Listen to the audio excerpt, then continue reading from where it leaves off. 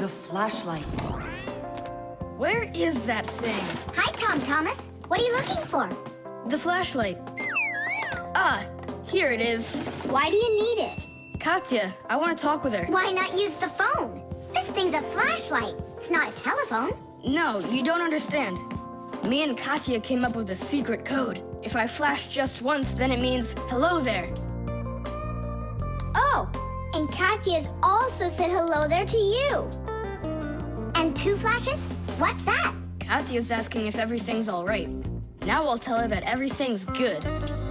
Oh, what's wrong with this? I think it's not working right. I see, Nolik, but what's wrong? Any flashlight is nothing more than a battery and a light bulb connected by some wires that are used to make a switch in between them. To turn on a flashlight, you flip on a switch.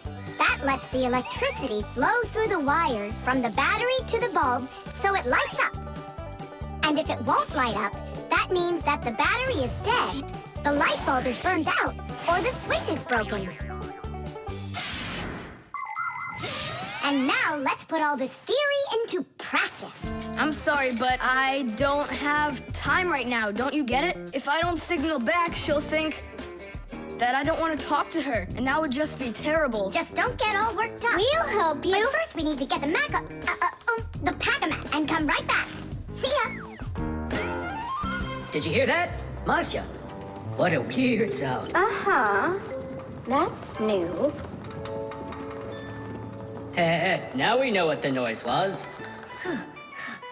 Papoose, can we use a pack-a-mat to fix a flashlight? Really, did you say a flashlight? Do you know the story about when Granddad had to travel for miles on top of a dog? It's true! He was sent on a very important mission. A huge flashlight repair. What kind was it? A special kind called a lighthouse. A lighthouse is a tall structure with a huge flashlight on top of it that is used to help ships and planes find their way. People have been using lighthouses since ancient times. The most famous of them all is the Lighthouse of Alexandria. It was built in Egypt more than 2,000 years ago, and it was more than 100 meters tall. The ancient Greeks considered this lighthouse one of the 7 wonders of the world. In ancient times, people would burn big fires on top of lighthouses. Today, the light comes from powerful electric bulbs. Many of today's lighthouses not only give off light, but they send radio signals, too. Yes, thanks to lighthouses, ships and planes for miles around learn where they need to sail or where they've got to fly in order to stay safe. And thanks to that heroic deed of your grandfather, that big old lighthouse started working. Since then, not a single ship has ever gone astray. Simka! And what if we don't just fix the flashlight, but we do something heroic? Like Grandpa's did. Uh-huh. All right. What do you say? Let's jump on the back of this dog and get moving.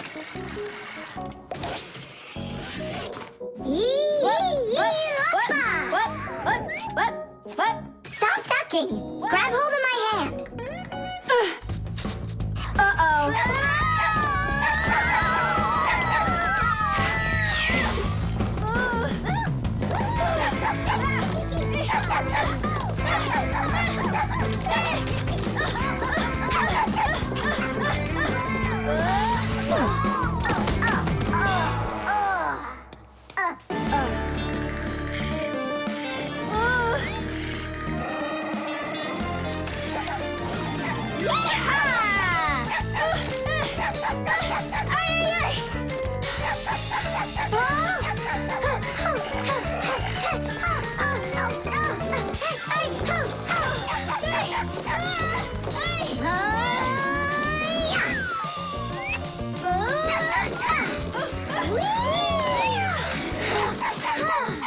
Chewsocka, no!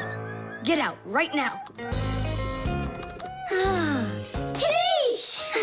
That was really some heroic deed. Now it's time to go get that lighthouse fixed. Tom Thomas, hand the lighthouse over. What kind of lighthouse? The one that's your flashlight. I have no use for it. What do you mean, no use for it? But then how are you gonna tell Katya what she needs to know? I already told her. Watch this. No, that wasn't the deal. Yeah. You want to tell us our heroic deed was in vain? Well, if you need some heroic deed, then sure, fix it. Hooray!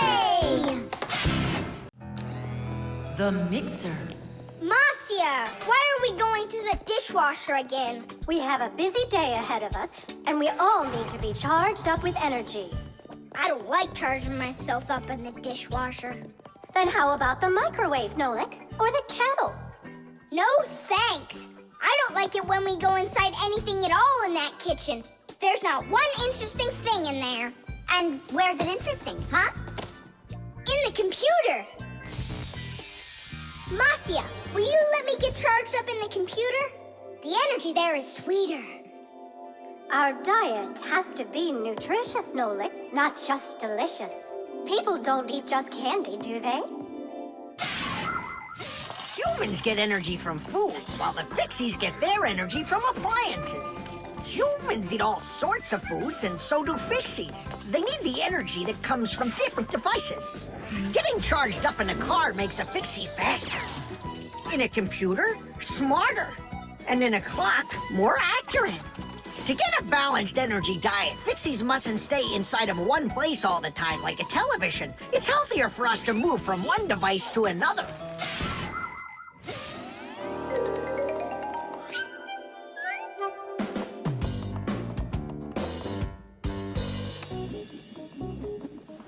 Good morning, Thomas. What's the matter? For breakfast, I got cereal with milk. Mom says that milk is so healthy, but I think it's just awful. Aha, Nolik, there you are. Go get charged right now. I'm not going. Look at Thomas. He doesn't want to have breakfast either. Why don't you? Milk tastes awful to him. Taste awful? He just doesn't know how to drink it right. Look what we've got here. What? What? A mixer. A mixer is a kitchen appliance that's used to mix together different foods. With a mixer, you can make things like frosting, sauces, or an omelet. But the most delicious thing you can make with a mixer is a milkshake. It's easy. Just put some fruit, syrup, juice, ice cream, or anything else you'd like into a container and then add milk. Now use the mixer to stir it all up until it's smooth and creamy. And that's it. You've got yourself a milkshake. Guys, what do we have for a milkshake? We've got a jar of jelly. Will it work? That'll work. And strawberry jam? That'll be great. Here's a banana. I found some chocolate, too. And I found strawberry ice cream. Start up the mixer. When you get up from your bed, yo. When you get up from your bed, open your favorite cereal when your day is ahead. Open your favorite cereal when your day is ahead. There is still something you need, yo. There is still something you need. A little milk poured in that bowl, yo, will make it delicious indeed. A little milk poured in that bowl, yo, will make it delicious indeed.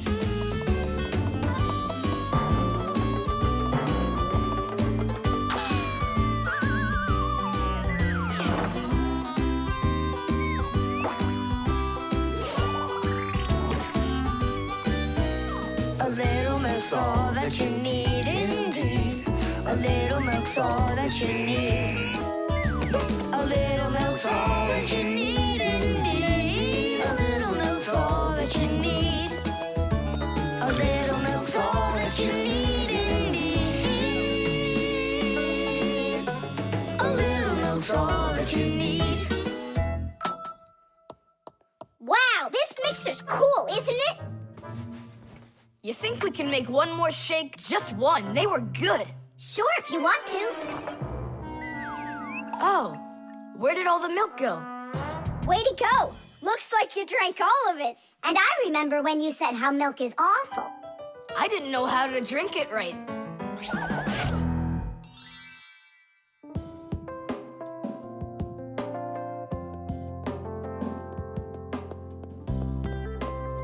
Simka, what in the world were you up to? And what happened to Nolik? Just come, I'll show you.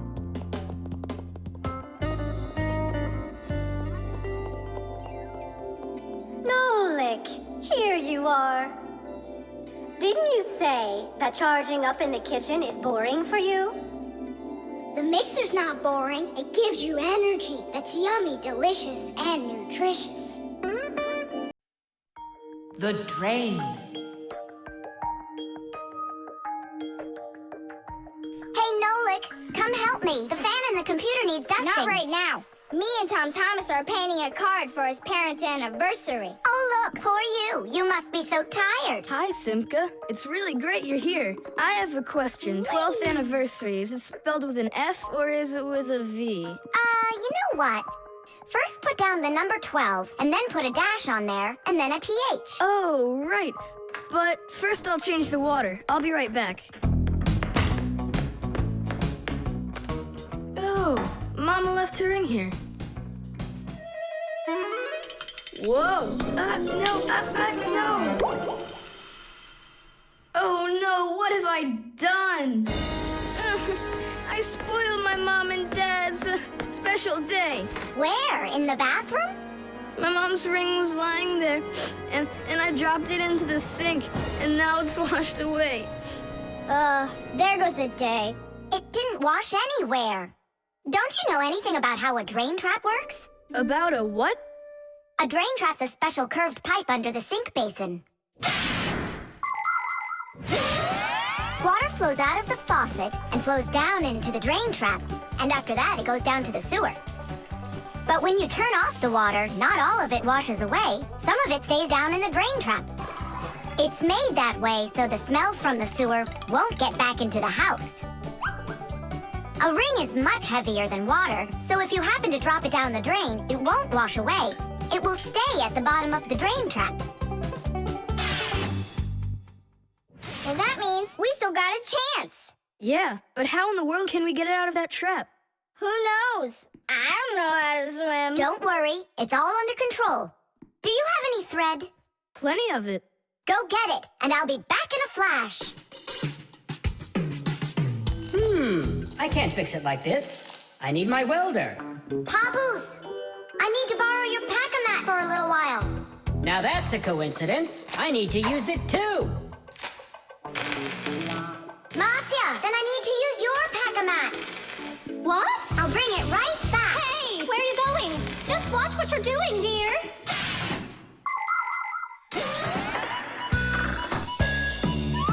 Just like the name says, Fixies live to help machines and appliances. But machines are very big and Fixies are very small, so they can't get by without tools. Long ago, Fixies worked with just about anything they could find. Little feathers, threads, pins, but now they have backpacks called pack-a-mats. Inside a pack-a-mat are all sorts of tools. Just push the button and the pack-a-mat spins around quickly, shooting out a hook or a magnet or even a parachute. Every adult Fixie has their own pack-a-mat. But before children can get them, they have to go to school and study hard and then pass an exam before they have the rights of a full-fledged Fixie. And it's only after all of that that young Fixies get their own pack-a-mats. And what? You're going down there with just that on? Not just like this.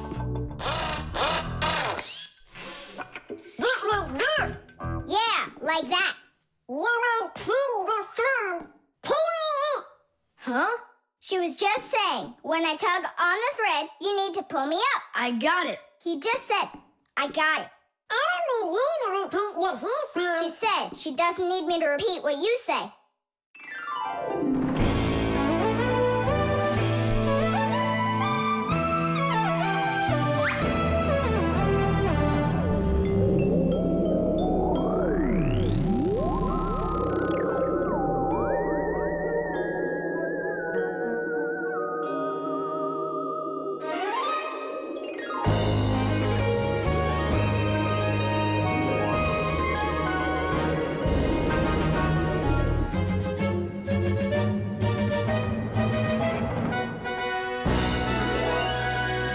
Simka, Nolik, thank you. You really saved the day. That's what Fixies are for. I said that's what Fixies are for. Tom Thomas, who are you talking with in there? Oh, your mom came back. No one. Hey, can you turn back into Fixies? I gotta ask you a question. I forgot. Should I write 12th anniversary with an F, or do I write with a V? Just write the number. You're right. The thermos.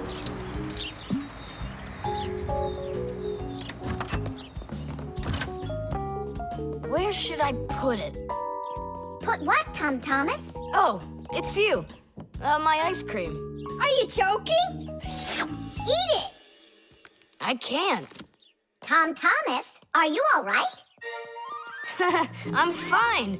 It's just that it's a present for my mom. Today is Mother's Day. Then you need to go give it to her. I can't. Dad and I are going to congratulate her together. What's your dad gonna give her? I don't know. But when he gets back home, the ice cream will have melted. Then put it in the freezer.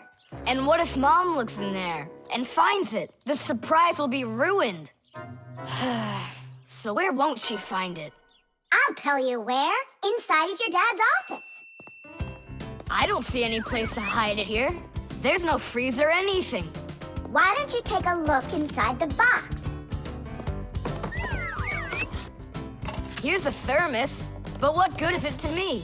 Thermoses are for keeping things hot. The ice cream will melt in there. It will not. A thermos is made by putting one bottle inside of another. Between the bottles is an empty space, and that's the secret of a thermos. That space stops heat from getting out or in. So if there's hot tea inside, the empty space doesn't let the heat from the tea get out. And if there's ice cream in the thermos, the space stops the heat that's outside from getting in. And that's how a thermos keeps hot things hot and cold things cold.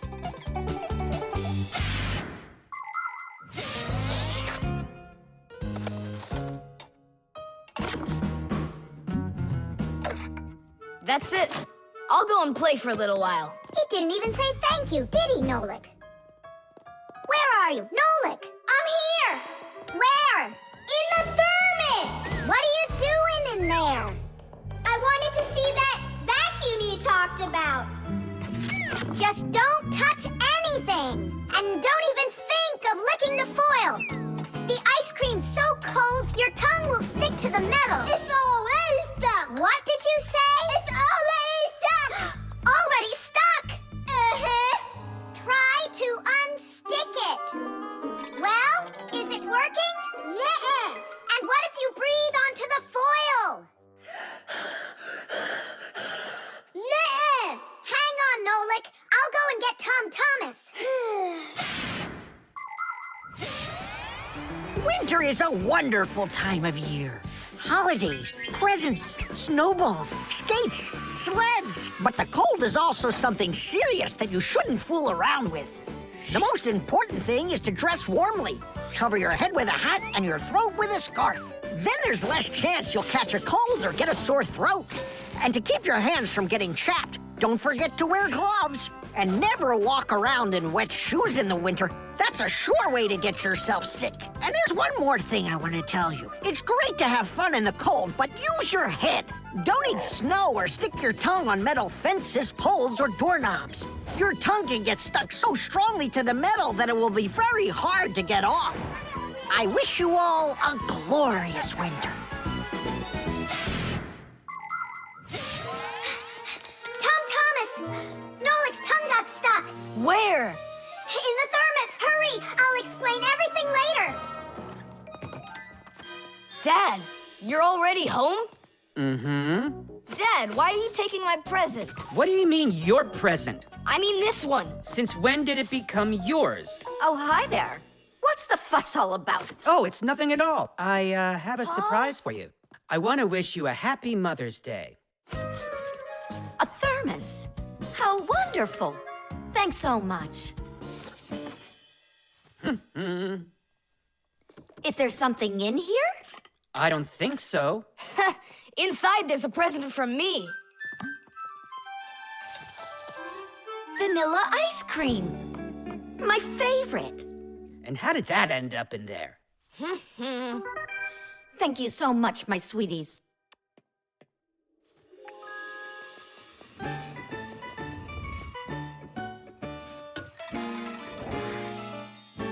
Nolik, you got me so scared. Thank goodness you thought of turning into a screw inside of there. Uh-huh. Does your tongue hurt? Uh-huh. Do you think you can talk again? I can talk. Oh, that's good. We better hurry. We still need to go and wish our mother a happy Mother's Day. And you should too. The microphone. And what do you think? Should we go and see a movie?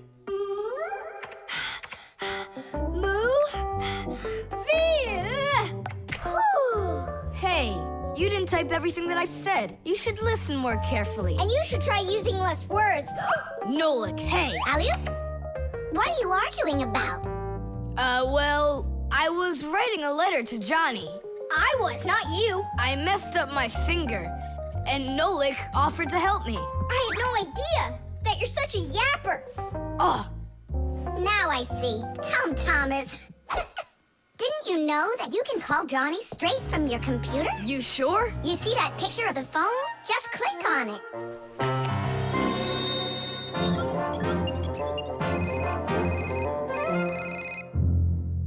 Hi. So what movie do you want to go see?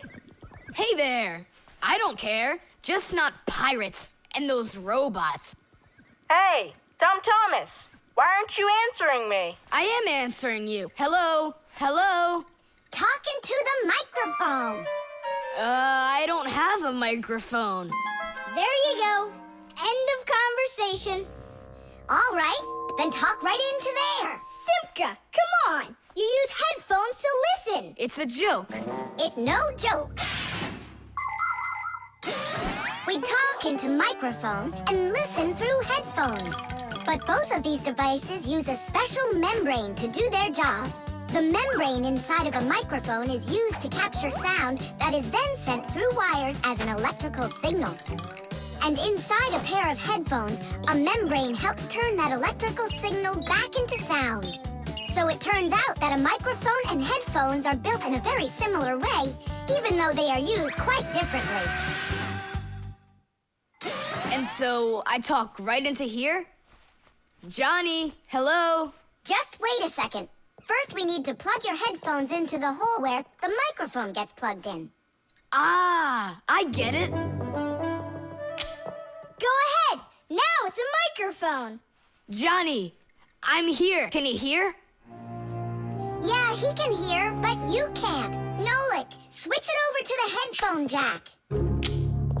I already saw a robot. And I already saw it. Nolik! I don't think there's anyone who didn't see it. You didn't see it? Then let's go see it. No, I don't wanna. I think the robots will be even more boring than the pirates. Do you want to see the pirates? Make up your mind. Do you want to see the pirates or the robots? I don't want to see either one. Nolik, what are you doing? What am I doing? It's 'cause you and Johnny don't listen to each other. I've got a good idea. You need to talk like police on their walkie-talkies. When they're done talking and they're ready for an answer, they say, over. Great idea. When we talk to someone using the telephone, there are two channels for the sound. We talk through the first channel and listen to the other person talking through the second one. But sometimes two people need to talk to each other using only one channel. For instance, sailors and taxi drivers use one-channel radio sets. When a radio set's turned on, you can hear the other person talking, but they can't hear you talk unless you push a special button down. Then they'll hear you, but you won't hear them. So that means you have to take turns talking, because if everybody tries talking at once, nobody will understand anything. So then, to let people know that you're done talking, and you're ready to listen to what they have to say over. Johnny, hello. Why don't we try talking like police on their walkie-talkies? Whenever you're done talking, say to me, over, over. All right. So are we going to the movies? Over. Nah, I don't feel like it. Why don't we go play ball instead? Over. Sounds good. Who were you talking to before? Over.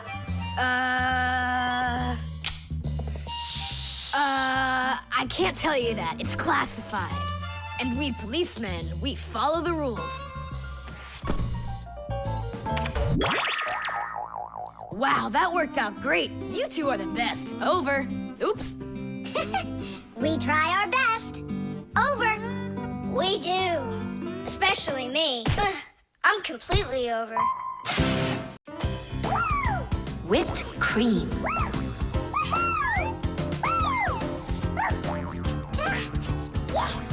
Nolik, please stop your jumping. Your head's gonna fall off. Don't worry, it won't fall off. That sounds good.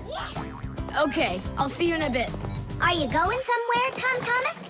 Me? Nowhere. Katya's coming over, so we can do our homework. I need some strawberries. Is she gonna bring the strawberries with her? You got it. And my job's to supply the whipped cream. They're so good together. Whipped cream, do you have any? I'll go and check. Wait, for me! Ugh. Simka, what do they make cream from? It's made from milk, and the milk you can get from a cow. And what about whipped cream? The cow jumps up and down like you, so the cream can get whipped up. Really? I'm joking, Nolik. I looked everywhere. We've got regular cream, but there isn't whipped cream. No problem. We can whip some up right now. Cream is thick milk with a lot of fat. If you want to make whipped cream, you need to cool down the cream, add some sugar, and then beat this mixture very well. This adds tiny air bubbles that turn the cream into a delicious, white, fluffy foam. But it's important not to overdo it. Or instead of getting fluffy, the cream will start getting thicker and thicker until it turns into rich, creamy butter.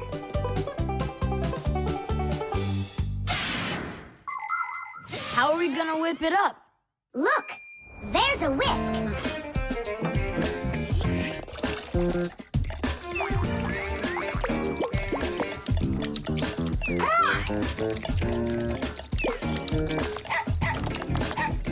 No! Hold on! How's that? It's not working. Maybe we need to use a different bowl or something. Do you think that a bottle would work? That's a really good idea. Now I don't have to worry about spilling this cream anymore.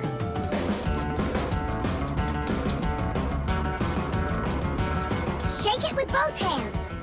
Come on, come on, come on, come on, come on, come on, come on! Shake it harder, Tom Thomas! That's all. I'm just too tired. The cream looks exactly the same as when you started. You didn't try hard enough. Oh, really? Then try whipping it yourself. I got it. That's who's gonna help us. Chewsocka? Yeah, awesome. Bring it down. A little more. Perfect. Open it up. Chewsocka, Chewsocka, the brain full of rocks. Na, na, na, na, na.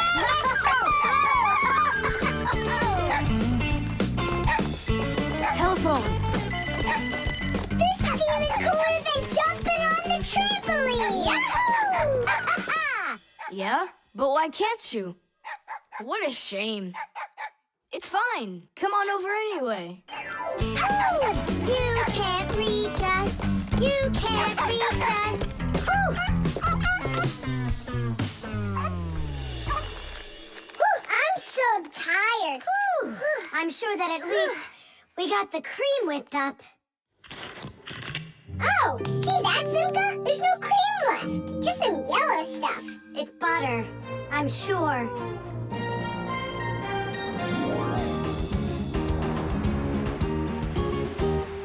We overdid it.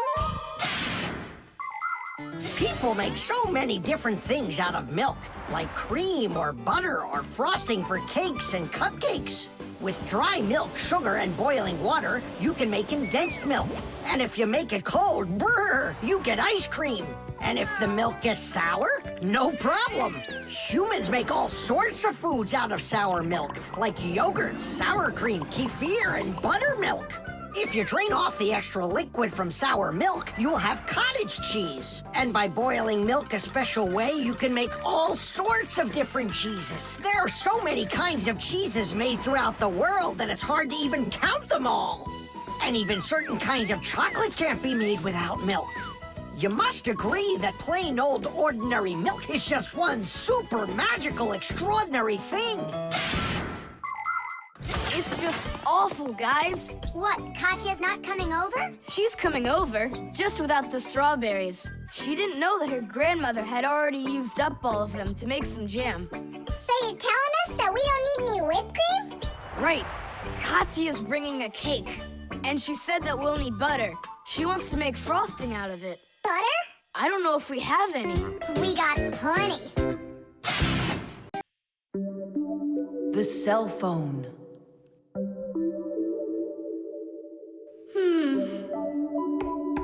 Hey, Nolik, come on out and play.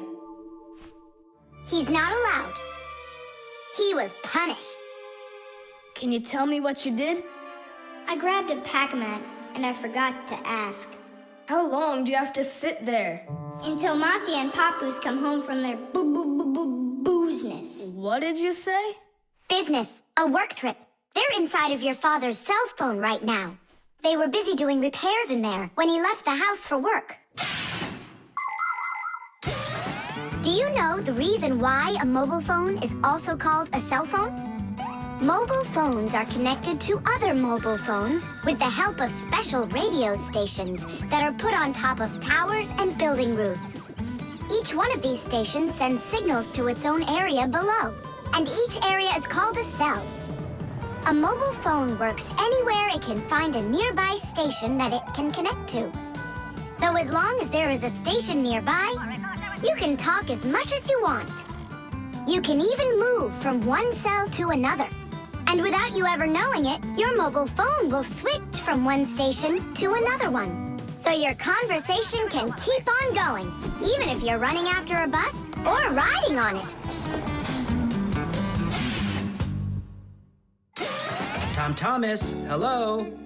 There you go, my dad came back home already. Hi, Dad, how are you? Can you believe it? It looks like I lost my phone. What do you mean you lost it? Where? I have no idea. So what? I'm gonna have to sit in here forever now? You? Our parents are missing. The phone stopped shaking a while now. We're probably already at home. Not home to me. How can we ever get home to our children? Where's my Marcia? Don't whine. We'll work something out. Don't worry. I got a phone. Let's give him a ring. They can't answer your call. But what if they answer us? Call them, Tom Thomas.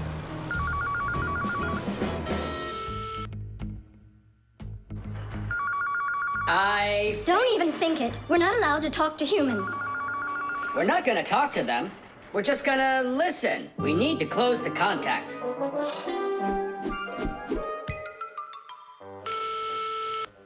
It's no use. Oh, they answered the phone. Let me talk. Papoose, Marcia, it's me, Simka. Simka? Yeah, Marcia, where are you? In the telephone! The phone part is not what she's asking you. Oh, it smells a lot like gasoline in here. Ask your father, was he anywhere around gasoline? Dad! Dad, did you go anywhere today where it smells like gasoline? Gasoline? I had to go to the gas station. That's the place where your telephone disappeared. Are you sure? Yeah. Well, I've got... Intuition. Intuition? Intuition, huh? You know what? I'll go check.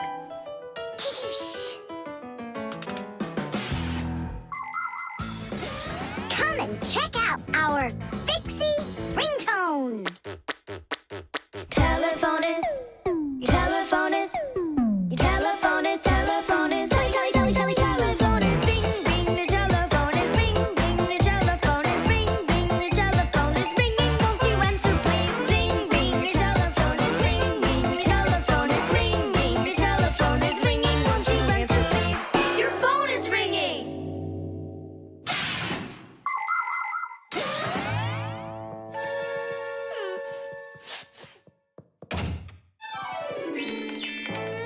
It's just incredible. You see? I found it. Son, you're one clairvoyant. I didn't notice when it fell out of my pocket back at the gas station. My children! Oh, my Marcia! Papoose. Aw, my sweeties. So, just by any chance, you think you might happen to know where I can find that nice watch I lost? No. Don't worry, there's no rush. Just use that intuition you've got.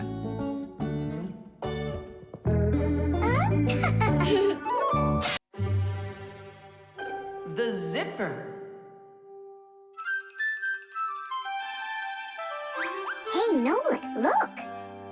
Why did Tom Thomas go to sleep like that? Maybe it was some kind of homework for one of his classes. Uh-huh, gym class homework.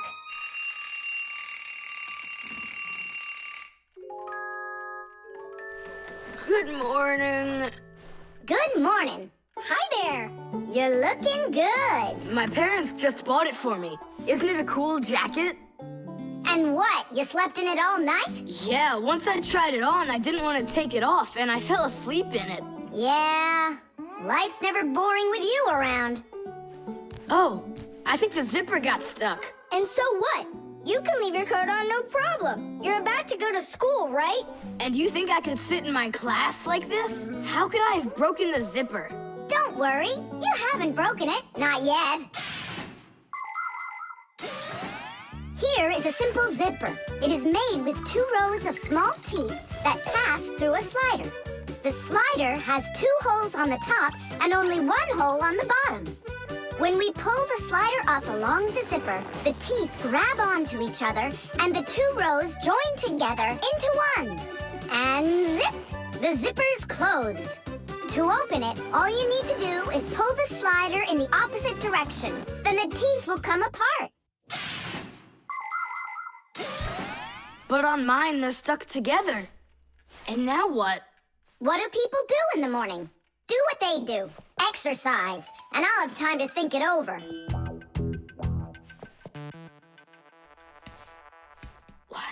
2, 3, and 4. 1, 2, 3, And then what about me? Go exercise too. 1, 2, 3, and 4. And 1, 2, 3, 4. 1, 2, 3, 4. 1, 2, 3, 4. Simka, come on, think of something. I'm sweating already. Soon, okay? Go get washed up in the meantime. Whew. Do you think I could help you think? I think not. I think you'd be better off washing. How's it going, Tom Thomas? Did she think of anything yet? What? Did she think of anything yet? Ah, gotcha. Nope, she hasn't thought of anything so far. It's so hot. Just pretend you're a polar scientist. They always work in their parkas, and you know what? I'll be the penguin. Hey, where are you going? I can't take it anymore. All right, just sit right here, and I'll try to find the problem.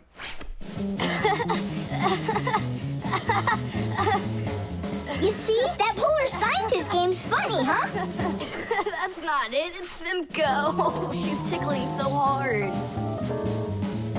Stop squirming. And you stop tickling me. Aha! So that's why it won't open all the way. It's only a piece of thread stuck in there. Pull the slider up.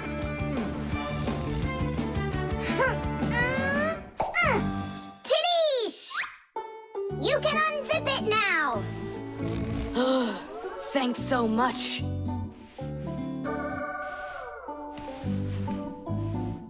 Here it is, a thread. That's what the whole problem was. You're kidding. So I've been sweating because of some piece of nothing? In technology, every little thing matters. I remember when scientists built one of the first computers around 60 years ago. It was a giant machine. It filled up several rooms and had more than 1 million parts. It was a technological wonder. But all of a sudden, this technological wonder went kaboom and broke, and no one understood why. The computer just stopped working, and that was that. The scientists were going crazy. They couldn't find a problem.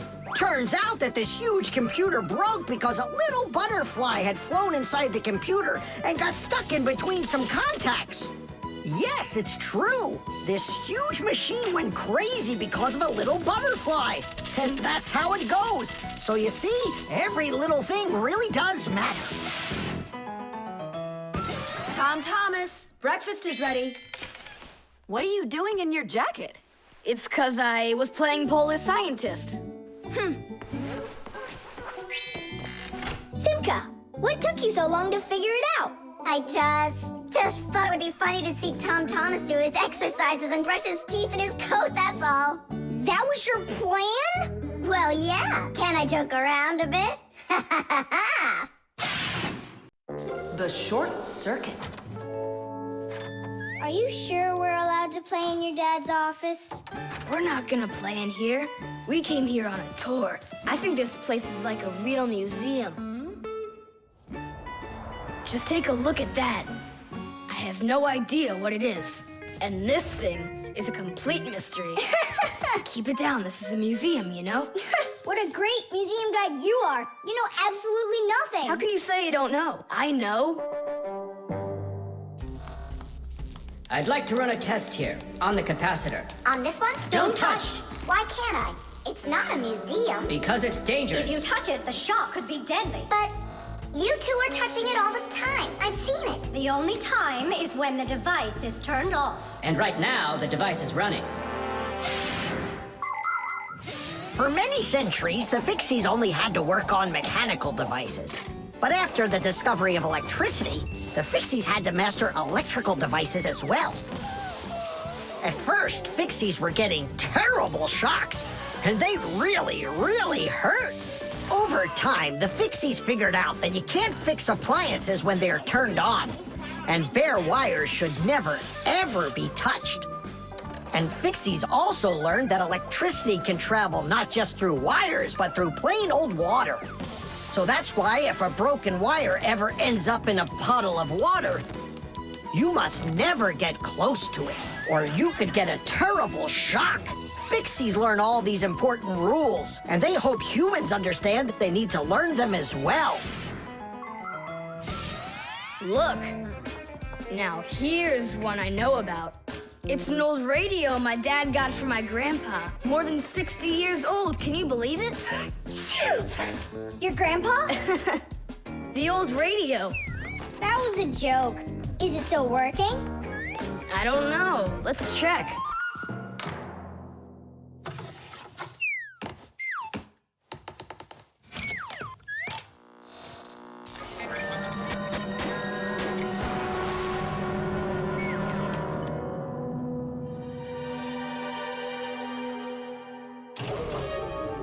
What was that?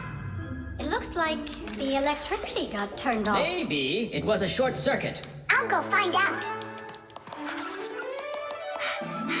Oh, so it was you who caused the short circuit. I was in here showing all these things to Nolik, and we wanted to turn on the radio. We flipped the switch on, and then suddenly, kaboom, the lights go off. They're off everywhere in the apartment. So then how can I even warm up my pizza now? Soon it will warm up all by itself now that the refrigerator isn't working. Simka, what is that thing you said? A short circuit?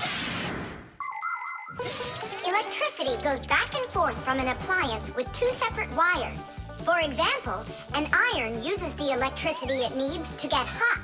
But if those two wires start touching each other without the iron in the middle, then the wires will get hot instead. And this can cause the wires to burn out. When this happens, it's called a short circuit. Short circuits can happen when the coating around a wire is worn out, or when an appliance is broken on the inside of it. So when you tried turning on that old broken radio, the wires in the apartment started burning. Does that mean all the wires got destroyed? Don't worry. In our apartment, there's an automatic switch to stop that. It turns off the electricity when the wires start getting too hot. Oof. And what about that, automatic switch? Is that something you need your mom and dad to turn on? No question. You definitely would. But you have us. Yeah. And we have Papus and Masya. I'll go tell them what happened here. And you guys, you turn off the radio. But we'll get electrocuted. What do you mean electrocuted? Thanks to you, there's no electricity.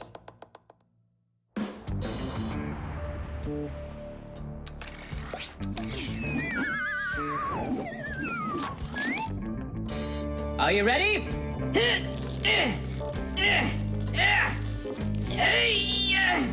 Pull it up.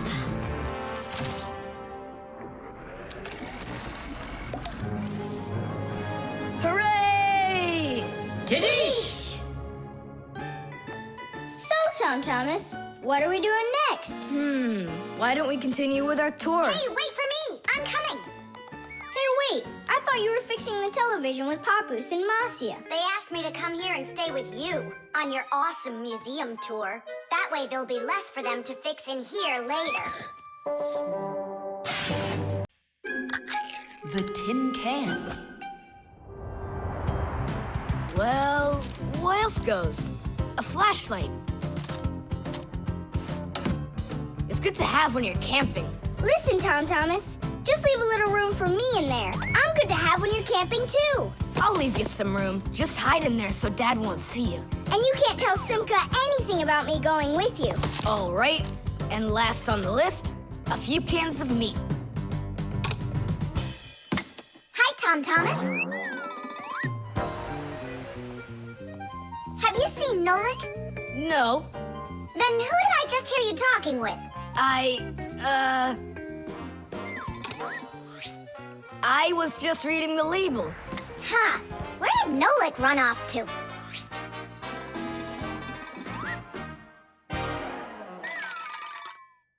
Simka, do you know, how come these cans have no way to open them so you can taste what's inside?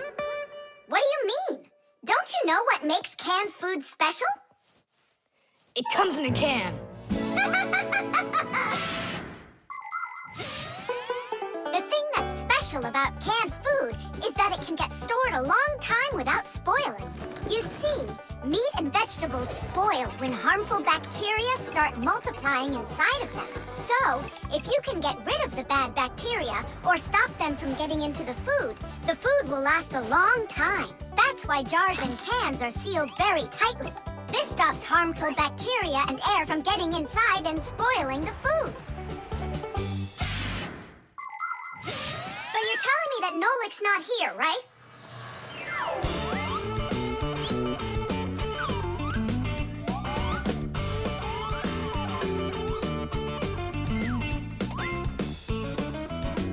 Huh.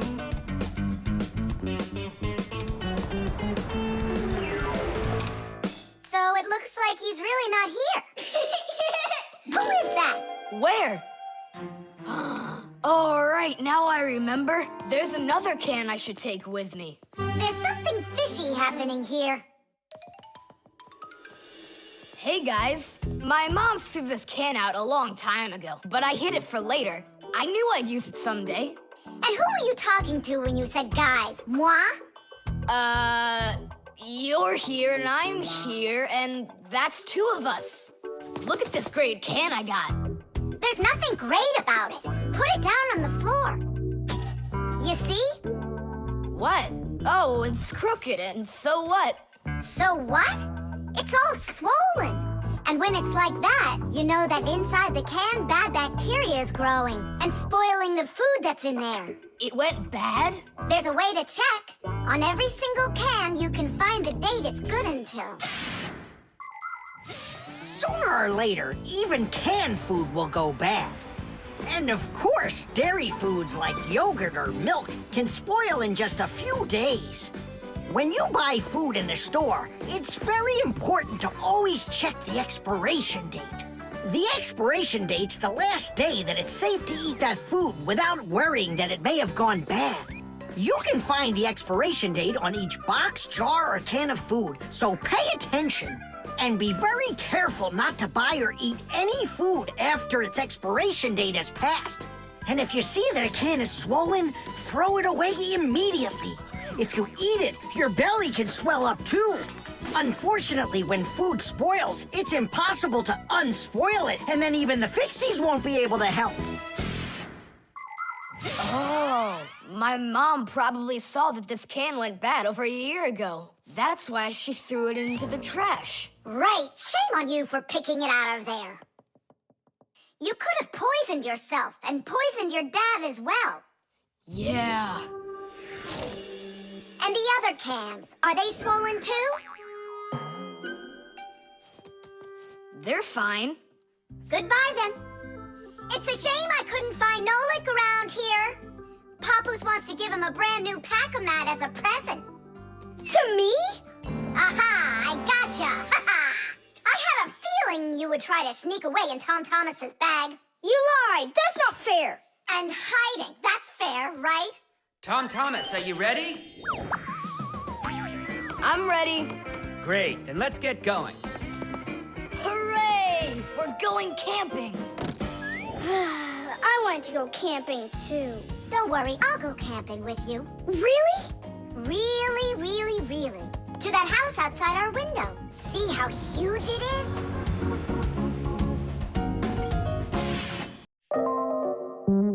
The hairdryer.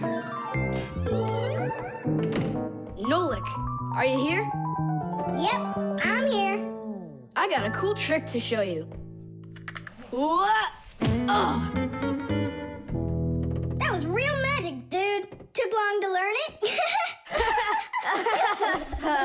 No, that's not the trick. It's a trick with helium. Oh, what is helium? Well, helium's a very light gas they fill balloons with so they float in the air. That's not magic at all, you silly. Who's never watched a flying balloon? The trick's not about the balloon flying. I need to get its gas. Ugh. How can I get it down from there? Get a hairdryer. That's the way to do it. Yeah, what for? So I can show you a trick. All right. Mom, can I use the hairdryer for a minute? A hairdryer is a great, simple invention. Inside a hairdryer is a fan that sucks in the air from behind it and pushes it out the front to blow your hair around and make it dry. To heat up the air, there's an electric coil inside of there. When the coil heats up, it warms up the passing air. And the hot air helps your hair dry faster. Of course, you don't have to turn on the heat setting, but then you better like that cold wind.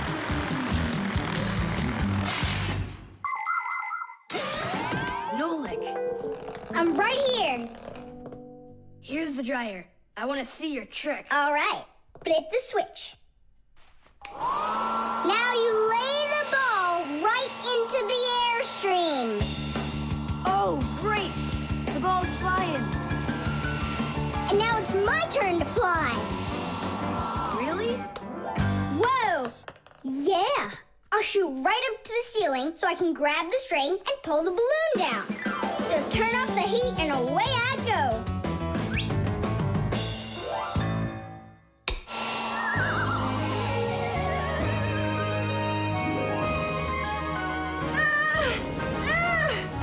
Switch it on to high.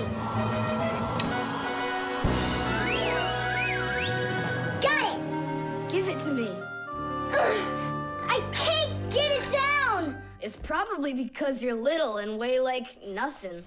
And what? Do I have to wait till I'm heavier and older to get down? I don't know.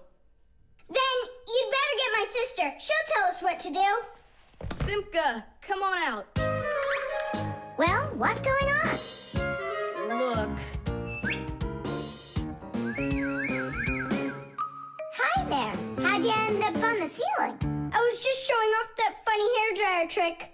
I'm laughing out loud. Ha, ha, ha. I can try flipping on the hairdryer and lifting you up to Nolik. So both of us can get caught hanging up there? Well, thanks, but I don't need it. Then what do you need? Just a broom or a mop. You know how to do a trick with a mop? Uh-huh. Just make it fast. They can be quite ingenious creatures, those humans. Sometimes they figure out clever ways to use ordinary devices, like a hairdryer. Of course it can be used to dry hair, but it can also be used to dry a wet spot on clothes. And a hairdryer can even be used to remove a sticky price label. Now, suppose you buy yourself a new cup that has a terribly sticky sticker that just seems impossible to peel off. Well, try warming it up with a hairdryer. The glue will dry up a bit and the label will come off easier. There's no doubt that a hairdryer can be very useful in any household. But you need to be extremely careful with it, especially in the bathroom.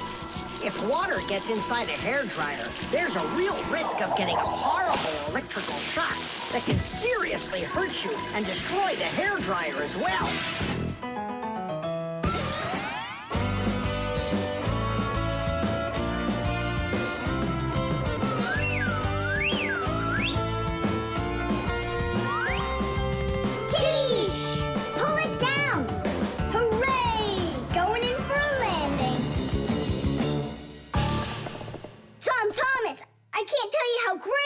To fly inside a stream of air. Good for you. Now I'll sound like a Fixie.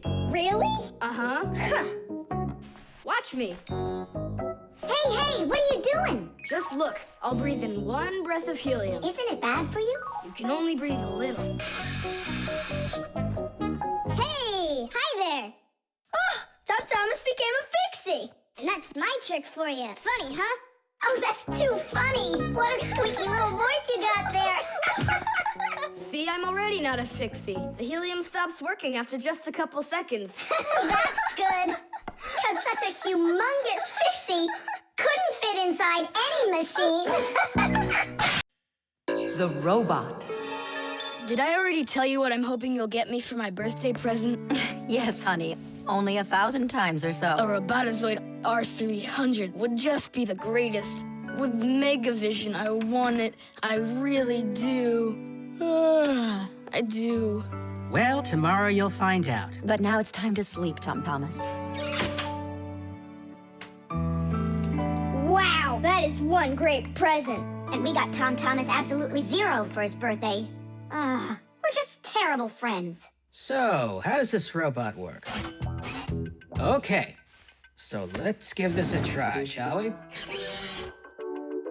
First, we'll take a walk. And how does he have any idea where the robot's going? I can tell you. One of the robot's eyes is a video camera. The robot sends the picture to the screen on the controller so the player can see where the robot is going. Yeah! And that's just one thing they know how to do. A robot is a smart machine that can do very difficult or dangerous work for humans. With its strong metal arms, a robot can move heavy objects or put together parts to build cars and other machines. Robots are often sent into outer space or to the bottom of the ocean to help scientists. There are also robots that can understand what people are saying, and robots that can talk and even make jokes, just like people. I've got it. Now let's turn you around. What was that?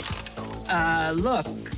You know, He destroyed him. Nolik, stop. You were playing with that, right? you think Tom will notice? I know what you're doing all night. I'm off to bed. I'll get him to work. I'll stay up until I do. Simka, let's try and... No, we're gonna need some help.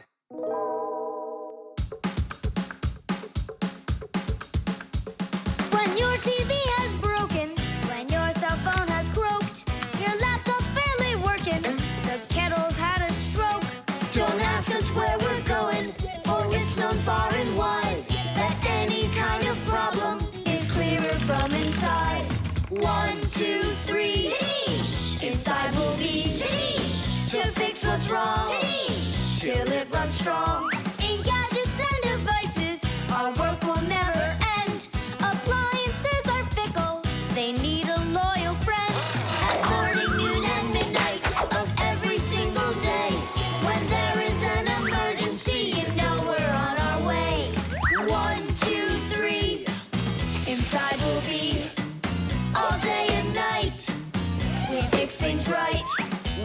2, 3. Inside we'll be all day and night. We fix things right. We live to keep on working, and work for us is fun. So we'll just keep on working, 'cause our work's never done. And deep inside of gadgets, if you look when it's dark, you might just see us race around like multicolored sparks. 1, 2, 3. Inside we'll be to fix what's wrong, till it runs strong. 1, 2, 3. Inside we'll be all day and night. We fix things right. 1, 2, 3. Inside we'll be to fix what's wrong, till it runs strong. 1, 2, 3. Inside we'll be all day and night. We fix things right. Wow, you got it! We need to hide. A robotizoided R300, I can't believe it!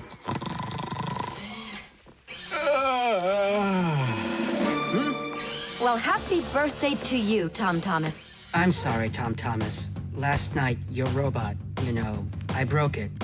Dad, it works perfectly! Don't you see? I'm so proud of you. You fixed it.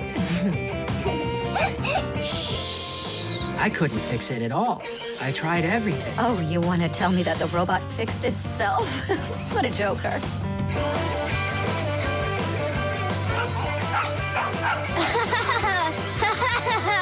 Woo-hoo-hoo-hoo! Mom, Dad, thanks so much. I love it. And how about thanking us? I should have known it was you who fixed the robot. Happy birthday! Happy birthday! Yay! The washing machine. Look at that, Simka. They're showing Titanic on the television. Hey, Nolik, that's not a television. That's a machine for washing laundry. No way. Yeah, it's just a plain old washing machine, Nolik, don't you know? Tell me about it. You're such a great explainer. Inside of a washing machine is a big drum. People put their dirty laundry in there and add a special kind of soap called detergent. When they turn the washing machine on, the drum fills with water, and then the motor starts to spin the drum. That makes the laundry rub together, forcing the soapy water in and the dirt out to make your clothes clean. After that, all that's left is to get out the water by spinning the drum really fast and sending the water down the drain. Oh, thanks a lot, Simka. I always wondered, why would you want to put laundry inside a television? Are you joking with me? Uh-huh. Oh, I'll show you a funny joke. Get over here. Shh, it's Tom Thomas's mother. She's got headphones on. We're safe. She doesn't hear anything except the music.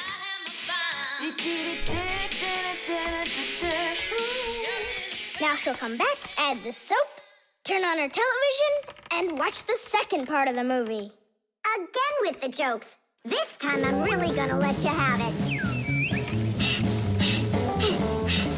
Whoa! Nolik, just do what I say. I came up with a plan. What's your plan? To run away!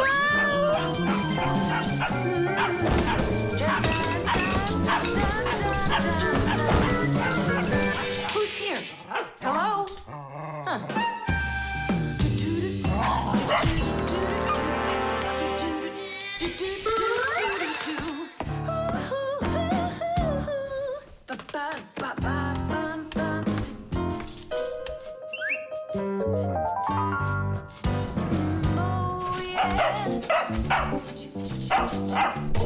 Oh, yeah.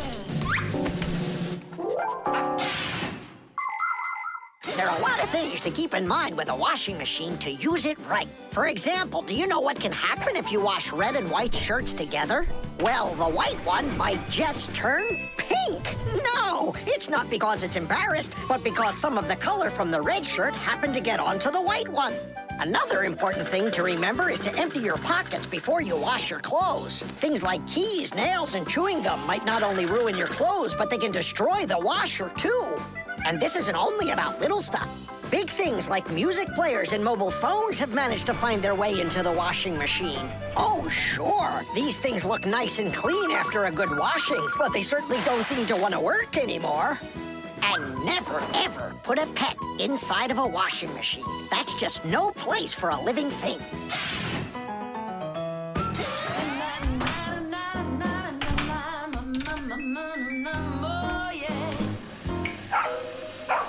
You know what, Simka? I've never been laundered in my entire life. We better get out of here, Nolik, right now. And the faster, the better.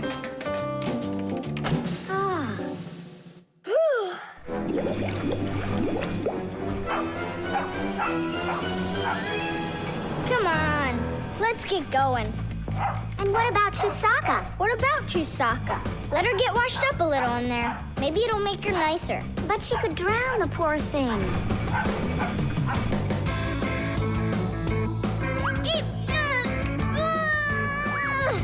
I don't think we can do this alone. We should get help from Tom Thomas's mother. 1, 2, stop! What? She moved out of the way.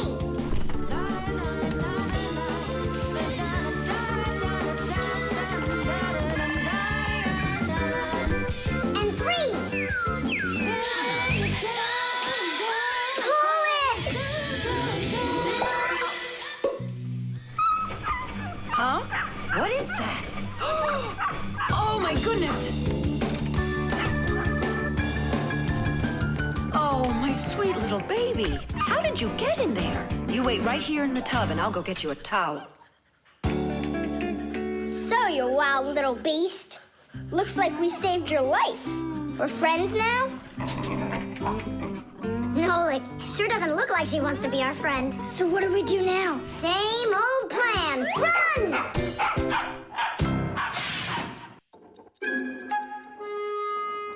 The combination lock.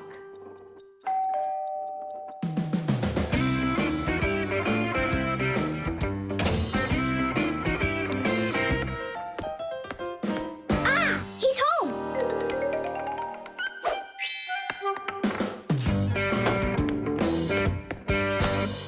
Nolik, are you here? Stop your hiding. I'll still find you. Nolik, is that you? Hey, come on, that's not fair. You saw.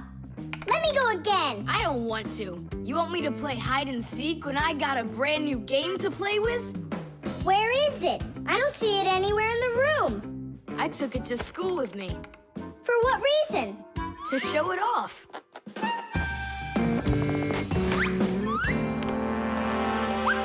Wow, awesome game. Tom Thomas, can I play your game? 'Cause I'm not done playing with it yet. Now just try asking me to do some favor for you. Wait, was it a 3 or a 4? It could have been 5. I forgot. What about? I forgot the combination. And now I can't even do my homework. Everything I need to finish is inside of there. I'm not climbing in to find out your homework. Don't even ask me. Tom Thomas, why do you look so upset? The code for the lock. I don't remember it. Don't you worry. Ha! We'll open it. I know all about a code lock. A simple code lock is built with a few discs that have numbers on them. In the center of each disc is a hole with a notch. When all of the discs are turned so their notches line up in a straight row, the lock's pin can slide out freely.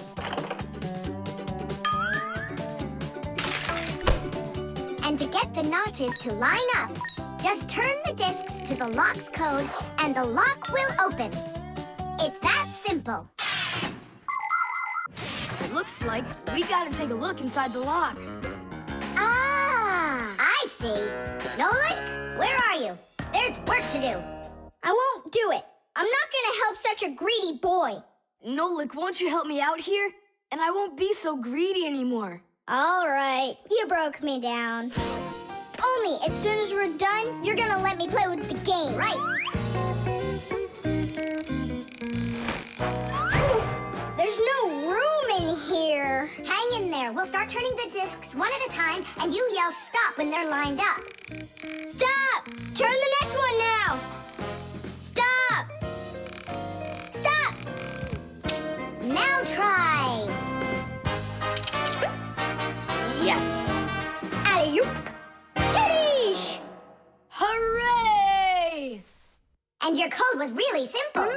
Way too simple. The secret numbers and letters that you use to lock something up are called the code or the password. And to make sure your password's a really good one, here are some things you should know. Never choose a password that's really simple for someone else to guess. Like one with numbers or letters that are all the same or are all in order. It's also a bad idea to make a password out of your birth date or name. It's better to think of a password that's a bit more complicated. And don't forget your password once you come up with it. Write down your password on a piece of paper and keep it in a safe place, but don't show it to anybody else. And then, if you happen to forget your code or password, you'll be able to remember it with the help of that piece of paper.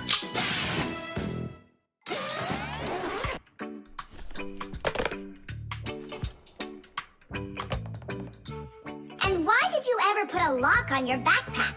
I was hiding the game from the other kids. Then why did you take it to school today? I wanted to show it off to my class. And did you show it? No way. If they would have seen it, they'd be like, I want to use it. I want to play. And so you hid it and didn't show it to anybody? Not to anyone. Then why take it to school, silly? To show it off there. You're just some show-off. You're just some greedy... Oops, sorry. Once greedy boy. Will you let us play now? Play away.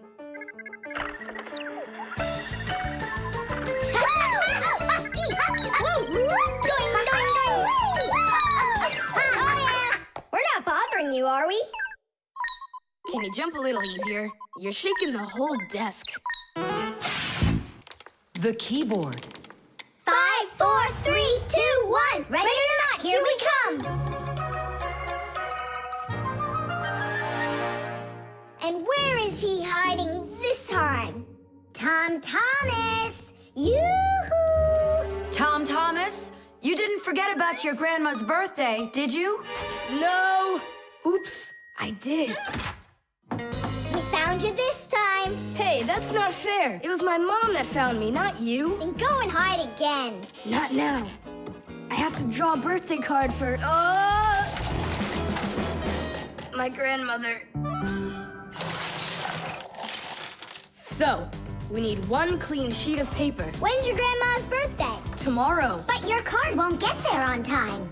Oh, then what can I do? Come on and use your noggin. Pick up the phone and give her a ring. Your grandmother will be really happy to hear your voice. No, we've got a tradition.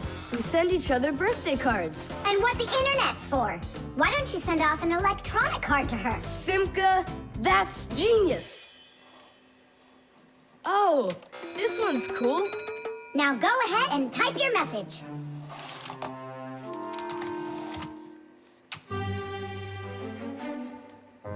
The letter D isn't working. How can I write Dear Grandma without D? Just let her be a plain old grandma without the dear. But the letter G isn't working either. It looks like we could use a pack-a-mat here. A pack-a-mat? What for? To clean off the keyboard's contacts that got all dirty. What contacts? A key on a computer keyboard works pretty much the same way as a doorbell does. When we press on the button of a doorbell, the contacts inside touch, which lets the electricity flow that makes the bells ring. And when we press a letter on a computer keyboard, an electrical current runs from the keyboard to the computer, and that letter appears on the screen. But if there's dirt between the contacts that stops them from touching, then the current can't flow.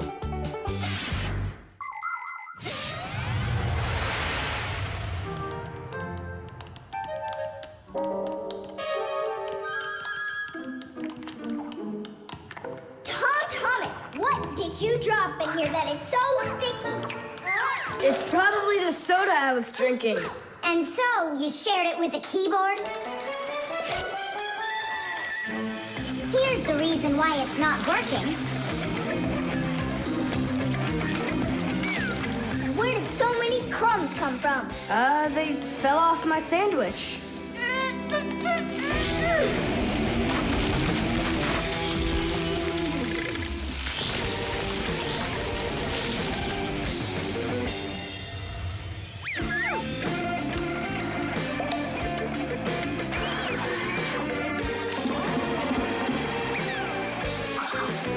What in the world is this red stuff down here? That must be the sauce for my mushroom pizza. Oh, Nolik. Well, now it looks like we're gonna be out picking mushrooms. The Fixies are always ready to help people out, but there are some people we really don't feel like helping. I remember when I was working as a Fixie back in one house. It was a disaster. One day, the owner spilled coffee on the remote for the TV.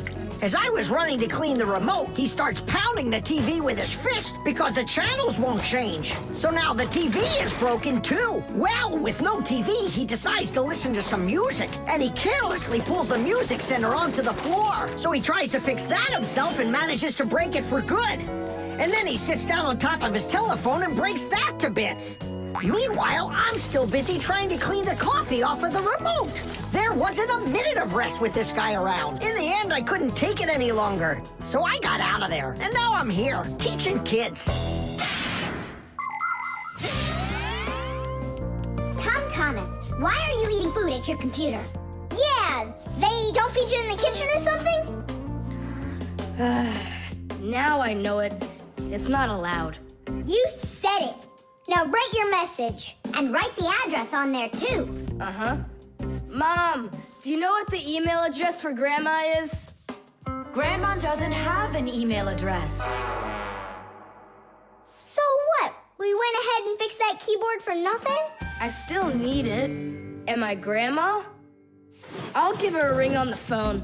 You said you had a tradition of writing each other cards. And what?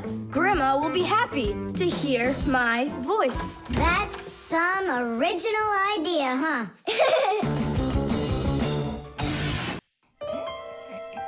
The stapler. Tom Thomas gets the ball. He makes an incredible move. He's wide open.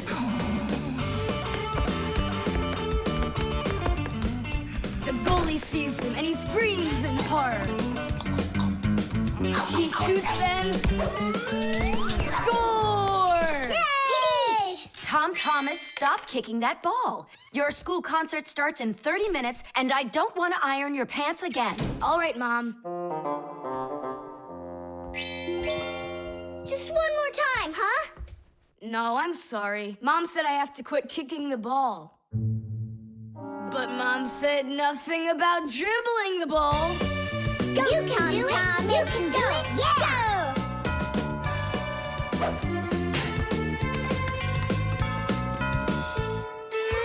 Ah! Whoa!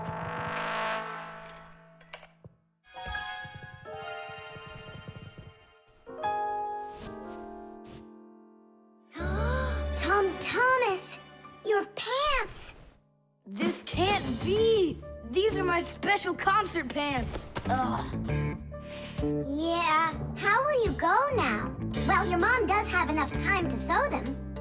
I'm scared to even tell her about it. She said that I had to stop playing. Hey, I've got it! Here. You think we should fix the rip in his pants with a stapler? Yeah, isn't it a good idea? I gotta try it out. You do. Like this? Stop! Why? What's wrong? My nose itches. That's all. Let's go. You're right, Nolik. It works. That is super! Yeah, the stapler's really great.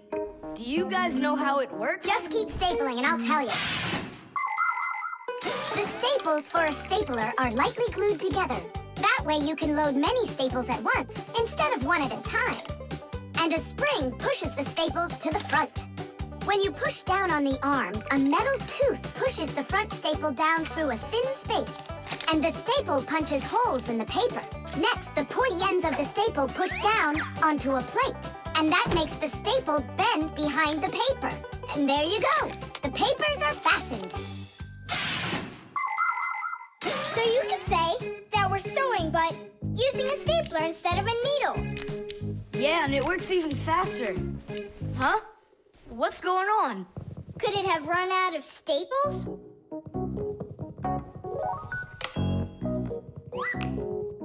There's still a lot more staples, but one of them got jammed here in the slot. Tom Thomas, we're leaving in 5 minutes. Okay, Mom. So, did you get it? No.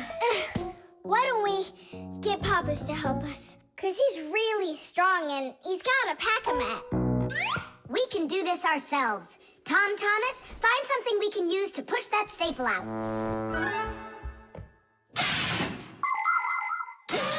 The stapler is not a very new invention. It's been said that the French king, King Louis XV, had a stapler made out of gold and precious gems. Unfortunately, it could only hold one staple at a time. Modern staplers are much more convenient, and people have come up with so many kinds for paper, for plywood, and even for skin. Yes, surgeons often use them during operations. Then there's the staple gun that's used to upholster furniture. And its older brother, the nail gun, can even be used to hold together the walls of a building. And here's an invention almost as important as a stapler. It's the staple remover. With its help, it's possible to remove the staples put in by a stapler. How about the screwdriver? That'll work. Look, the screwdriver fits perfectly into the slot. Ah, that's great. Now push that staple through, only keep your fingers out of the way. Or you won't finish sewing. Tadish! It's still not Tadish. You haven't fixed your pants yet. That's it. They're done. Now we can say, Tadish! Tom Thomas, are you ready? Of course. My idea with the stapler was smart, wasn't it? And Tom Thomas's mother won't notice a thing. Will too. Just wait till she washes them. The scale.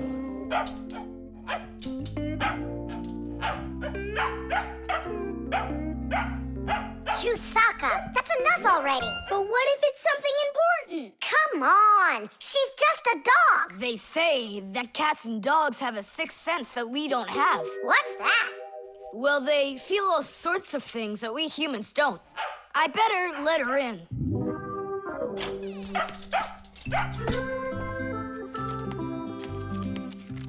Mom and I will be home before dinner. Please remember to give Chewsocka her food. Love, Dad. Oh, how could I have forgotten this? I just can't believe it. You believe in a sixth sense now, don't ya? Uh-huh. Only it looks like for Chewsocka, it's a sense of hunger. How much food should I give her? Look, it's all written on that chart. For each kilogram of the dog's weight, serve 1 level scoop at every feeding. Uh-huh, I got it. How many scoops is Chewsocka? Oops, I mean, how many kilograms? I don't know. Then what should we do? You don't know? We'll weigh Chewsocka, that's what we'll do. With what? With a scale. There's one standing in your dad's office. You're right, let's go.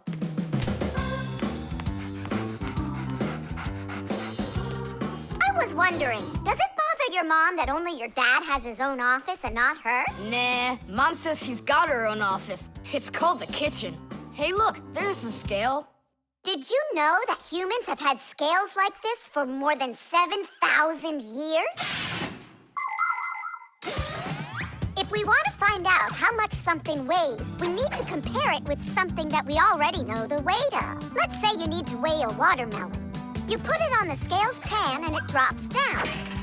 Now you keep adding weights to the other side until the two sides balance. Well, this one is too heavy, but this one is just right. Since the weight is 10 kilograms, it means that the watermelon weighs 10 kilos. And that's just how simply a scale works. Well, should we start? Chewsocka! Right, like she's gonna come running. How are you gonna get her away from that bag? Huh, I know how to get her.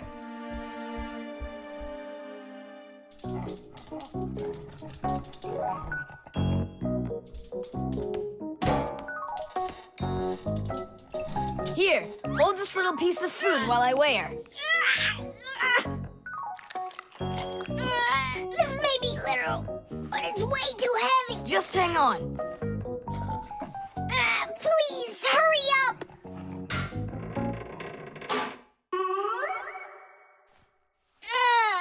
Come on! Hurry up! Done. Her weight is 2 kilograms.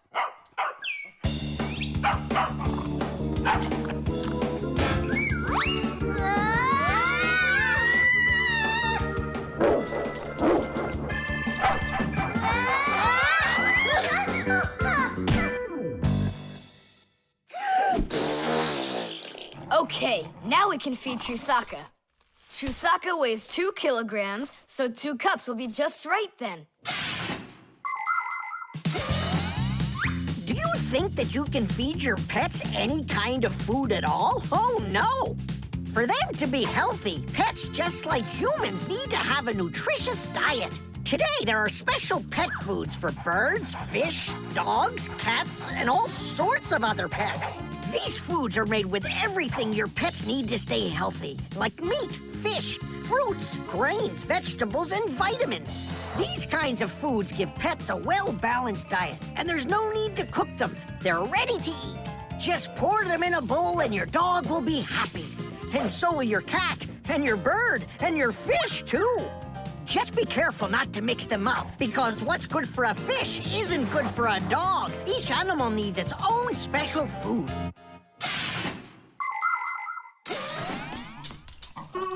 Stop! What's wrong? What's wrong? You have to take out a piece. She ate one already. All right.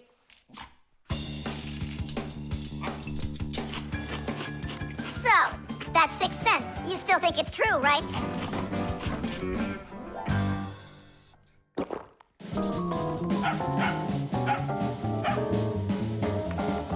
What did you bring that for? Oh, Mom is calling. No way. How could she know it would rain? I knew that Chewsocka had it. Hello? It was a 6 cents, wasn't it? Candy.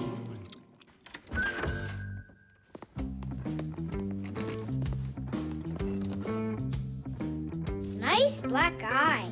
Tom Thomas, did you fall? How did you hurt your eye? I had a big fight with Johnny. Oh, wow! How could you? What was the fight about? We argued over who's cooler, a racer or a boxer. A race driver's cooler. Of course! That's what I said to him. But Johnny had to prove it's a boxer. Well, He proved it all right. Can't you see? you don't prove anything at all by fighting. What a profession, a boxer. Yeah, now your dad, he's got an amazing profession, a journalist. He gets to travel to different countries and brings back all sorts of funny stuff. They even show him on TV. No. What do you mean? Boxers are cooler. Everyone's really afraid of them. Don't be gloomy, Tom Thomas. Have a candy. I've got a good idea. How about a taste tester? That's the best job. And what is he testing? A taste tester is someone who tests the tastes of drinks and food. Yeah, how come? They want to find out if the food is delicious and what all the flavors are in it. Super! What a great profession. But a taste tester's not a job just anyone can do. I can do it. Then let's check. So open your mouth and then close your eyes.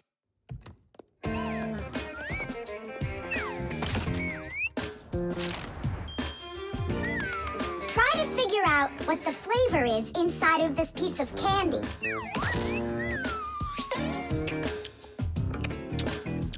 means strawberry. That's right. Good job, Tom Thomas. And this?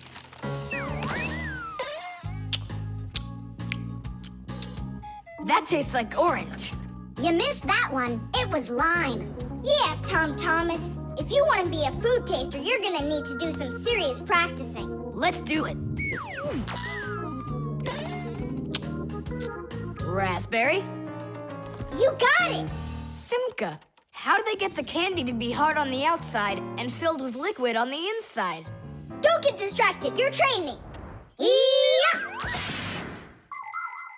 Hard candy is made like this. First, a sweet syrup is cooked until it is thick and stretchy. Then the mixture is pulled into long, hollow tubes that are like noodles. As the tubes cool down, they start getting harder.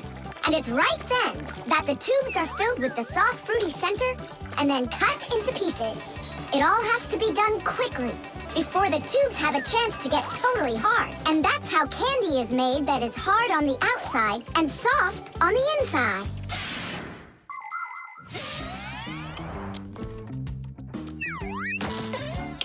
It could be strawberry, only I just can't tell anymore.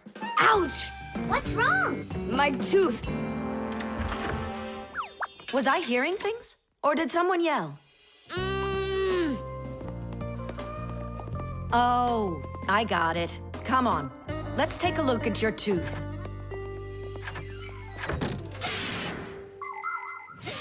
A taste tester has to be the most delicious profession in the world.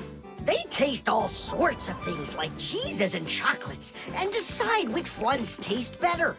Everything is tested for taste, even water, because different waters taste differently. There are also testers who don't test food and drinks, but rather they test the smells of things like deodorants or perfumes. Not everybody can become a really great tester. First, you have to be able to tell apart all the different tastes and smells. You also need to know when it's time to stop, or you can make yourself sick and lose your ability to tell things apart. That's the reason why taste testers only take very small bites of food and very, very little sips. If you're gonna have a bad tooth, it's good to have a mom who's a dentist. That's true. She's a good dentist. She'll fix it in no time. She'll pull that tooth right out.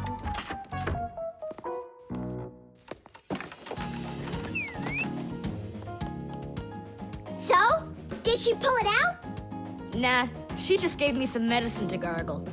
Your tooth, does it hurt? Yeah, it hurts a little. Hey, now I definitely know who's cooler than a boxer. Who? Who else? A dentist. Even boxers are afraid of going to the dentist. The thermometer. I can't believe the new thermometer isn't working. Tom Thomas, stay in bed. And I'll try and look for that old mercury thermometer. Hey, did you get sick? That's one way of saying it. I don't know how I'm gonna pass that math test today. You're not ready, so you don't want to go to school. Well, yeah. So if you pull a sickie, then you can trick your mom. No, that's not true. I'm just pretending a little bit. You think so? Well, you won't trick the thermometer. Simka, what's a mercury thermometer? Mercury is a type of liquid metal that's silver in color. There's no mercury inside of new thermometers. Now they're electronic. Old thermometers were made with a glass tube with markings and a bit of mercury inside them. When the end of the tube warms up, the mercury inside of it expands and creeps up the tube. And that's how those old thermometers measure temperature. The longer the column of mercury, the higher the person's temperature is. That means I need to warm up the end of the thermometer. Thomas, you're a genius. But how will you warm it up? Finally, I found it. Well, let's see. Mom, can I eat something? Hang in there, sweetie. I'll make you something.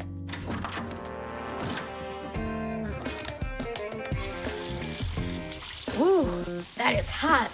Now there's just no way it won't have a temperature. Hey, What are you doing in here? Well, how high did you get it? 108 is what it's showing. Oh, no. With a temperature that high, they'll send you straight to the hospital, and you don't need that. You'd better shake that thermometer. Yeah, that's what I'll do. That'll get the temperature down a little.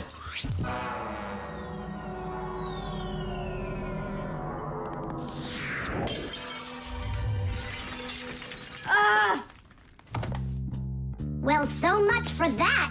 Cheaters never prosper. Thomas, did you see this? Nolik, don't touch the mercury. It's poisonous. Stop it right now. And you, Thomas, you don't touch that mercury either. It's dangerous. Then how can we throw it out? Call your mom and she can help you. I can't. How could I call her? Then she'd find out that I wanted to trick her. Maybe it's better to tell the truth. I can't. I can't do it.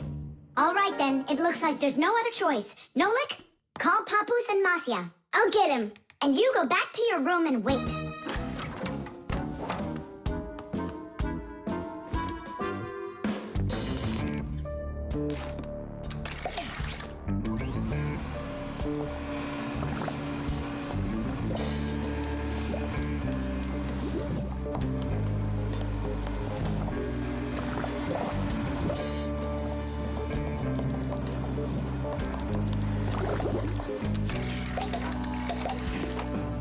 Looks like this whole job is done.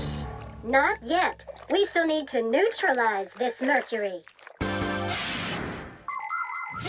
In everybody's home, there's all sorts of chemicals around. They are used for cleaning dishes, clothes, the bathroom, and dealing with pests. And all of these substances can be very harmful to human health. But some people don't seem to understand this. They might use a dangerous spray or a poisonous liquid and then forget to wash their hands afterward. And then they go and eat or rub their eyes with their hands. That can cause serious damage to their vision or stomachs. And never put anything into your mouth that looks like medicine, unless your parents or a doctor gave it to you.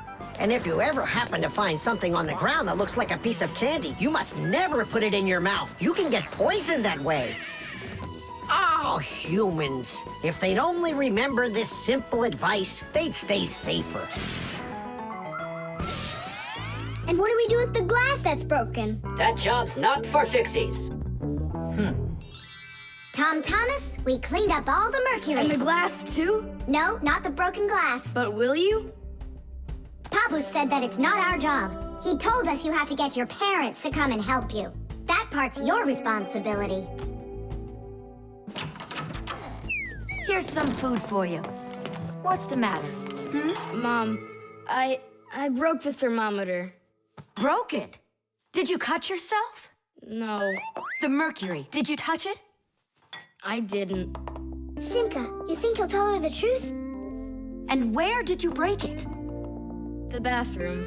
Why did you go in there? I wanted to trick you. I have a test, and I didn't study for it. And now it's too late for school, The electric train. Woo, woo, woo, woo.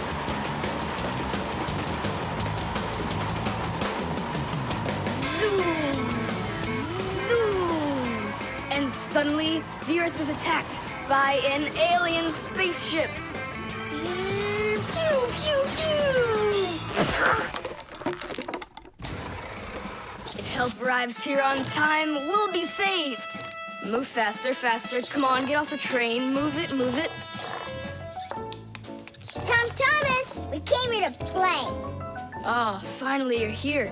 I need some aliens for this game. What kind of aliens are you talking about? Just plain old aliens. You know the ones. They come destroy the Earth and just about everything.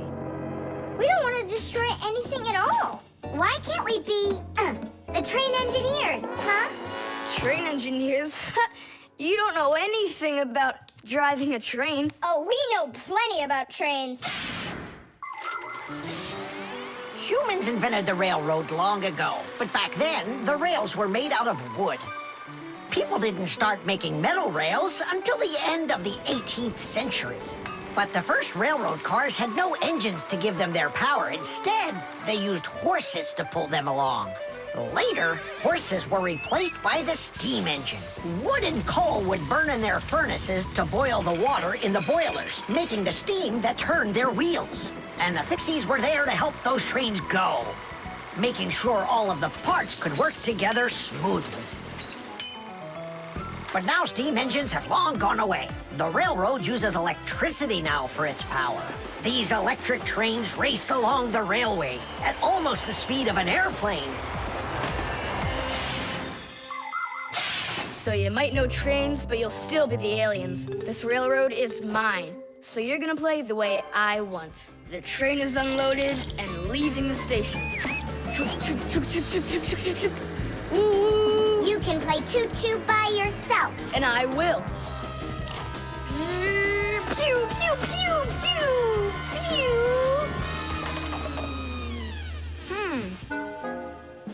Hey, why did you stop?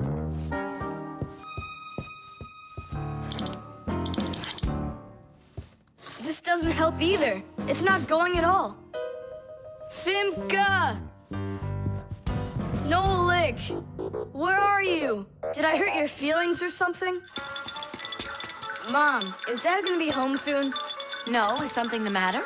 We've been attacked by evil aliens. The train has to be fixed right away, or we'll never escape them. You want some tea? I've got to think of something. Simka, Nolik, I know you're in there. Please forgive me if I hurt your feelings. I'm really sorry. There's nobody but you that can save the world from the evil aliens. All right, you talked us back into it. Well, let's go and check the rails. Nolik, follow me. I'm faster. Whoa! Well, so much for being faster. But it looks like I found the brake. Thomas, the rails are broken. I know, and so? You know, but that's why your train's not running. Just like a real train, model trains run on electricity. But there aren't any batteries inside the locomotive to pull the other cars. The engine gets its electricity from the rails. Each piece of the rail has a wire in it. If the rails come apart, the electricity can't flow through the track and get to the train. And without electricity, the train's engine just stops going. So reconnect the rails and your train will run again.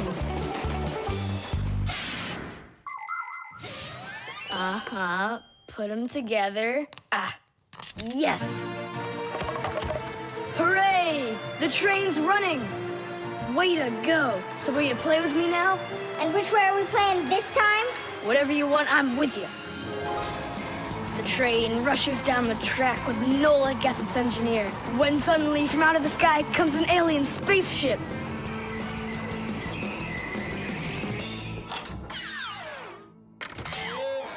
Greetings to you, O people of planet Earth.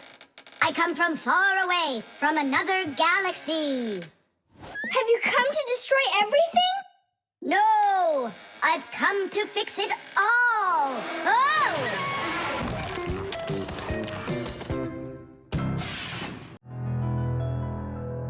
The magnet.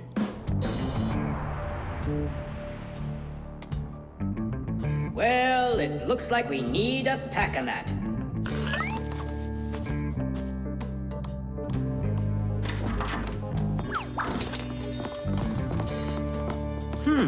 Where did this screw come from?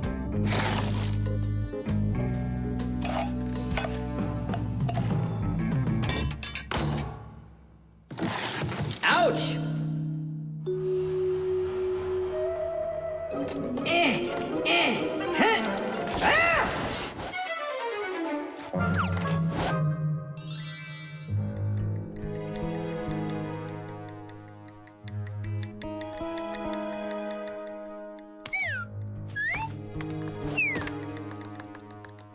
Papoose isn't in there either. It's awful. He's probably disappeared forever. It's already been 5 days. Don't worry about it. We're gonna find him for sure. Yeah, we'll find him for sure. Let's go take another look in the kitchen. But we already looked in there. We'll look better this time.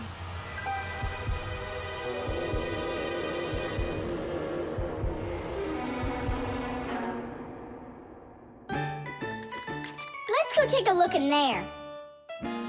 We looked so many times already. Simka, Nolik, what do you keep searching for in here? It's not a what, it's a who.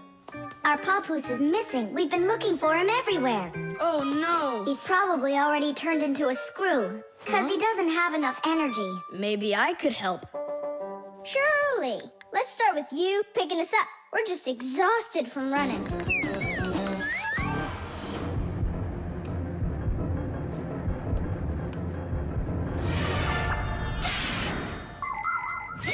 In a dangerous situation, a Fixie can choose to turn into a screw.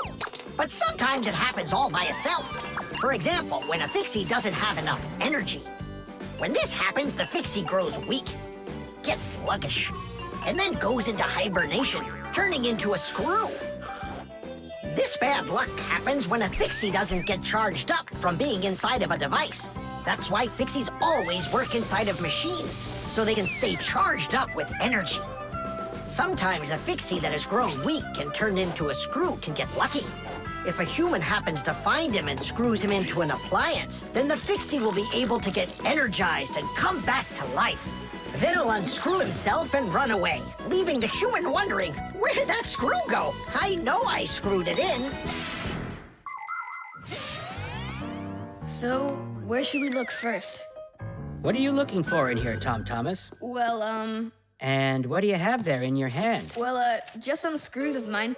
Ah, I just found a screw not too long ago. Maybe it's one of yours. Probably. Where's it now? Here, take it, and don't leave them lying around. Should I turn myself around now so your papoose can turn back into himself? He's been lying in there for a week already. He doesn't have the energy to turn back into himself. Then what's next? We have to screw him into some device, you know, so he will get his energy back. Okay. But which one's papoose? All of these screws in here look like papoose. We'll use a magnet. How come? All of the screws will just get lifted up together. First of all, not every kind of metal is attracted by a magnet. It's an easy thing to see for yourself. Just get a magnet. You probably have one in your house on the refrigerator. Try moving it close to different metal objects you have around the house, like a spoon or nails or coins. You'll notice that some of the metal objects are pulled very strongly by the magnet, while some of the metals are pulled a bit less. And then there will be some metal things that aren't attracted to the magnet at all. Got it. And the second thing?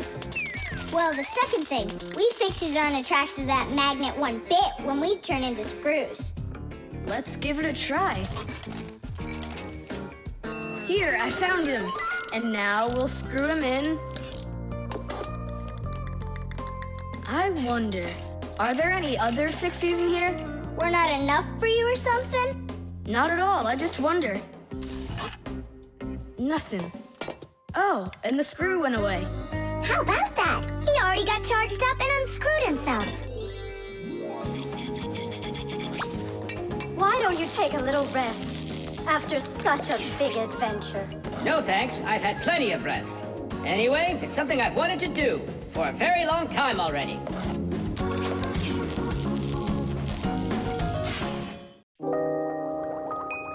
The toothbrush.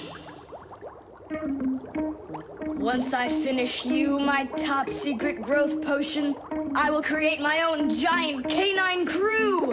And then I'll rule the... Whoa! Wow, this is super. You're better than a TV show. Oh yeah, it's fun, but it's gonna end badly. Tom Thomas, get ready for bed. I'm going, Dad. But first, my secret recipe. We start with a bit of carbonatorous. And now a little bit of bread and butterous. And finally, beard of foamerous. Chewsocka. Don't be afraid. Drink, my baby. And you'll grow 10 times your size. What? It doesn't taste good? Oh, right. I forgot it needed stirring. This hypersonic mixer will do the trick. Tom Thomas, You shouldn't use what doesn't belong to you. That's your father's toothbrush. Ah! Hey, cut it out! You're acting crazy.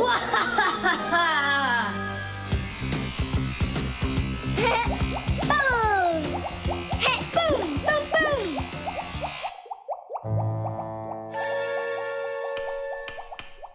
Uh-oh. You said it. Uh-oh. You, Tom Thomas, are a big boy, but your brain is smaller than Nolik's. Why, thank you. Just go put the toothbrush back in its place, like you never touched it. Nah, that's not right at all. Tom Thomas, what's up? I'm almost done, Dad. Simka and Nolik, please, I really need your help. No panicking. First, we need to understand what could have broken inside of there. An electric toothbrush is really simple, as long as you know these 3 parts. The battery, the motor, and a very clever mechanism that connects the motor with the bristles. The whole secret to the toothbrush is right in there. That mechanism uses the spinning of the motor to make the bristles move very fast back and forth, from left to right, from right to left. And that's how it brushes your teeth. So what can we do about it? Here's what we do. First, we take out the motor, then we take the gears out, and then the mechanism. How much time do we need to do that? 1 or 2 hours. What? No! Just listen here, Tom Thomas. You need to open up the battery compartment. Wait for me right here.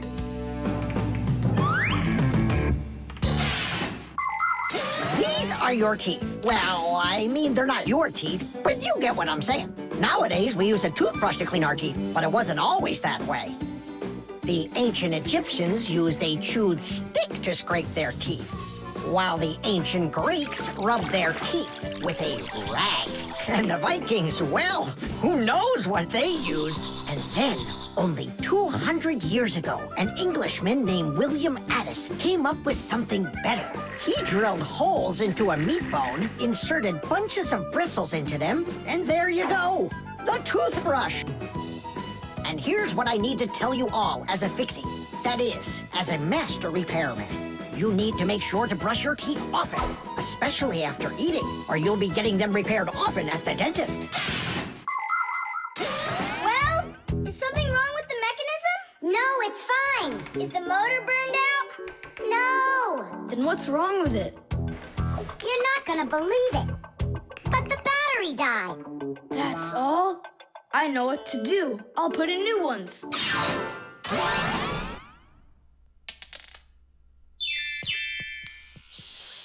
Your dad turned the toothbrush on. Looks like everything's fine. It's working. Ooh, way to go. Excellent. Your dad will never find out what kind of slop you mixed up with his brush. What slop? How dare you, Nolik? How dare you refer to my mighty potion like this? Tom Thomas, somehow soap got all over my toothbrush. Can you explain that? Ay, ay, ay. Well, you got caught. What do you say now?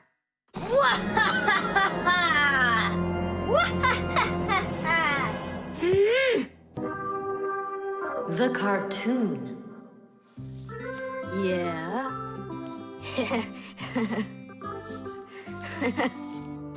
Like that. Yeah. Tom Thomas, aren't you done yet? Yeah, show us your surprise and quit drawing. But this is the surprise. So make yourselves comfortable. Quiet on the set and action.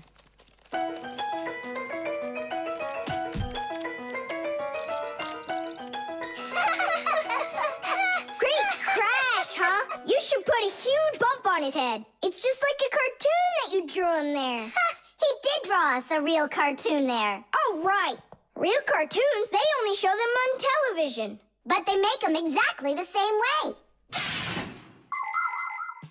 Animation is made with many, many pictures called frames. Each one of the frames is a little bit different from the one that comes right before it. For example, a character can lift his arm up a little bit at a time. And then, if you watch the frames very quickly, one right after the other, it looks like the character is really moving.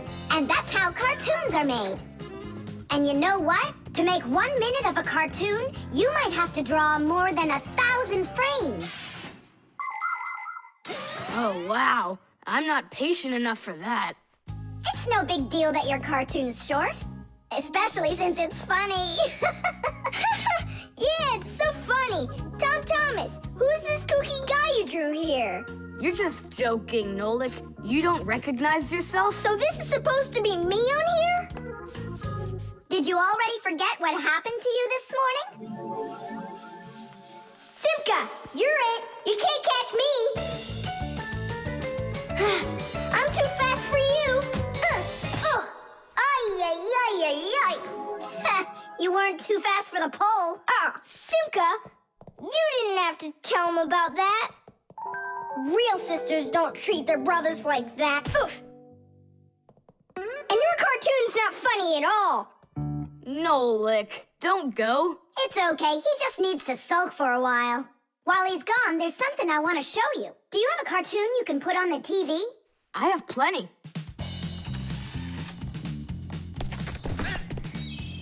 What should I do? Let's watch it again. But now I want to show you the same cartoon a frame at a time. Here, take a look.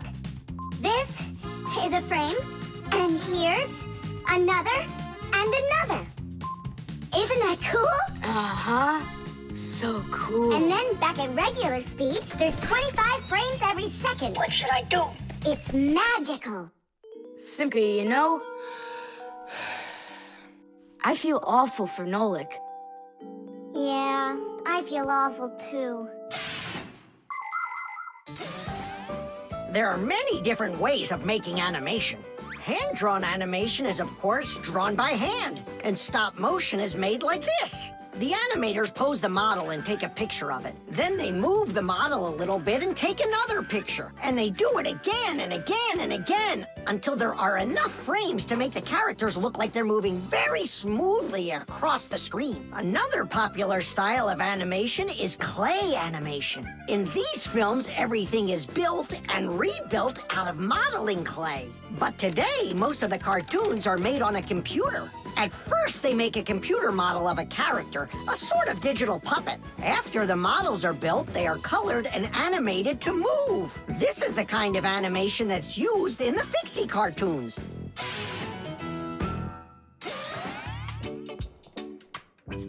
Tom Thomas, what are you doing? Are you drawing a new cartoon? Nah, I started fixing the old one, so Nolik will stop being angry. Good. Keep drawing, and I'll go and get him. Nolik! I'm not here! Nolik, forgive me. Please don't be so mad. There's a cartoon to watch. I've already seen your stupid cartoon. So what'd you do now? Put a huge bump on my head? Not a chance. I did it all over again. I'm sure you'll love it. You're sure of that? All right, go ahead. Show me your cartoon. Quiet on the set, and action.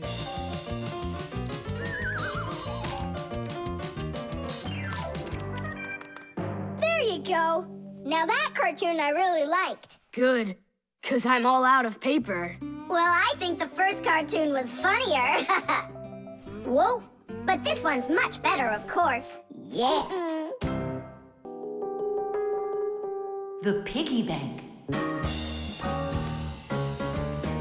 Mwah. Tom Thomas, why are you throwing away your money? That's not what I'm doing. I'm storing it. This is a piggy bank. Oh, here's another coin. I don't like its snout. That's one very suspicious-looking pig. Are you positive your money's safe with her? Don't worry. Whatever I put into my bank here is not getting back out.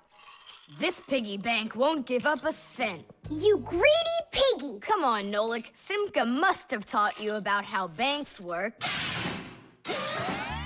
Humans came up with the idea of piggy banks because they wanted a good place to save their coins. For storing lots of money, people use a safe, a large metal box with a very strong lock. Now that kind of piggy bank's almost impossible to break open. The biggest safes are in banks. Banks use them to store their customers' money and other valuables. There are even safes in banks that are whole rooms. You'd need an awful lot of change to fill up one of these piggy banks. So why are you saving up all this money? For roller skates. How much more do you need to save? I don't know. I can't see if there's enough in there. Then just go and open it. But there's no way to do that. The only way is to smash it real hard. So smash it. Nuh-uh, forget it. I have nothing to put my money into. But what if there's already enough for roller skates? And what if there's not? All right, then I guess I'll count your money for you.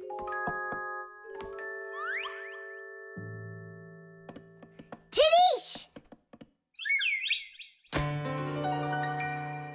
Oh, whoa! Tom Thomas, you've got a fortune in here. There are many different kinds of money, and they're not just coins either. Long ago, people paid each other with shells and squirrel skins and even parrot feathers. And of course, metal coins are more convenient than any of those things. And paper money is even more convenient than coins. One piece of paper can be worth as much as 100 coins, or even 1,000. All that needs to be done is to print more zeros on it, and that's all. Today, humans can pay for almost anything without paper money or coins whatsoever. If you have enough money in the bank, you can just walk into a store, give the cashier your bank card, and take your purchase home with you without handing over any money. The bank knows how much money you spend, and they pay the store for you later. It's so convenient. So, will you count them? Here we go. 1 coin and 2 coins. Wait, Nolik, what 1 coin, 2 coins? What are you counting? You have to add together all of the different numbers. Huh. You should have told me that before. I never learned how to. Yeah, that's what I figured. Come on out. Hut! Hut! Hut! What can I do? What if you try stacking the coins so they're like stairs? That's what I'm already doing. Why don't you try tilting the piggy bank over? Hang on. Stop! I'm getting buried! Put it back the way it was before! This is worse! Just put the pig down! Nolik, hang in there, please. I'll get some thread and lower it down to you. I can't get a hold of it. It's too far away. Hey, Tom Thomas, smash the piggy bank. What? Just smash your piggy bank. But I like it. And what, you don't like me? Of course I like you. Well, who do you like more?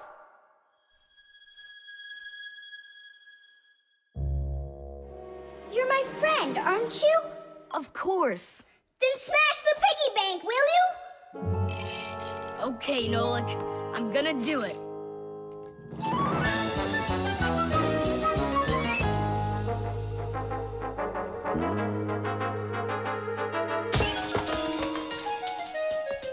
Nolik, are you okay?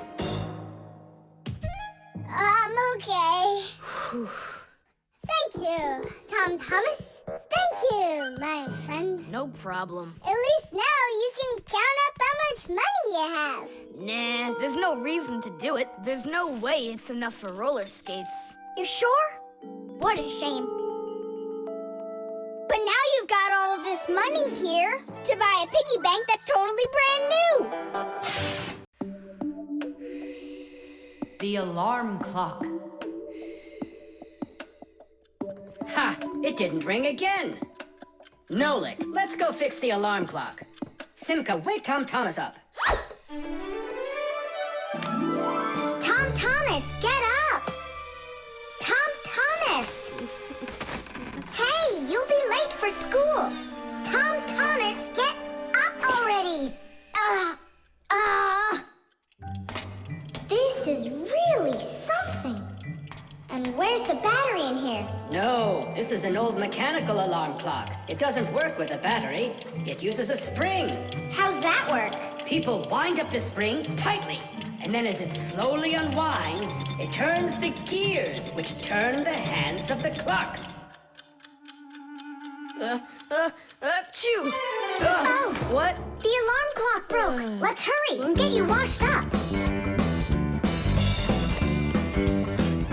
Tom Thomas, are you just getting up? Dad, the alarm clock didn't go off. It's broken. Here's the problem. It won't turn because the feather's stuck in the gears. Nolik, help me.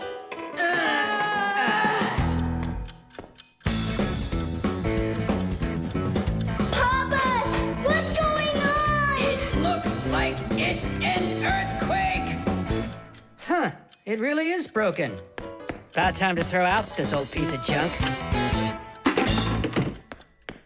Tom Thomas, I'm off to work. Don't be late for school. I won't.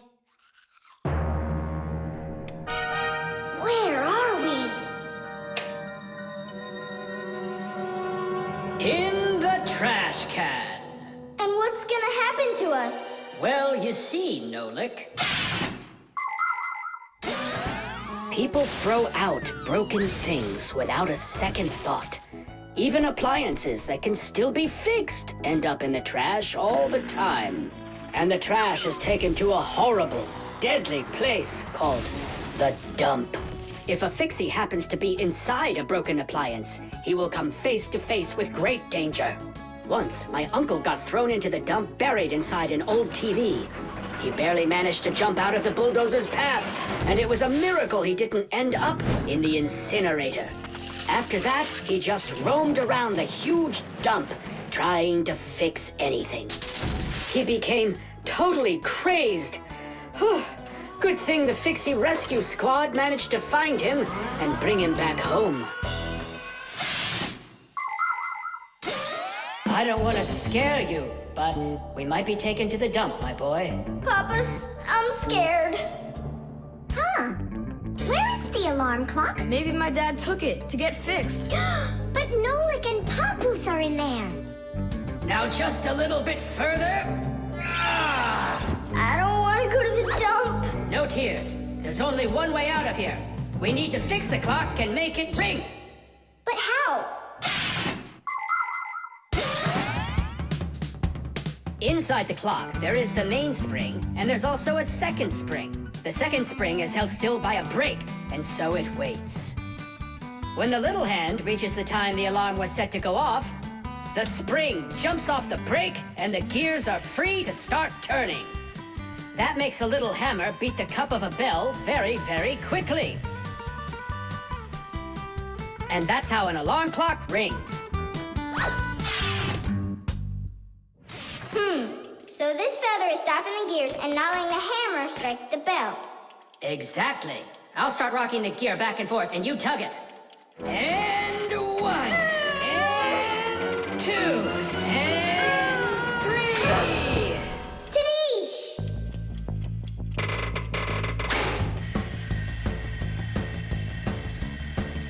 Simka, I think I can hear my alarm ringing. Run to the sound, quickly! Someone turn the alarm off. Whoa! And here comes that earthquake again! Nolik! I'm here! Nolik! We fixed the alarm clock. So what was wrong with it? A feather got jammed in the gears. And how could a feather get in a clock? Oh, it's probably from when I put the alarm clock under my pillow, so it wouldn't wake me up. Huh, so you mean because somebody doesn't like to get up in the morning? We almost ended up at the dump? By the way, if that somebody doesn't hurry off to his school soon, he'll be late. Oh, you're right, huh? The screws. Hey, Tom Thomas, what you thinking about? Huh? For school, I have to write an essay. My very best friend. I don't know, who should I write about? What do you mean, who? Aren't I your closest friend? Of course. How could I forget to write about you? And you can keep forgetting. That's our secret, right? Don't you remember the promise you made when we met? Sure, how could I forget?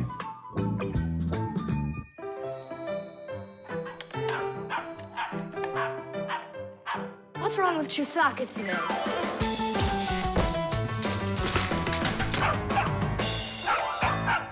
Chewsocka, why are these screws bothering you so badly?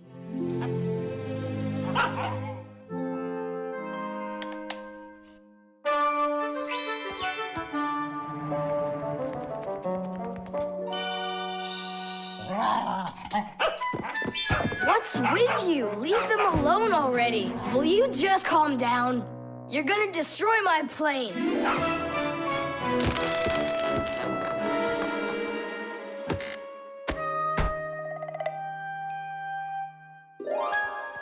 Let's get out of here. Ow! What's going on? What's going on? Hey, if you don't turn back again, I'm not letting you go. Oh, please, don't be afraid. I'm not gonna hurt you too. I'll just ask you one question and let you go. Nolik, we can't. Don't worry about it. Quit your staring. Ask your question, boy. No way you can talk. Just tell me, who are you? Fixies. That's all. We answered. Now you let us out. Oh, wait, but what's it mean that you're Fixies? That's already question number 2. You promised to let us out, didn't you? I'm sorry. You can leave now. Simka, it's fine. I can see from his look that we can trust him. All right. We'll tell him. You gotta swear that you don't tell anyone else. I swear it. Fixies. We're the little people that live inside of machines and appliances and take care of them, fixing them, cleaning them, and oiling them. Humans never suspect us. They think that if something breaks and then suddenly starts working again, that it happened all by itself. Well, nothing happens by itself. It happens because we, the Fixies, are living inside. Yes, without the Fixies, humans would have so many more problems with their machines. That's awesome. And so what are your names? That's already question number 3.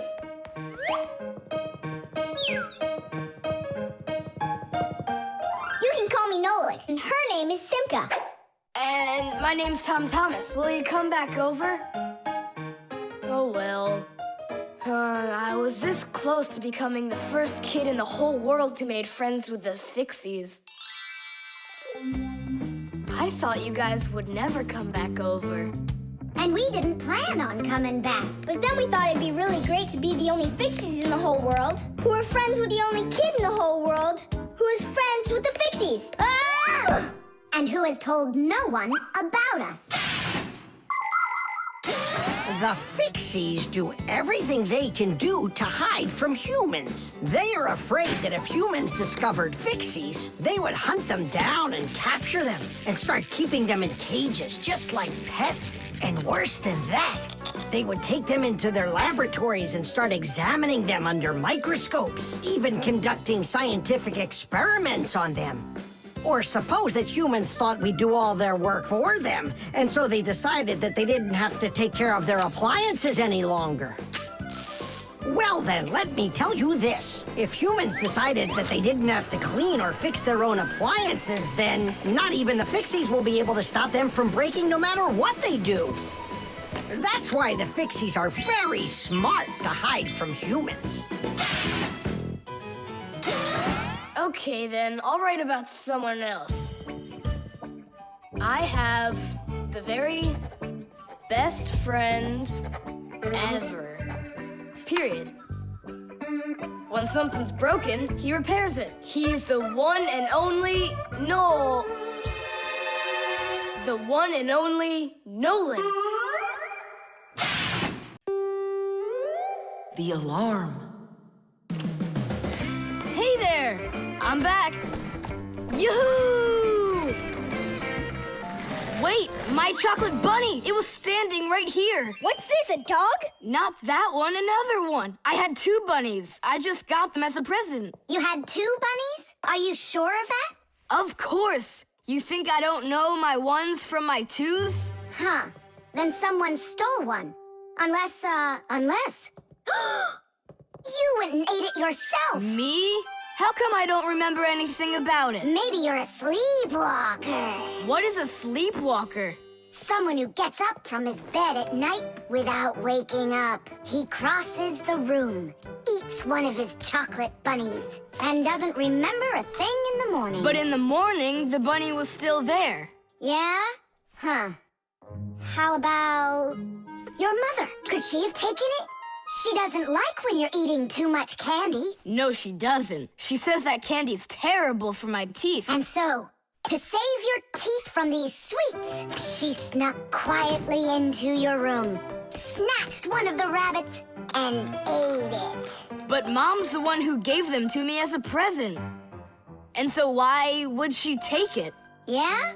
Then I just don't know. Well, I do. I think it was your father. He wouldn't steal it. We know he's allergic to chocolate.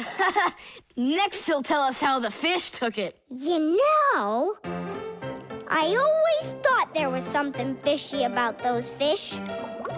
No doubt about it. They stole the bunny.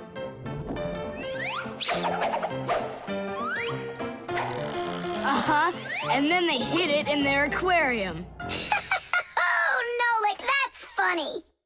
You know what, Tom Thomas? You need to protect that other chocolate hair. Exactly. It has to be eaten right away. Now, before it disappears. Just wait a little. You don't have to eat it. Let's think of something else. Of course, we need a security alarm. Need what? The alarm was invented to keep houses, cars, and other valuable things safe and secure. The simplest alarm is a siren or light bulb that is connected by wires to a door or window. When someone tries to open the door that has an alarm on it, the alarm goes off, making the siren howl and the light flash. Alarms can also be set up to call the police if they go off. Super! But where can we get ourselves a security alarm? You have an electronic construction kit, remember? You're right. Then bring it over here.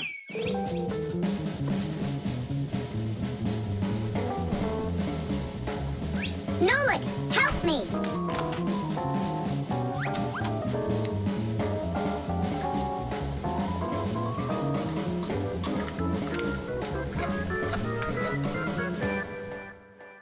Tidish! Tidish is the Fixies victory call. When a job is well done and we Fixies are proud of our work, we exclaim, Tidish! And raise up our hand with our thumb and first two fingers sticking out. You want to know what it means? It's very simple. Fixies love solving problems and fixing things that are broken. And do you know what you need to do to solve a problem? First, you need to find out what's broken. Second, understand why it broke. And third, repair what's broken so it works again. So do what the Fixies do and first, find it. Second, understand it. And third, fix it. Tidish! It really is a great word, and it sounds funny, but we Fixies surely like it a lot. Well, Tom Thomas, turn on the alarm. You sure the alarm will work? I'm sure, without a doubt.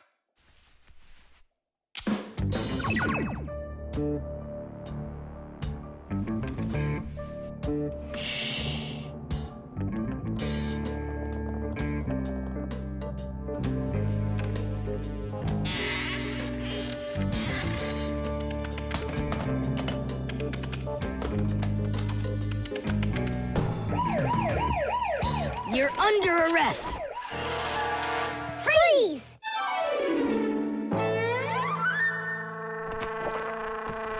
Chewsocka? Why are you stealing my chocolate?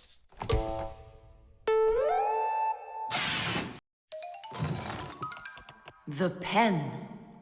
Not here either. Tom Thomas, are you looking for me? No, for a red pen. I need it right now. What do you need it for? Here, look what my teacher wrote in my assignment book. Bad behavior during the lesson, fidgeting, and talking. game. What are you gonna do with the red pen? Your teacher left something out? I thought maybe, I could fix it a bit. I hope I find that pen.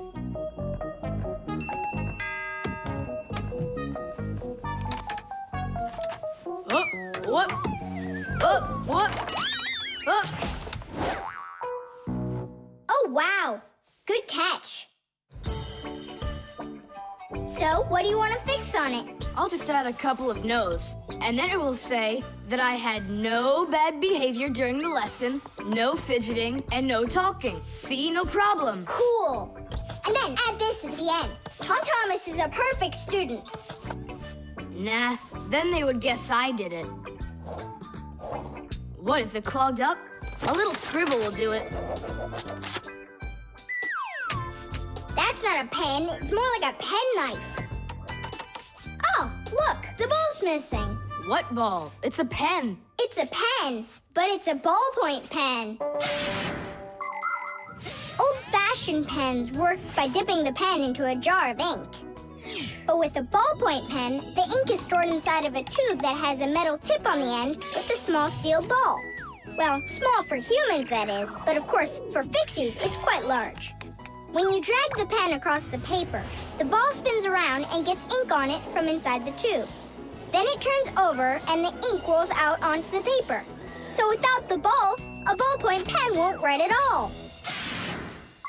So what am I going to do? That's my only red pen.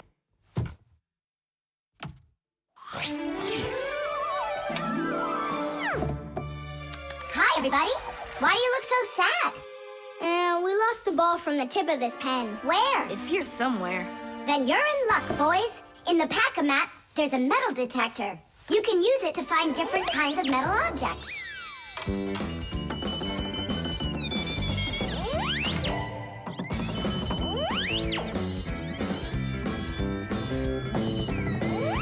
Nah, that's not it. I can see that myself. It's not on the table, Nolik. Until not that long ago, humans used pens that had to be dipped over and over again into an inkwell. This was quite inconvenient, and so to make writing easier, the fountain pen was invented. A fountain pen could be filled up with ink, so it could write for a much longer time. But fountain pens would often leak, leaving blots of ink on the paper. This problem was solved with the invention of the ballpoint pen. Ballpoint pens are simple, handy, and reliable, except that you can't write with them on a wall or upside down for a long time. That's because the ball uses up the ink on it, and the ink can't flow up to the tip. But even this problem has been solved. There are now special ballpoint pens that can be used by astronauts floating in space.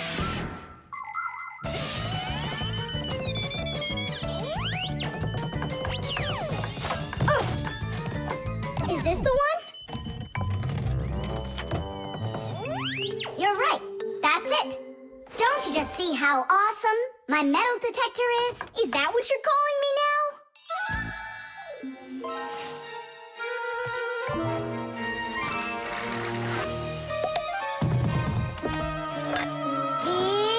Yeah!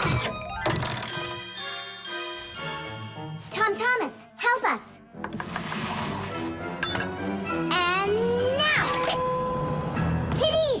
Cool. By the way, what do you need the red pen for? Well, Tom Thomas and I needed to fix something in his assignment book. What? If I knew that, I wouldn't have helped you out. So no fidgeting and no talking. And your teacher, she writes in your assignment book when you behave well? Uh-huh. Whenever we behave well, she writes a note in our books right away. Ah.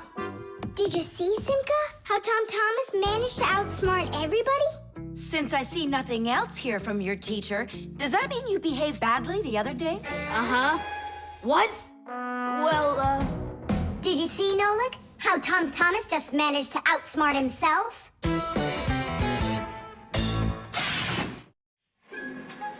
The mirror.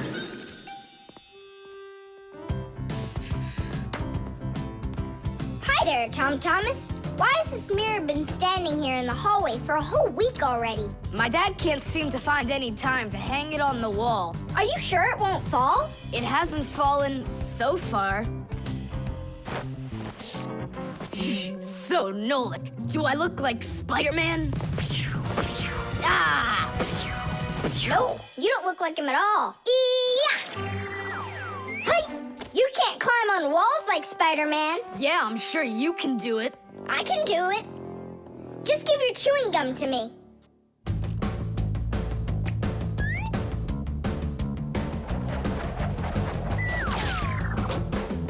See that? Like in the movie. Oh, like that's really hard. Just keep watching.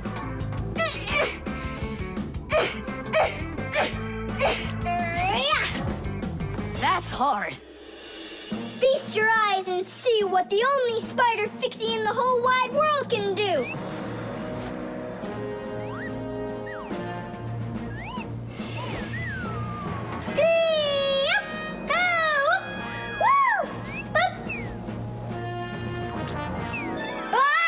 Catch me! I gotcha!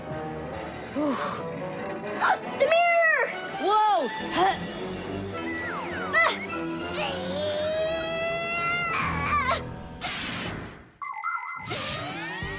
Long ago, the only way humans could see their reflection was to look into water.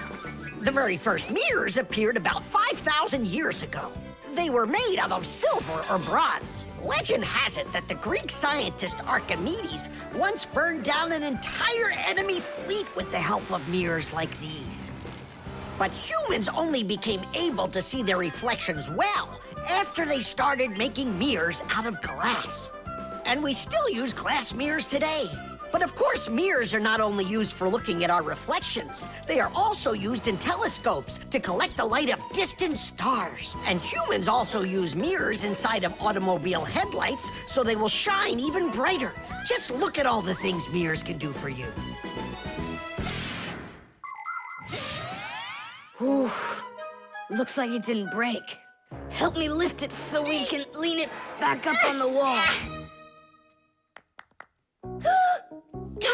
Thomas! I've gotten a reflection in the mirror. That's impossible, because only vampires can't see their reflections. Or ghosts. But I'm not in there. So then, I guess you've become a ghost. No,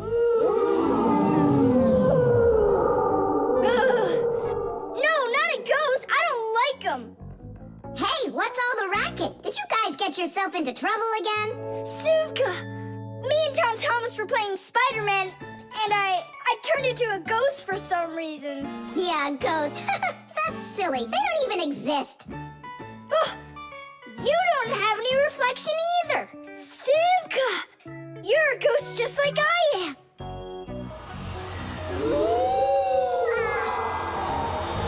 That's just goofy. Look! Just look! Here I am! Well, hi there. But why couldn't I see myself over here? It's probably because the mirror is scratched on the back. Thomas, do you think you can rotate the mirror? It's just like I said. Some of the special coating got scraped off of the back. A mirror is not just a piece of plain glass. Plain glass lets light pass through it, but a mirror reflects light. To turn a piece of glass into a mirror, people spray a special shiny coating on one of its sides that reflects everything. And then to protect the shiny coating, an extra layer of paint is put on top of it. But even with that protection, you still have to handle mirrors carefully, because mirrors can easily scratch or even break. And do you think that this one is possible to fix? Yeah, we can do it. It's a good thing you have a pack-a-mat with you. I thought we might need it after you started screaming over here. Don't tell me you've got paint in there for a mirror. A pack-a-mat's got everything you'll ever need.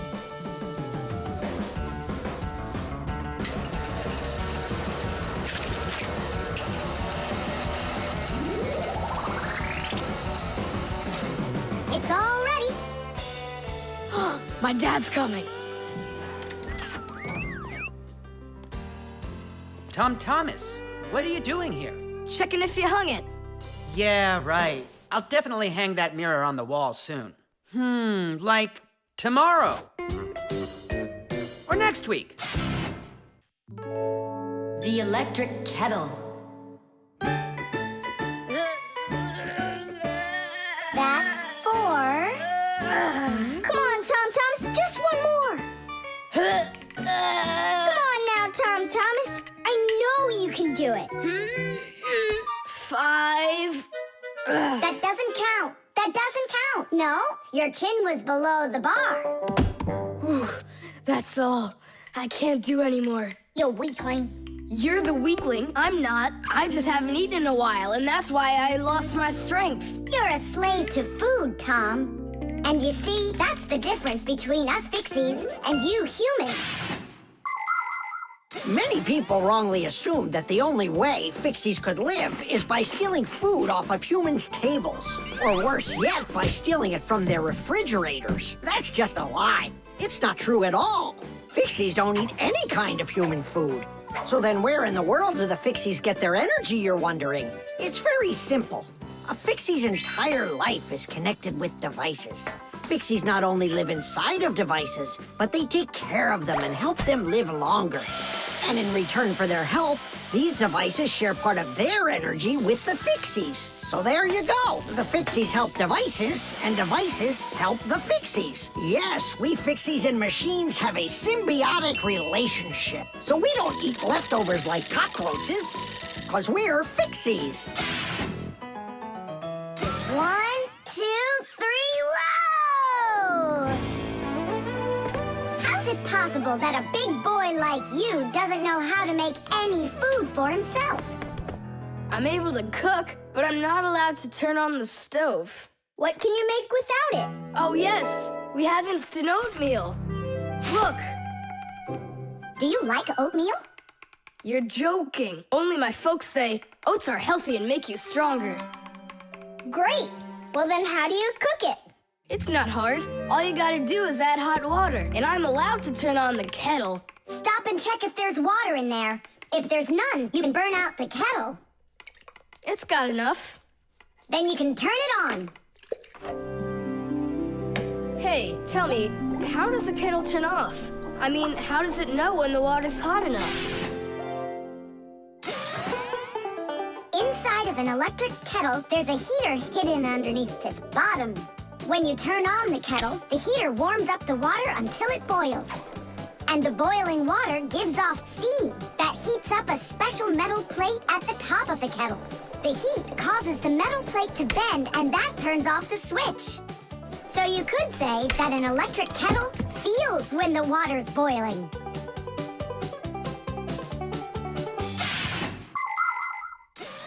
Okay, now I understand.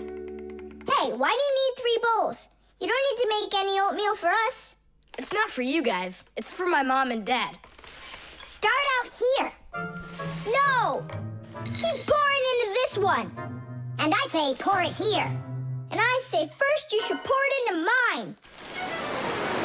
Oh, Nolik! Where are you? I'll find him. Hang on, I'm going in. Ah! Simka! She was right over here. Nolik! Over here. Simka! Here. Nolik! There. Ow!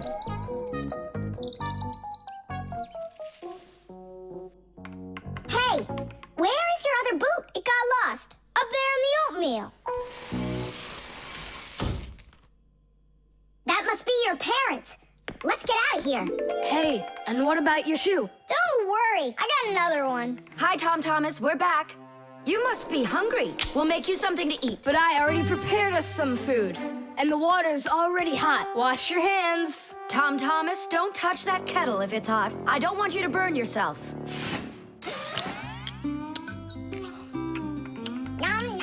So today we're eating oatmeal for dinner. Delicious. Maybe you have something else? Why something else? You're the ones that say that oatmeal's great for you and that it makes us stronger. Well, yeah, that's what we say. I'm glad that our son pays such careful attention. Isn't it delicious? Really? Huh. What's that? Oh, look, you found the boot, Dad. What? It's nothing. Just eat your food and don't get distracted. I'd like to see that oatmeal all gone, okay? And whoever doesn't finish won't get any candy. The aquarium. The coast is clear. The humans have left. Come on, let's go.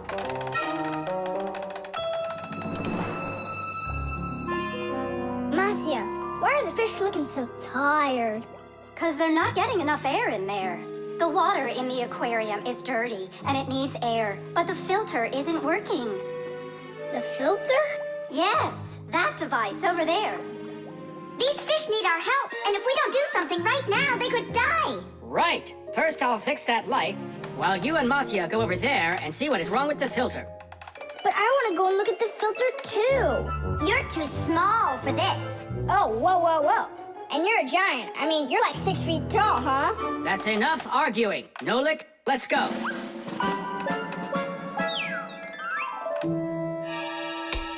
Well, let's check it. Not working. Nolik, where are you? I'm up here.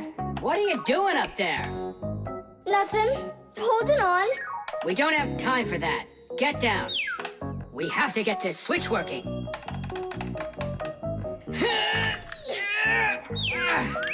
Marcia, what's the matter with the filter? Well, probably something's caught inside and it's stopping the motor from turning. A filter is used to keep the aquarium water clean. A motor in the filter turns the paddles and pumps water through a fine net or a sponge.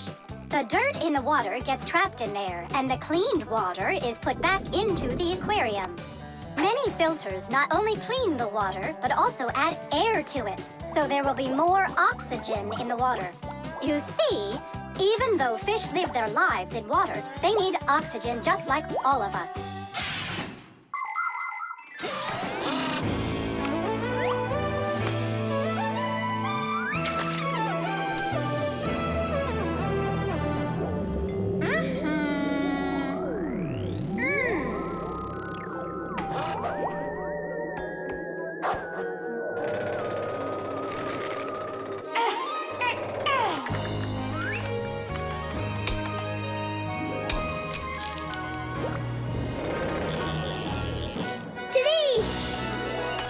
Way to go there!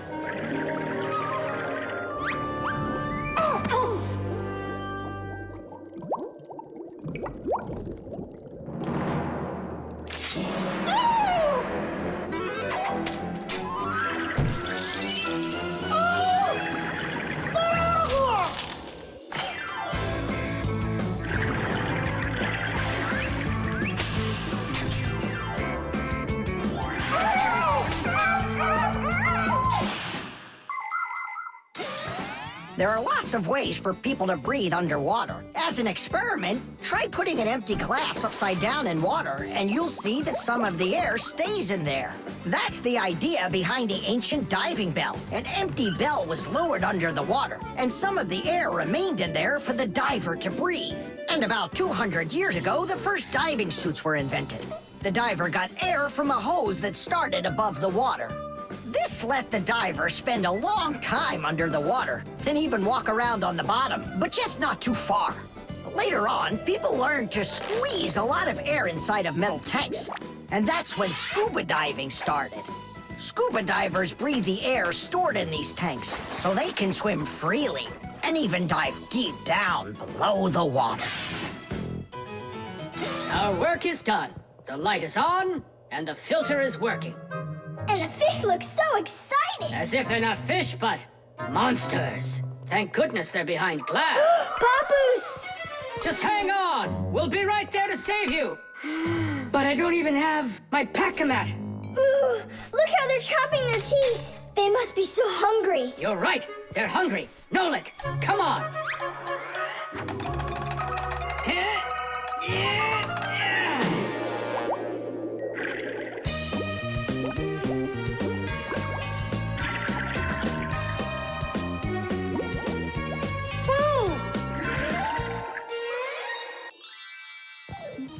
I can't believe those fish. They're so ungrateful. We went ahead and fixed their filter, and all they wanted to do was gobble us up. And I'm the one who saved you from them. I was the one watching what was going on.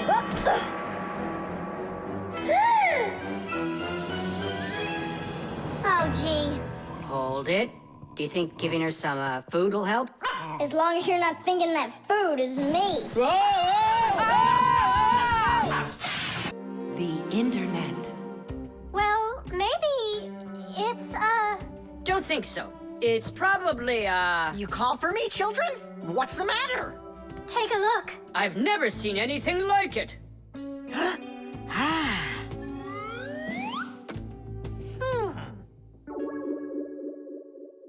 What in the world could it be? Hit! Maybe it's a bathroom scale? Or a clock with a digital display. Wait a sec. Are there instructions around here for this thing? I couldn't find them anywhere. That's a problem. Well, then let's try to figure it out. What are you trying to figure out up there? What a huge hockey puck! It's big enough for a monster! And the name is so silly. T-Robot. Why don't they just call it the Trollbot? Or I got it, the Trollboat! Please, stop the racket. So what could this thing do, huh? I have no idea. We could try finding it on the internet. Where? Just run along, you two. We don't need any internets. We can handle this. Go on, go. Don't interrupt us. Sure, whatever you say. Come, Nolik. We'll find it out by ourselves. Yeah! How? So, you remember what it was called? A Trollboat. Nah, a Trollbot. You're right. Hop to it.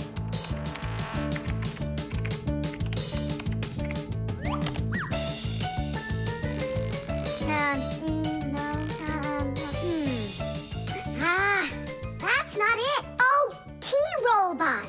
You're right. There it is. A robotic vacuum cleaner. You mean it vacuums by itself? It's a robot, so yeah. Class! There's just so much cool stuff in this computer. Nolik, this information is not on this computer. It's on the internet. From your computer, you can send a letter to another computer. You can also download a song or a photo from another computer. That's all possible because most of the computers in the world are connected to one another as part of a huge web. And this World Wide Web is what we call the internet. Thanks to the internet, we can take a peek at just about anywhere in the world and find information we need about anything.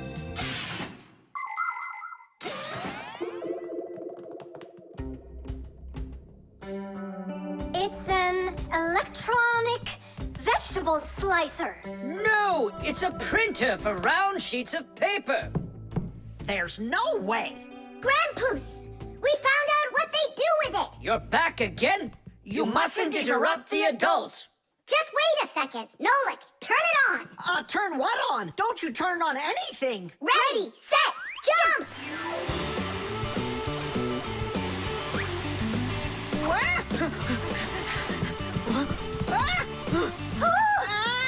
Help me! No, hold on! What was that? It's a robotic vacuum cleaner. It runs itself. And where did you find the instructions for it? On the internet. Just ask and it tells you. You can really just ask and it tells you? Aha!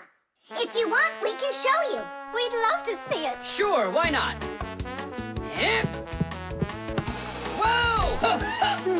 On the internet. Hey, wait for me! What's an elephant weigh? What's an elephant weigh? What's an elephant weigh? The answer's easy to get. It says it weighs 5 tons. It says it weighs 5 tons. It says it weighs 5 tons here on the internet. It says it weighs 5 tons. It says it weighs 5 tons. It says it weighs 5 tons here on the internet. You send a letter to me. I send a letter to you. You send a letter to me. It's just so easy to do. We're writing letters now. They're fun to send and to get. We're writing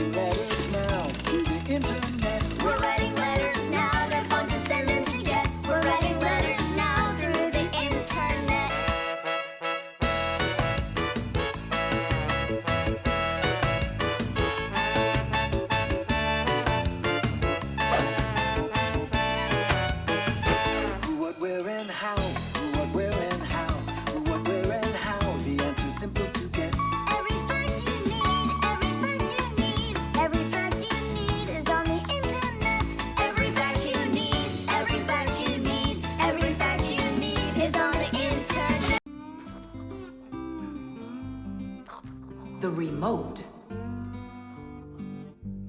Hey, Simka, the button got stuck on the remote. How can we get it back out of there? Look and learn, Nolik. Please help. Oh, come on, come on, come on, come on, come on. Oh, oh, oh. Should I let it go now? Oops.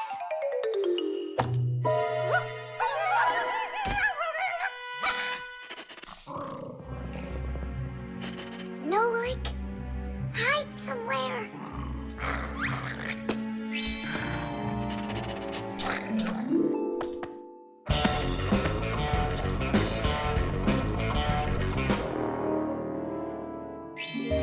Nolik, she stole the remote.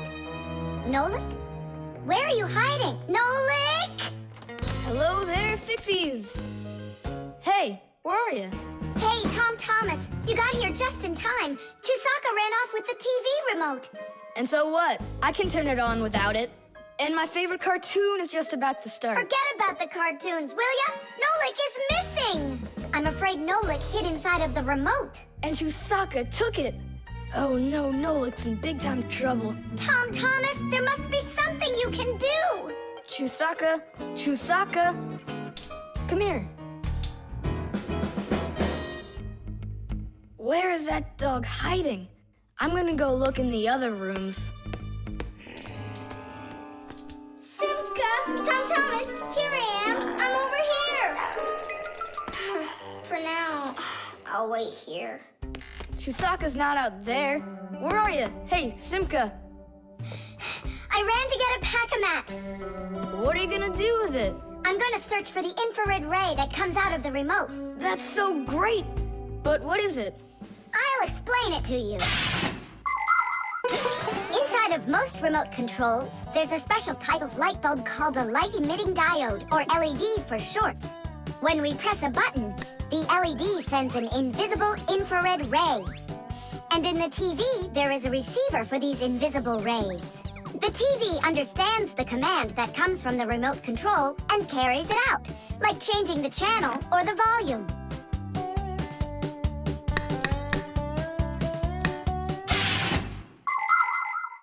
If the rays are invisible, then how is it possible to see them? In the pack-a-mat, I've got these special goggles that can help me. And now what? Yell to Nolik. Get him to close the contact on any one of the buttons. Nolik! You gotta push one of the buttons down on the remote. A button? But how am I gonna do that?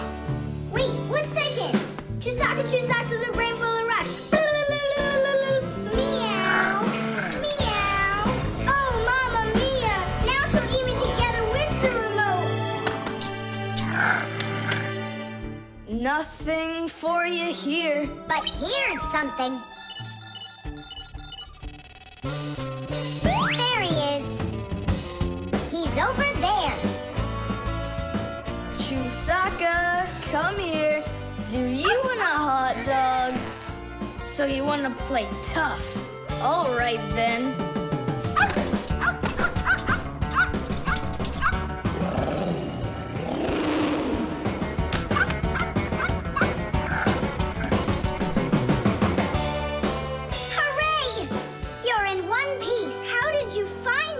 By looking out for the remote's rays. It's just a shame it's impossible for me to see them. What are you saying? You can! If you want to see infrared rays, all you have to do is look through a digital camera. Try it for yourself. Turn on the camera on a mobile telephone.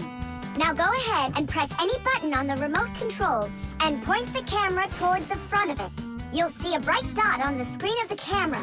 That's the light-emitting diode working. It's letting off a special light that can't be seen by the naked eye. It's also possible to point the remote control at a mirror. And then through the camera, you can see how the light-emitting diode turns itself on. So what that means is that invisible rays bounce off of a mirror in the same way that regular light does. So you can control the TV by bouncing the light from a remote control off of a mirror. You don't believe me? Then go ahead and try it yourself. By the way, if your toys weren't all stuffed under the bed, we would have found the remote without the goggles. Don't worry about it. When the cartoons are over, I'll put them away.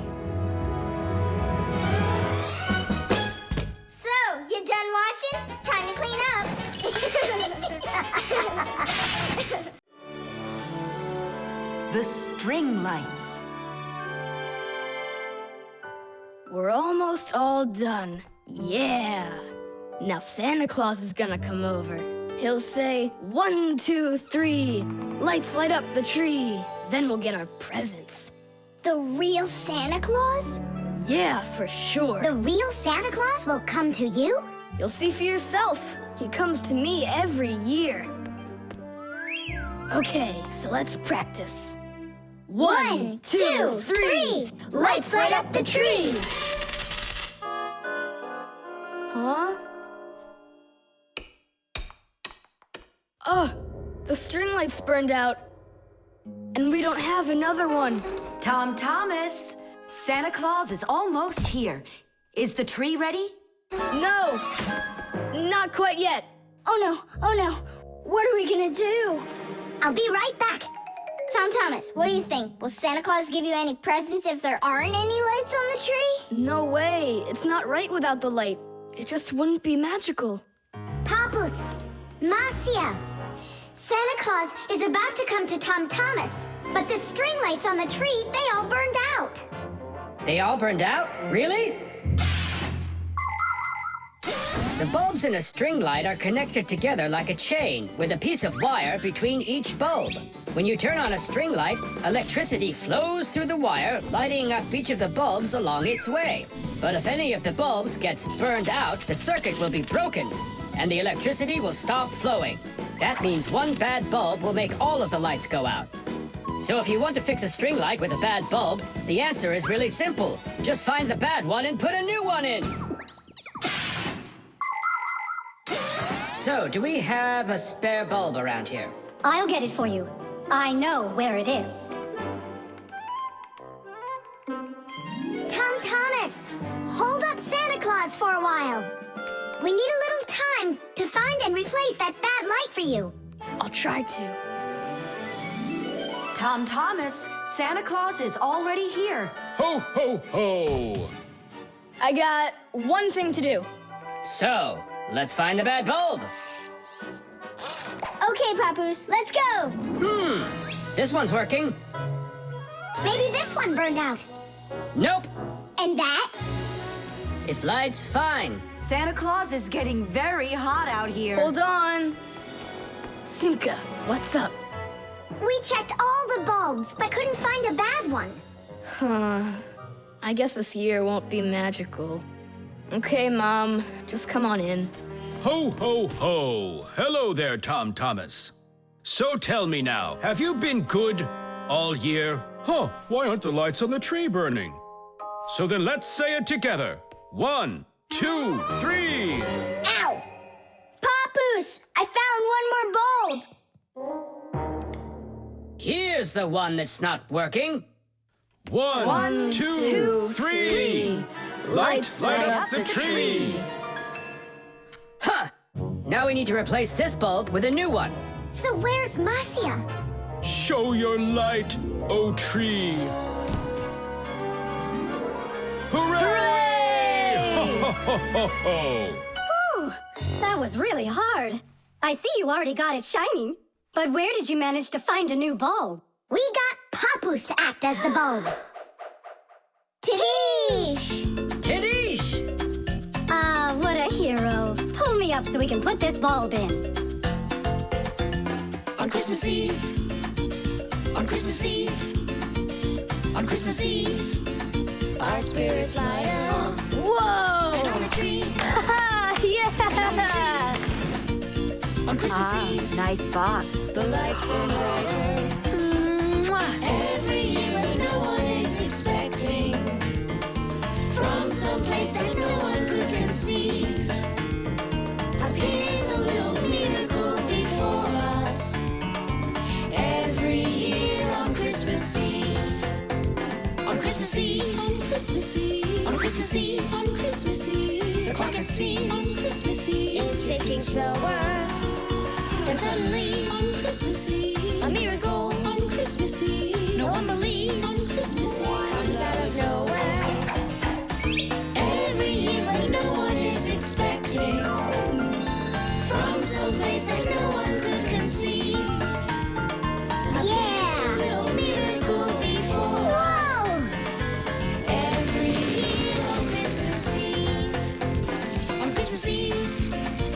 clock, 6 hours. The magic wand.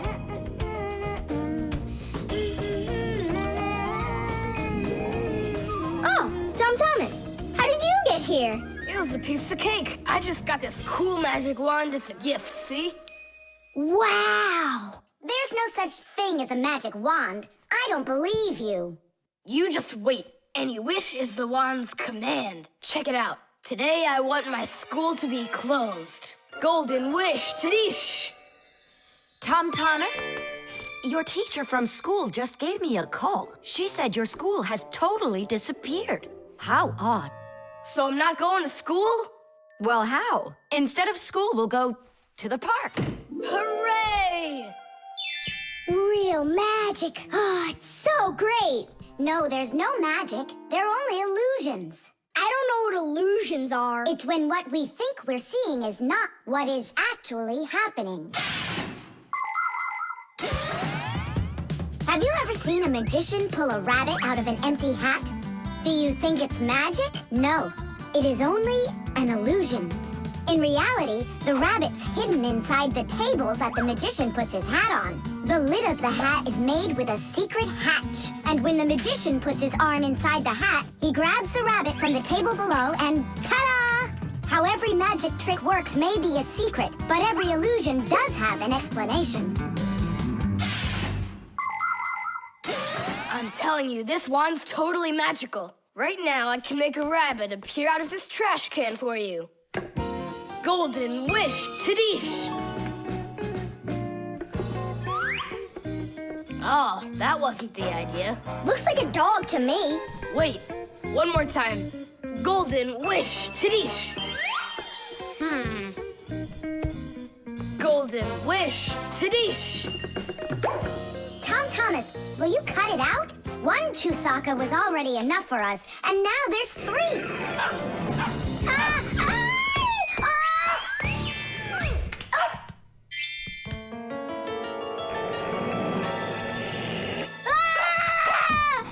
Hey, Tom Thomas, please tell your rabbits that they can stop barking so loudly.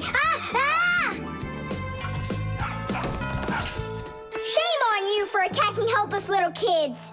Wait, I'll make you bigger now. Golden wish, Tadish!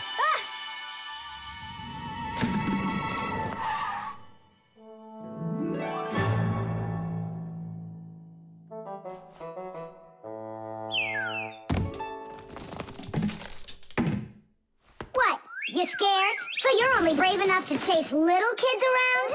Wow, I'm huge. I'm as huge as Tom Thomas. I'm huge! Oh, Nolik, be careful!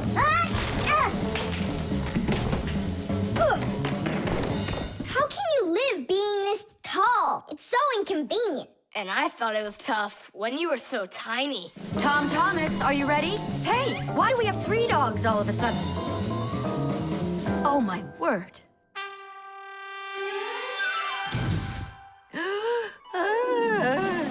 No! Why are you screaming? I was dreaming that someone had given me a magic wand. And then I had to make it big, see? And my mom saw you. That's awful.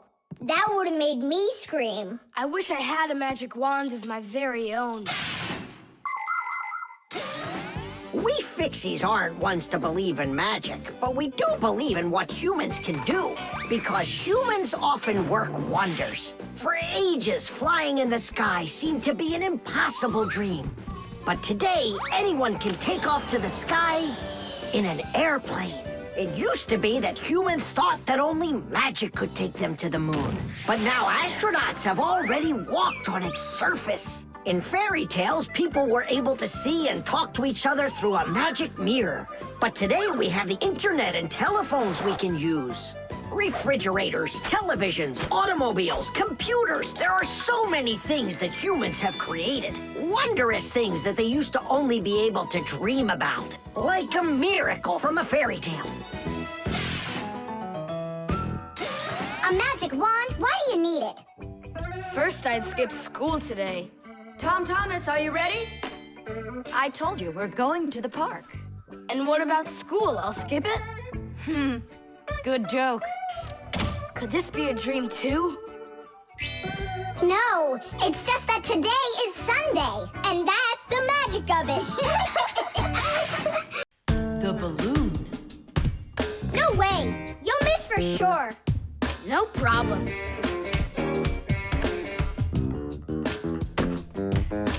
Anybody can do that. But I bet you can't do it if you tried bouncing the ball off the floor first. Just look. Oh, what are my parents gonna do to me? Maybe we should call Simka. Simka! And what's Simka gonna do to us when she sees this? So, got yourself in trouble, huh? You shouldn't be playing with a ball inside. And now we have your lamp to fix. But how? Only my dad can reach all the way up there. Why just your dad? You have a hot air balloon over there. That doesn't fly. It's just a toy, see? Well, it might be just a toy to you, but for us Fixies, it's absolutely real.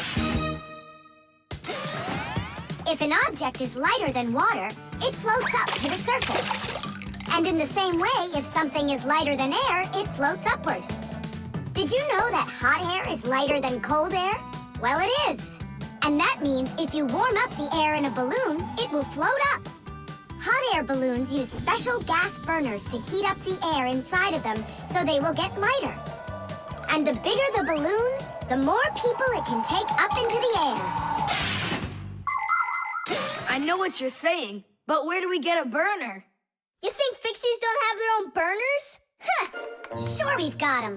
Bring it down here, and I'll go talk to our parents. No, no, and no. The human child must never see us. Listen now, Simka. We already don't approve of him seeing you and Nolik. He won't look. Papas, please. You're the one who told us how you dreamed of flying since you trained to go into space. Yeah, for 2 years I waited on standby, but I never went up. And you've never flown in a hot air balloon either, honey. So let's call it a deal. I talked them into it. There's just one condition. You can't watch. Okay. You can come in now.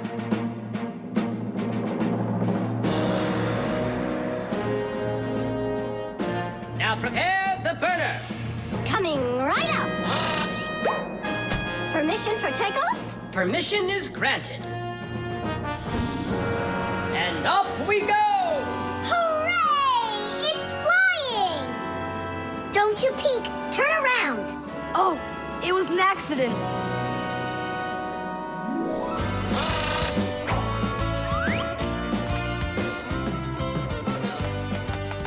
I'm going to evaluate the damage. Maintaining proper altitude.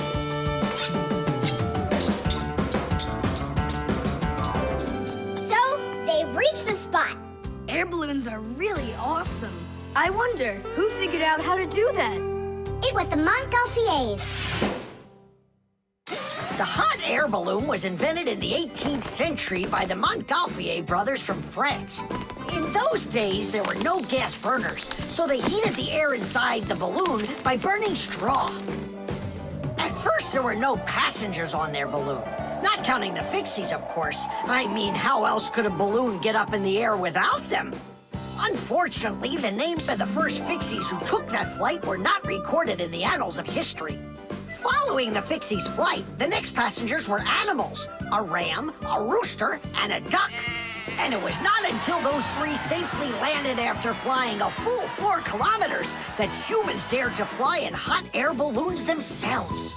Ever since their invention, hot air balloons have also gone by another name: Montgolfiers.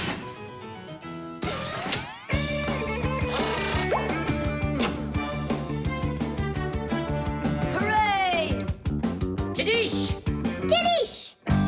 All right. Simka, please let your parents know that I'm so very thankful. Okay, by the way, now you can turn around.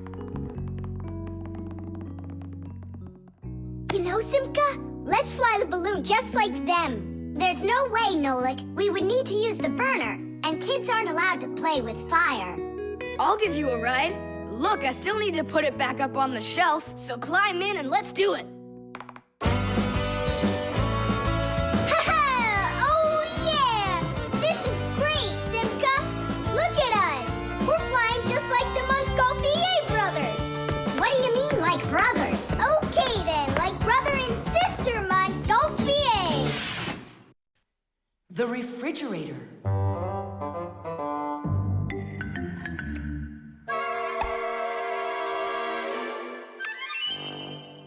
Good job. My homework is all done.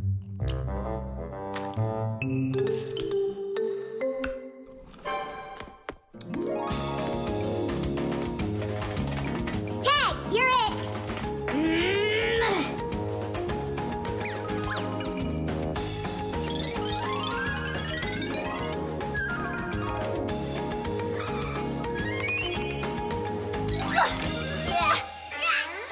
Haha, Tag, now you're it! Simka, I'm stuck! Help me! Just stay still. Oh, you're really stuck! Simka, we're not gonna leave me, right? We aren't. But I'm afraid, Nolik, you'll be stuck for a while. Thomas! Help me! What's going on? Look, this blob of white stuff grabbed onto Nolik and it won't let go of him. Oh, it's a piece of gum. It's my bubble gum. Oh, thanks a lot, Thomas. Now what's the plan to get me unstuck from here? Here's what we do. It's gotta be frozen. Once I sat on gum too, and my mom put my pants in the freezer. The gum froze up and it came right off. I don't want to go into the freezer. Don't worry, Nolik. I'll stay right here with you. Just hold on. It won't take long at all. Huh. Why do I need to hold on? The gum's already holding on to me. Simka, do you know why it's so cold in the freezer when outside it's warm? I'll explain it to you. A refrigerator has a pump that pushes a special liquid through a long tube. Inside the refrigerator, the liquid in the tube wants to turn into a gas. To do that, it takes the heat from everything inside, and that makes the refrigerator cool. Then the pump sucks in the gas and pushes it out as a hot liquid into the tubes on the back of the refrigerator. That lets all of the heat collected from the inside escape into the air outside. I wish I was somewhere warm. Hold on. I'll go get us some warm clothes to wear. I don't want to hold on. I want to go with you. Just hang in there. I'm hanging. Thomas! Open up!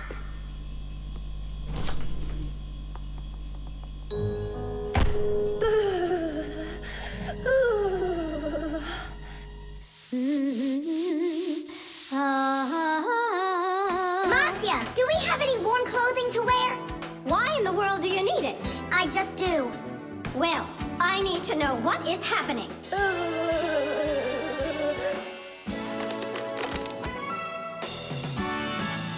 Hooray! Thomas! Simka! Open up the door! It looks like I'm gonna freeze up in here for good. A Fixie is constantly surrounded by all sorts of danger. Inside a dark freezer, a Fixie can lose his way and freeze to death. If he's not paying attention, he can drown inside of a washing machine or inside of a dishwasher. And a careless Fixie is always at risk of getting an electric shock. Or suppose there's a short circuit inside of an appliance that starts a fire. If this happens, you need to run away if you want to survive. And what about humans? Well, they don't even believe that we Fixies exist at all, so they can accidentally drop something on top of a Fixie, or step on one, or kick us across the room. So if we don't get out of the way in time, So what I'm saying, Fixies, you need to be careful out there and pay attention. So be smart and stay safe, fellow Fixies. I don't understand this at all. He was right here. Poor Nolik. I wonder where he went. Look at this! Footprints!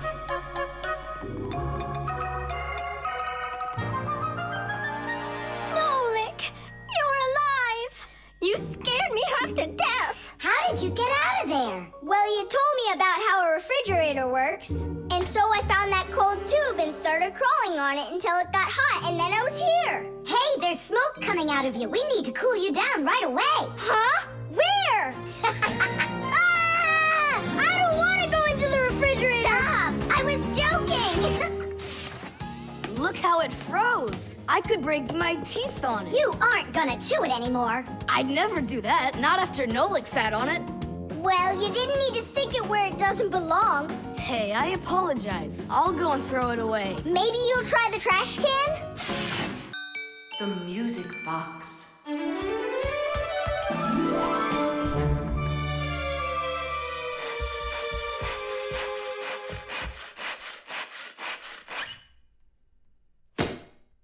And when the Pied Piper began to play his magical flute, the rats came out of their holes and followed him. And they never would be seen in Hamlin ever again.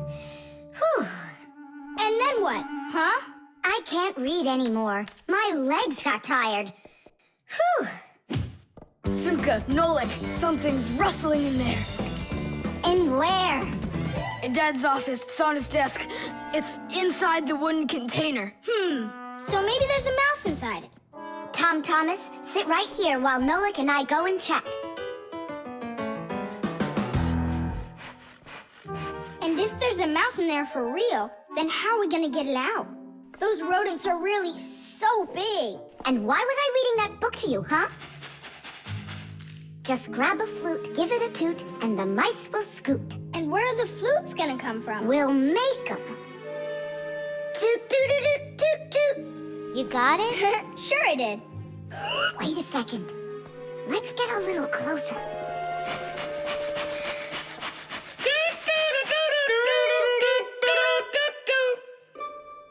See? It's just like I told you. No more mice in there. So let's toot a little more so they won't go back in. All right. So you're the ones messing around out here. Oh, Grandpoos, it's you here. All day I can't work on what I need to do. Right from the start, someone's opening up the top, and then you two tooting. It was Simka who came up with the tooting. Just because you're afraid of mice. Wow, what kind of machine is this? Well, what do you think? A coffee grinder? No. A hole puncher. Is it a foot scratcher? What? Well, a machine for scratching your feet. You're joking all the time, you. It's a music box, and it's just wonderful. Music boxes were invented more than 200 years ago. Inside, there is usually a cylinder with short pins sticking up from it. In front of the cylinder, there is a comb with metal teeth of different lengths. If you pluck one of the teeth, it will make a pleasant sound. A short tooth makes a higher sound, and a long one, lower. When the cylinder spins around, the pins pluck the different teeth, and music plays. Awesome! So what's broken in here? The spring slipped off. It has to be pushed back into the right place. Will you help?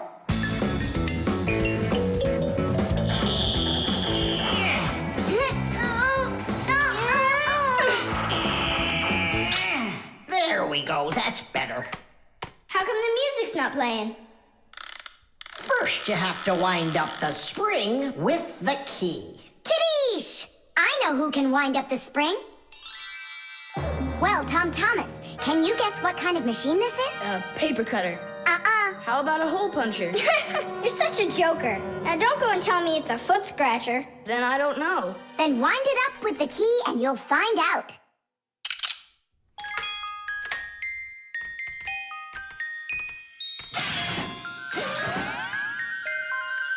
Do you want to know how the higher and lower sounds come out? Put a regular ruler over the edge of a table. Hold down one end of the ruler and pluck on the other. The shorter you make the end hanging off the table, the higher the sound will be. The teeth inside of a music box work the same way. And bells work the same way too. The smaller the bell, the higher it rings. The sound of a violin or a guitar depends on how thick the strings are.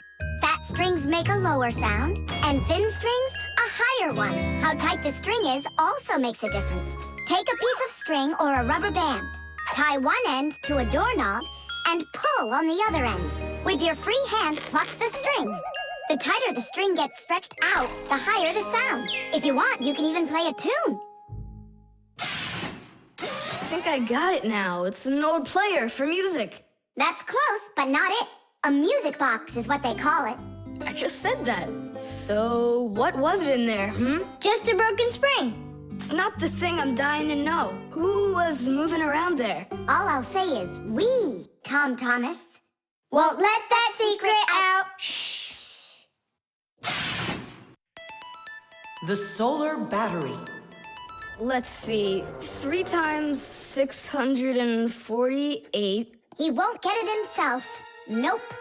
Well, I bet he will. Tom Thomas is so smart. Yeah, smart, but lazy. I'll bet you a flick in the head. Then get ready. Huh? Shh. We promise. We can't bother him during homework time. I really wish I didn't have to write this out. Why write everything on paper when you got a calculator? I knew he'd say that. Without a calculator, he can't get it. It seems like the batteries are dead. Did you see that? The calculator won't turn on, so he's gonna have to solve it by himself. What's the problem? Come on. Where are the batteries here? Simka and Nolik, just come out already. I can hear that you're here. Hi, Tom Thomas. Well, you can't figure out where the batteries need to go? I don't get what's so funny. Because there are no batteries inside of this thing. What do you mean, no? Then where does the calculator, get a... Where does it get electricity? Uh-huh. There's a solar battery in there. The sun turns it on? A long time ago, it was discovered by scientists that some materials produce electricity when light hits them. Sheets that are made out of these materials are called photoelectric cells. By connecting a few of these photoelectric cells together, you can build a solar battery. A solar battery in a calculator sits behind a small clear window. And when light hits the solar battery, it produces the electricity that powers the calculator. I don't see a little window anywhere on here. That's because you covered up the window with a sticker for some reason. The reason is that it looks great. Good job. It looks really great, but it can't work now. Well, farewell, sticker. I can't get it off. Then just leave it alone. Go ahead and solve the problems without the calculator. Then I'll be the one flicking you. Flicking who? Did you forget? We're the Fixies, and we have to fix everything. Simka, that's a sneaky plan. It's not sneaky at all. You better find something to tear off the sticker with. Okay, how about them?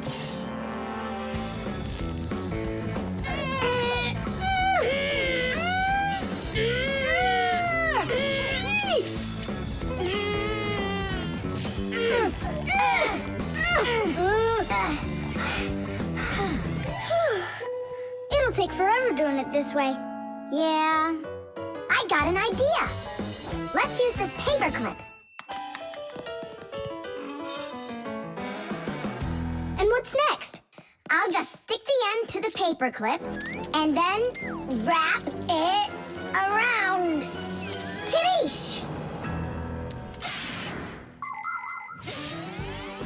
With the help of solar batteries, we can produce electricity without burning any oil or coal. Unfortunately, these batteries aren't very powerful. A calculator can get enough energy from a small little battery. But in order to power a whole city with solar energy, you need to have power plants with huge fields full of solar batteries. And of course, it's best to build these plants where the sun shines bright and long, like out in the desert. By the way, in outer space, the sun shines very brightly, and it's never blocked by clouds. That's why all of the vehicles and satellites in space use solar energy for power. including the International Space Station, where astronauts from different countries work together. Tom Thomas! What, you guys all done? Uh-huh. Now you can go solve your problems on the calculator. But I already solved them on paper before you peeled off the sticker. Hooray! I'm the winner! Ow! That's totally unfair. If it wasn't for the sticker, you would have lost. What's going on? Nothing. Never mind. That's nothing to you? Well done, Tom Thomas. You got them all right. Now it's working. Look, a picture of our Nolik. Where? Right there on the calculator. Oh, I got it. 0 means no, Nolik.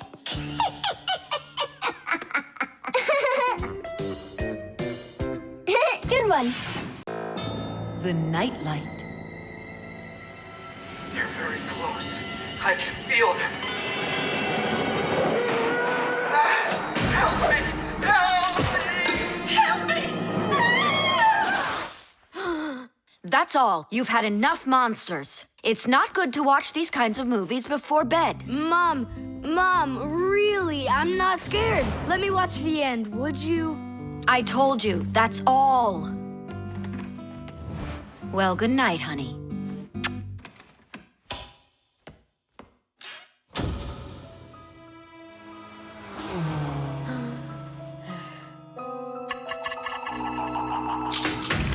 Ah! Who's there? Ah, they're very close. I feel them. Ah.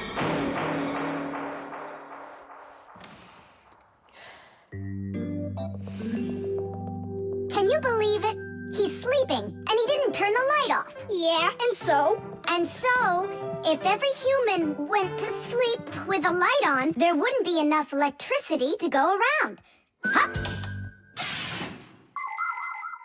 Everyone can probably remember walking into an empty room with the lights turned on, or finding a TV on that nobody's watching. One little light or TV might not seem like much, but just imagine how many people are living on this earth. Well, if everybody forgot to turn off the lights or TV when they weren't being used, the amount of wasted electricity would equal the amount of energy produced by 100 power plants. And each of these power plants needs freight cars of coal or rivers of oil to keep running. And all that fuel has to be extracted and burned constantly. Now do you see how expensive burning a light bulb is for the Earth? So don't forget to turn off electrical appliances when you're not using them. It's so easy.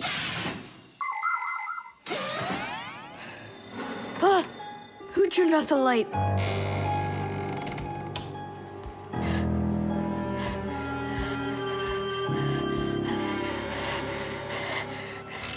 Ah.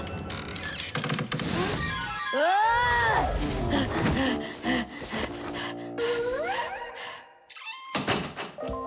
They're very close. I feel them. I feel them. I feel them. Look, what's up with him? I think he's playing sleep hockey. Looks like his position is left out. Ha ha. Anyway, he should get a penalty for wasting electricity. Monsters! Hey, what do you think we are, hockey pucks? Nolik, Simka, forgive me. Who did you think we were? Monsters. Well, I see how you could mistake Simka for one, but obviously not me. Tom Thomas, what are you doing? Why are you sleeping with the light on? I was so dumb. I watched this monster movie on TV before bed. Now I'm scared to sleep without the light on. And that dumb old monster flick, why were you watching it? I felt like getting scared. Ah! You're great at getting scared. Keep quiet, or we'll wake up your mom and dad. How am I gonna fall asleep now? Here's a good idea. You can use a nightlight. A nightlight is a little light that humans who don't like to sleep in the dark use in their rooms. The nightlight has a dim glow. That's because it works with a special kind of light bulb that uses very little electricity. These kinds of light bulbs are called Energy efficient. That's hard to say. And you can find night lights that use such low energy bulbs that they can work off of a battery. But you know there isn't a nightlight here. How would you get by without us? Tonight, I'm here to help you. I'm gonna be your night light. Look, right there. There's our lampshade.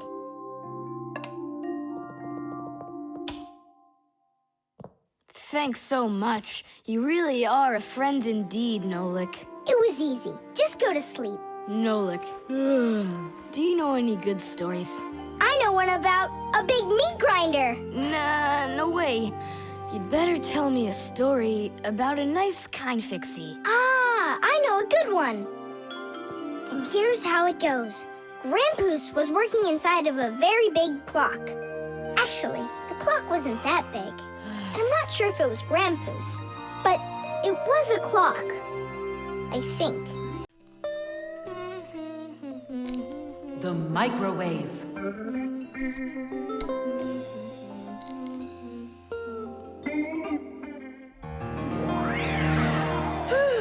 Okay, children, for today's lesson, we're going to learn about the microwave oven. It's a very special appliance that people use to heat all sorts of different foods up. Oh, wow. Is there any chance that we could get heated up here? You'll find out about that too, if you'll pay attention, of course. Whoa! Got it? Now listen carefully. I'm listening. Of course, young Fixies go to school just like human kids, but their parents teach them a lot of important lessons too. Fixie parents take their kids on tours of all sorts of different devices and teach them what Fixies can do to keep them working properly. They like to show them how the computers or televisions or gaming systems work, or any one of the many appliances they take care of inside of the kitchen, like the stove. Every once in a while, a new device appears in the house, something that the Fixies have never dealt with before. To learn how this new thing works, the Fixies gather together and read the instructions that the humans keep printing up, but almost never seem to take the time to read for themselves. And so now it's time to look at the magnetron. That's what emits the microwaves. Oh, and so the food absorbs the microwaves, and that's what heats it up. That's right. And now, look carefully to your left. Hooray! Freedom! Oh, Tom Thomas. What do you say? Want to watch cartoons? I can't. I need to do my homework. Then just do it quickly. For some reason, whenever I start doing homework, I always get hungry for some food. Then just eat faster. No. The faster I eat, the sooner I'll have to start doing my homework. It already got cold. I need to go warm it up. 1 minute should be enough. These aren't just ordinary wires. These are for...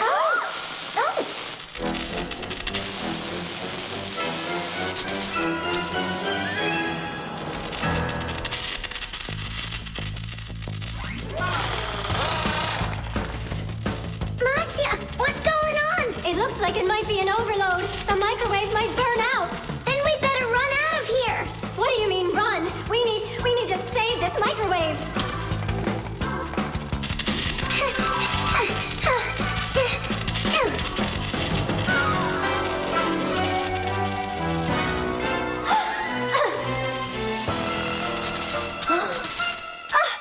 Simka and Marcia are inside. Simka, I need your help.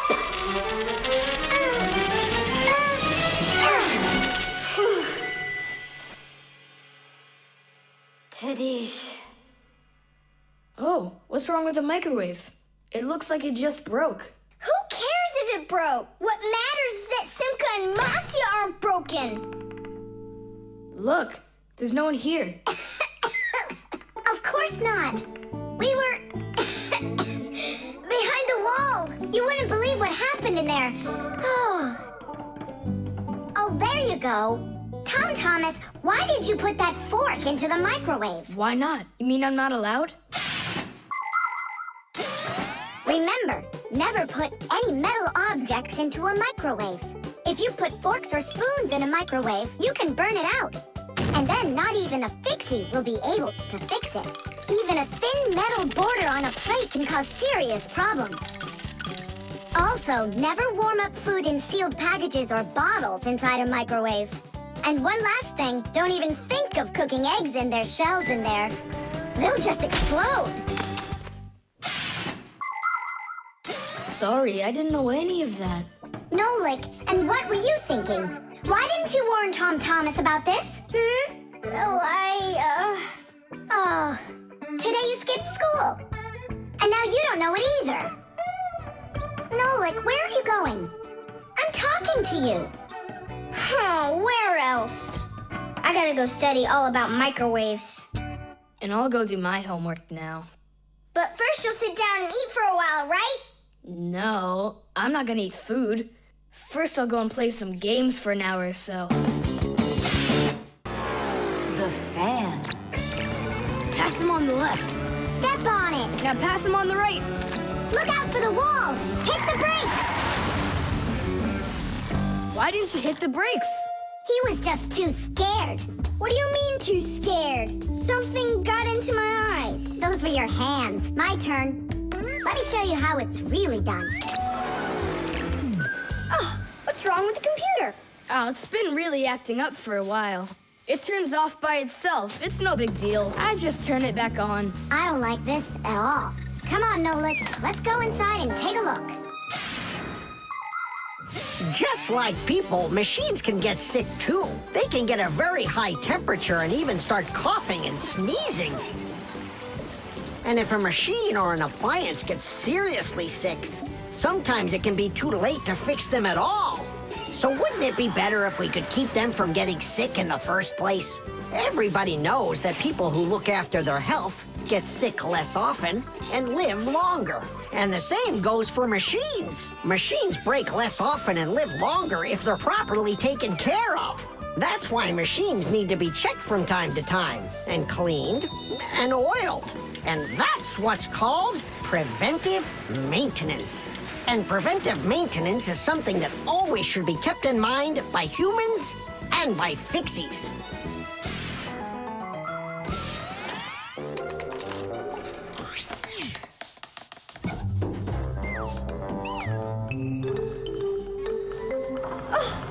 What is that? What is what? Can you hear that? What are all those sounds?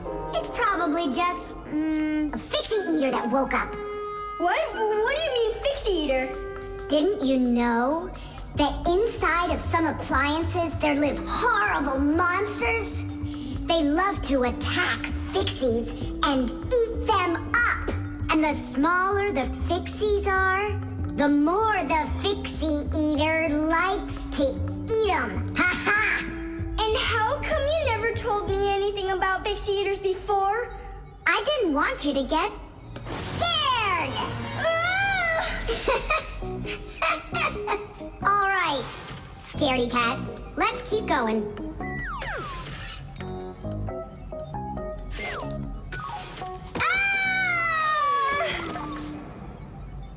Simka, where are you?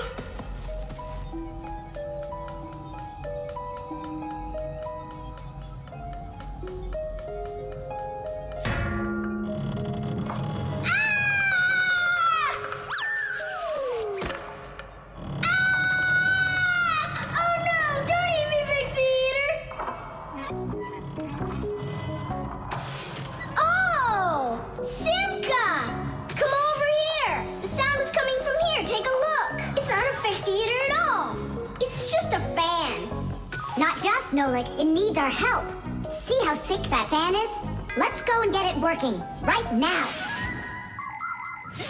A computer can only run when all of its parts are working. And even though a fan looks like nothing more than a simple little engine with a propeller, the computer couldn't work without it. It has the very important job of keeping all of those other parts cool when they start heating up. It cools down the inside of a computer by blowing a stream of air. But if the fan gets dirty and starts working poorly, the computer might get overheated and turn off. Or it can simply break. You have to turn off your computer. How come? I'll tell you later.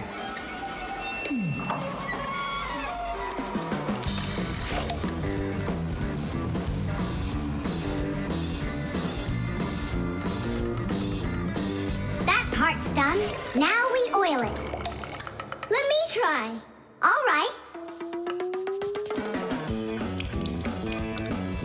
It's oiled up.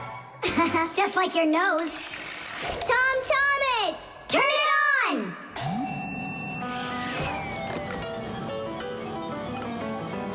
Tidish! And then suddenly, I hear this terrible roar of a Fixie eater. But I wasn't scared one little bit. And I just ran right into the battle. And Simka? Oh, she was hiding somewhere. You know, she's a girl and they're all cowards. So I had to fight the monster all by myself. Ah! Oh, I guess that was an example of how girls hide like cowards when they're too scared. Well, yeah.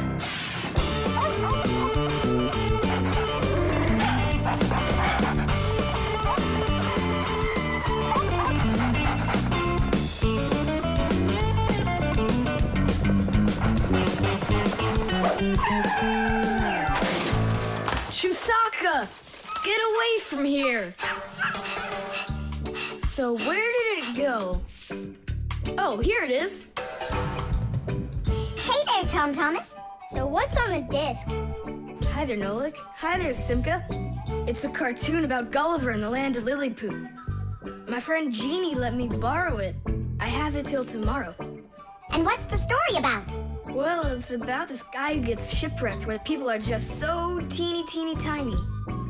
Fixies, you mean? No, not Fixies. Lilliputians. Lilliputians? Uh-huh. Know what, Simka?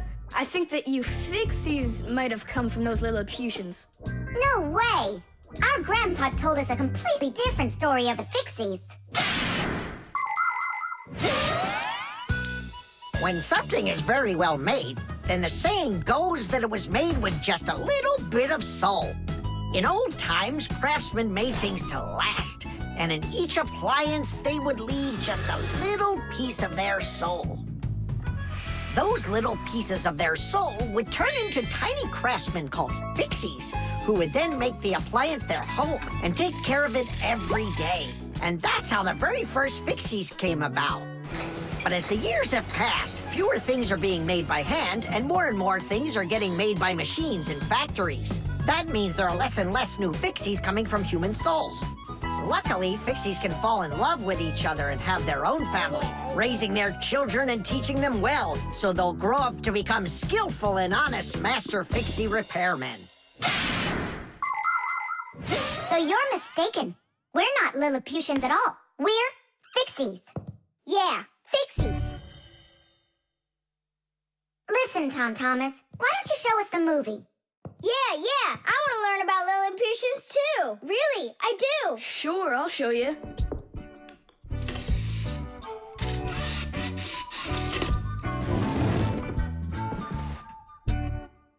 Oh no, what's going on? I broke it. I can't give her back a disc that's messed up. Don't panic. We'll take a look at it. Come lay it down over here.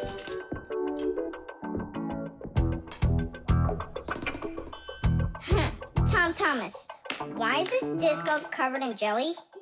Because I was touching it with my fingers. I mean, what else? It's obvious you don't know how a disc works at all.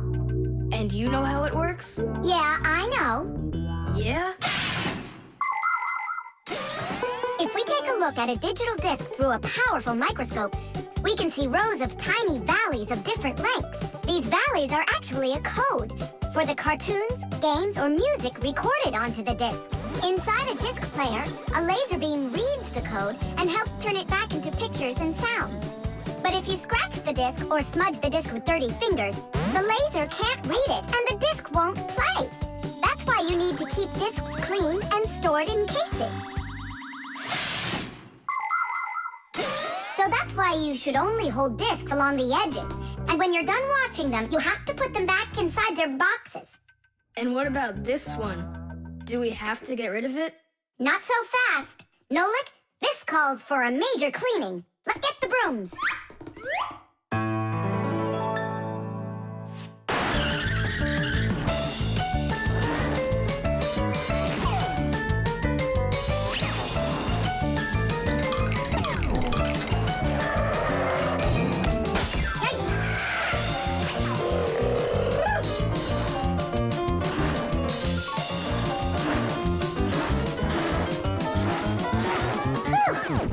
Okay, Tom Thomas, check the disc.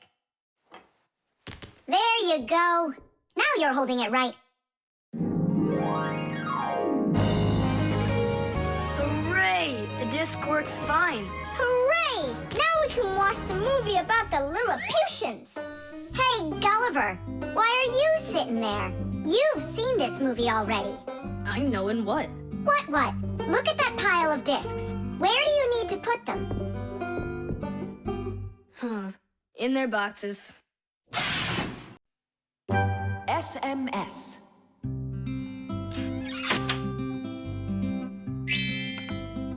Hey! All clear. Oh, take a look. A mobile phone. You think they bought Tom Thomas a new one? Oh, wow. Nolik, stop. Awesome. Turn around. Oh! Tom Thomas, help us, please. We're trying to save your telephone. That's not mine. Oh! Katya left it behind. Katya! Katya! She's gone. It's too late. Oh, an SMS just came in. You won't read it, will you? Of course not. But what if it's something important? Tom Thomas, don't you even dare go and read her letters. Uh-huh, pretty interesting. Looky, there's just a ton of these messages. Now, Nolik, you go and distract him from the telephone. Uh-huh.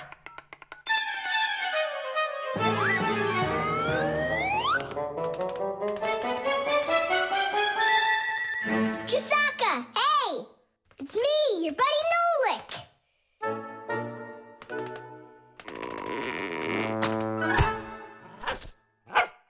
Hey there.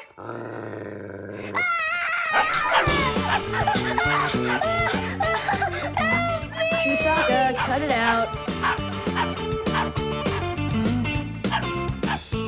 Stop it. That's enough with the barking. Out of this room. Right now.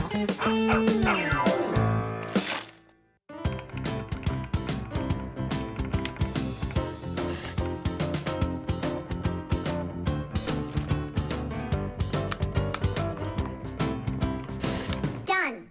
Well, power's off now. Huh. What's up? It stopped working all of a sudden. Oh, it looks like you've broken it. What? No way. You did too. Well, Tom Thomas, now you'll have to give Katya her phone back like this. I just don't get it. It happened because you were reading someone else's mail. It was just an SMS. An SMS is no different from a letter. It's only shorter. People send SMSs through their mobile phones. And that's why looking inside someone else's phone and reading their SMSs is just as rude as reading someone else's mail. And that's why when we Fixies work inside of a phone, we always put our headphones on when a call comes in, so we won't overhear people's private conversations by accident. It's just the polite thing to do.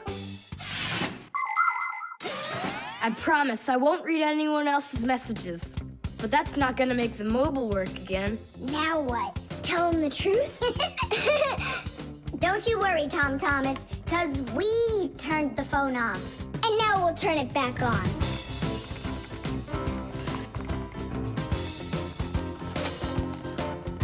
See that? The contact's barely attached. We just need to write a note to the Fixies who work over at Katya's. I'm sure they'll fix it. There are Fixies living in every home, and the work they have to do can seem endless. The TV starts acting up, then the doorbell breaks, the washing machine stops running, and then the phone won't ring. And besides all of that, there is cleaning and there's oiling. Like the appliances in the kitchen or kids' toys and all those other things. Modern houses are literally stuffed with all sorts of devices. And that is why the Fixies keep working day in and day out. Unfortunately, this can make Fixies get carried away by their jobs. And they can forget about their Fixie relatives and close friends that live in the neighboring houses and apartments. And that's not right. Just like humans, Fixies have to remember to go and visit each other more often and write each other letters, or at least send their regards. That's all. It's working again. You're the best. Now I can give a call to Katya and tell her she left her phone over here. Thomas! Is that you calling? Yeah? And to who? Katya? And her phone is where?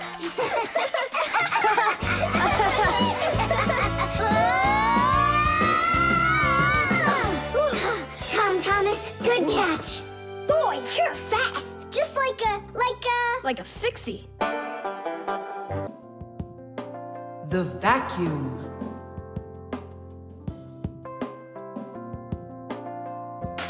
What's the point of cleaning up toys? You're just gonna go take them out again later. You said it.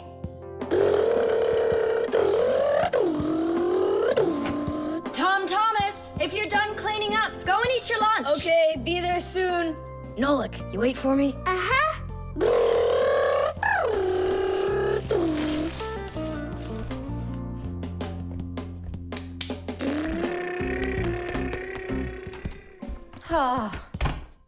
He calls this cleaning up.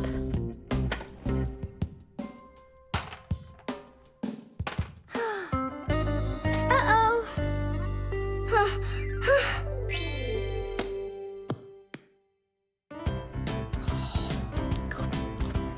As we say, bon appetit.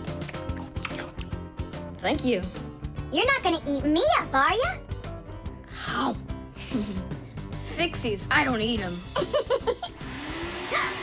Well, this is my mom. She started vacuuming.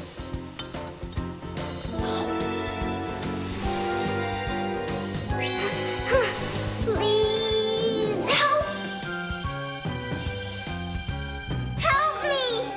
Help! Help! Please! It really is weird. How's it possible a vacuum cleaner can take all that dust in, and none of it gets back out? Oh, come on. It's simple. They taught us about it way back in 3rd grade of Fixie school. You can think of a vacuum cleaner as nothing more than a fan with a net. The fan spins backwards, so it sucks in air with dust and dirt. If you put a net in front of the fan, the net will catch everything that is in the air and let the air pass through. Then all you need to do is add a pipe and you've got yourself a vacuum cleaner. But instead of a net, vacuum cleaners use special bags to collect the dust and dirt. It's as simple as that. Oh, whoa, Simka. Nolik, could he get sucked into the vacuum? Oh, no! Did he stay back there? Thomas, what's the matter? Mom, I can finish vacuuming you. I mean for you. All right, I'll go clean the dishes. Nolik! Nolik! Nolik! Nolik! Nolik! We better go and get help right away. Masya! Nolik got sucked up inside the vacuum. It's impossible. He can't fit in here. No, not in this vacuum. Into the big one, the human. It's just terrible. Nolik, my Nolik, he could suffocate in there. Come on, quickly. Yuck! This dust is just awful. And it's awfully bad for you, too. Dust is a tiny enemy. It's so small and unnoticeable. But if dust gets inside machines and appliances, it's a disaster just waiting to happen. It can keep gears from turning properly. Dust can make appliances overheat. And if dust gets onto electric contacts, it can create a short circuit that can even cause a fire. That's why we Fixies have to constantly clean the insides of appliances from dust, even though a lot of us are allergic to it. Choo! If only people would just dust a little more often than they do right now. Choo! At least people could dust more on the outside. That would make our work so much easier, and their equipment would break a whole lot less often.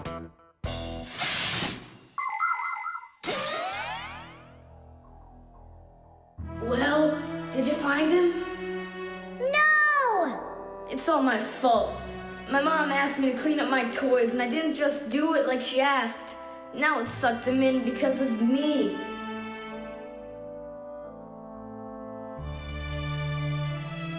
Nolik!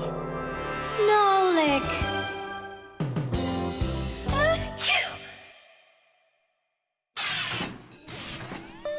So what do you say, Tom Thomas? What? I already apologized, and I already promised to clean up my toys. And why are you sneezing? To keep you company, so you'd feel a little better. The lever.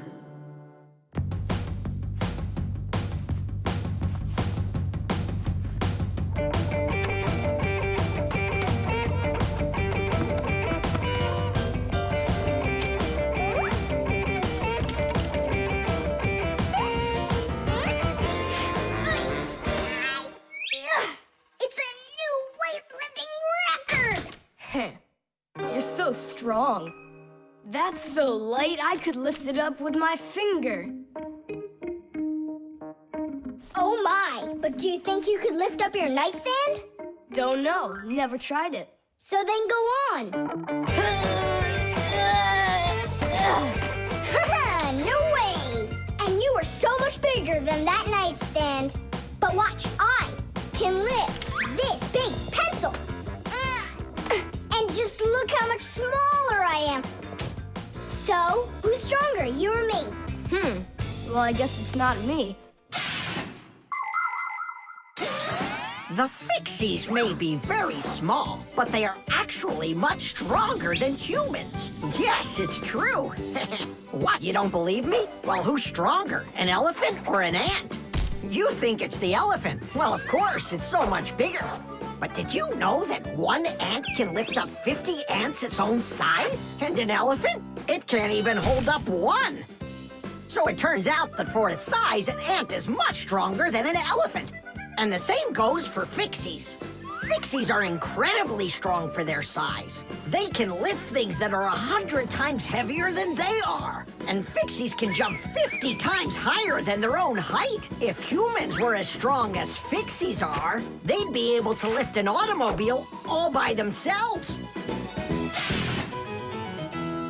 Yeah, Tom Thomas. It's time you built up your strength. Well, how? Start lifting dumbbells. Or if you want to, you can use my barbell. No thanks. I'll use the dumbbells my dad has.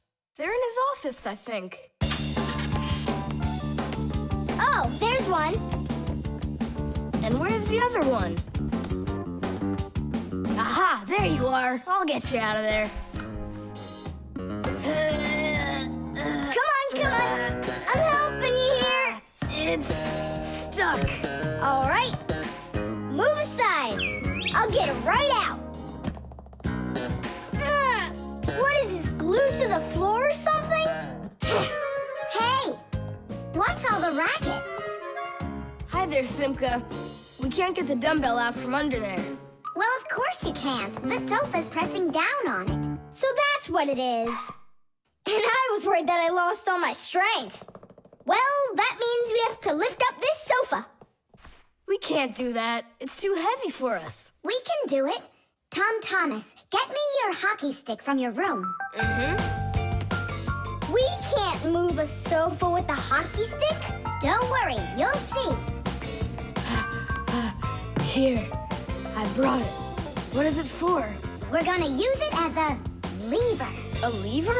Well, yeah. A lever works the same way that a seesaw does, with a board resting on top of a piece called the fulcrum. But with a lever, one side is longer than the other, and that's the secret to its power. With a lever's help, it's possible to lift any weight. All you need to do is get the short arm of the lever under the load and push down on the long arm. And the longer the arm, the more weight you can lift. And that's how a lever makes people stronger. Well, can we find a fulcrum in here? Maybe this dumbbell. Can that be our fulcrum? Great idea! Now you're thinking the right way. You ready to go? Let's go! Lean on it, Tom Thomas.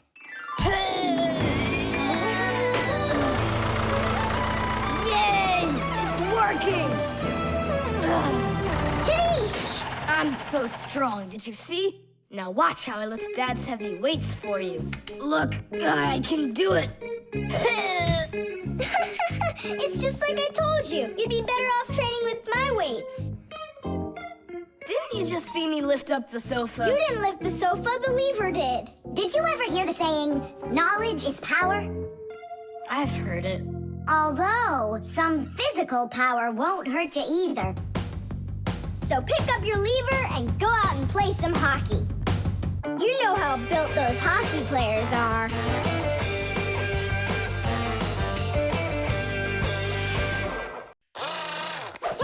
The ship in a bottle. Simka, Nolik, here, take a look at this. Oh, wow! Awesome! Where did you get this from? From one of the shelves in Dad's office. He's got lots of cool stuff in there. That's cool. I'll be the captain. This is like a totally real sailing ship with masts, cordage, and everything. And how can it all get in there through such a little hole? A ship in a bottle is a real miracle. Do you want me to tell you the secret of how it gets inside? It's like so. All of the ship's masts are collapsible. Before the boat is put into the bottle, the masts are folded down and pressed against the ship's body, so it's small enough to fit through the bottle's neck. And once the ship is inside the bottle, the masts and sails are opened back up by pulling on a thread. Hands on deck! There's a giant octopus starboard! I'm an octopus, huh? Oh, look out! Brave sailors like us, we're not afraid of storms. Tom Thomas, be careful! Hurry! Oh, Did it break? no, it's all Tadish. It's not close to Tadish. Take a look how this mast broke. Whoa! What have I done? Don't worry, we can fix it. Get some glue, okay?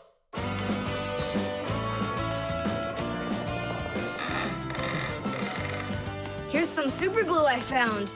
This is the kind that'll keep things stuck forever. Nolik, come and help! Achoo! Phew! This stuff is so stinky. Danish! Ooh, that's better. Thank you, guys. We sailors, never let a friend down. Nolik, you gotta get out! You'll get sick from that stinky air. I can't get loose. I got stuck. Hello there, Tom Thomas. What are you doing with the ship from my collection in here? I just wanted to give it some air. Tom Thomas, you know that taking things out of my office is just not allowed.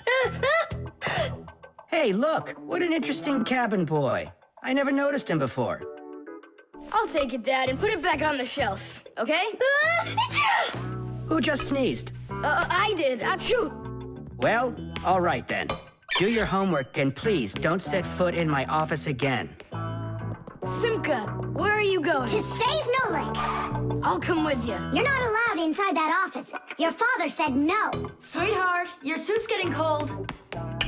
I'm coming. Nolik, Where are ya? Simka, why is everything turning? Because you inhaled the fumes from that stinky glue. Ah, phew. Everybody knows how strong the smell of paints, cleaning fluids, and glues can be. But the nasty smell is not where the real danger lies. Breathing in the fumes from paint or glue can give you a terrible headache. Or even worse, it can make you faint. That's why when the Fixies need to paint or glue something, they're supposed to put on a safety mask called a respirator. And humans need to remember to wear masks just like Fixies when they're working with fumes. And never forget that the fumes from glue and paint can be flammable. It only takes one spark and kaboom! There can be an explosion.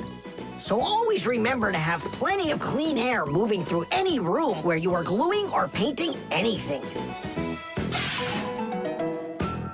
Simka, hurry up. Ugh. Hang in there, Nolik.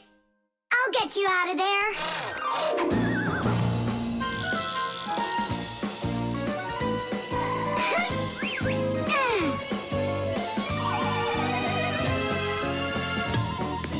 Nolik.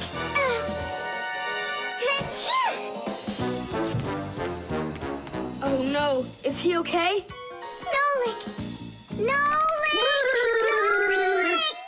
Oh, you're alive. Turning starboard. Turning port.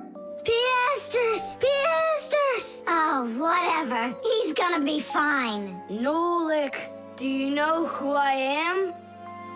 A giant octopus? Paper. Hey, Tom Thomas! You're watering plants? Not only, I'm writing an essay for school. I don't get it.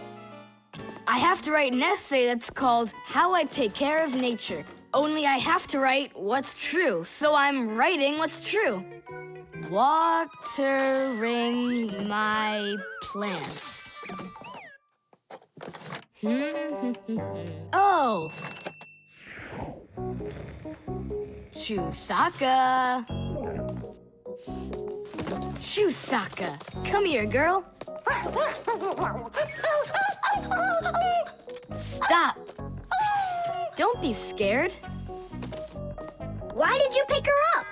I want to pet her a little so I can write about how well I take care of animals. Tom Thomas, I want to take care of nature too. That sounds good. And what should we be doing? We could try saving air by not breathing as often. Awesome idea! Way to go! Saving air. Let's go for it. And ready?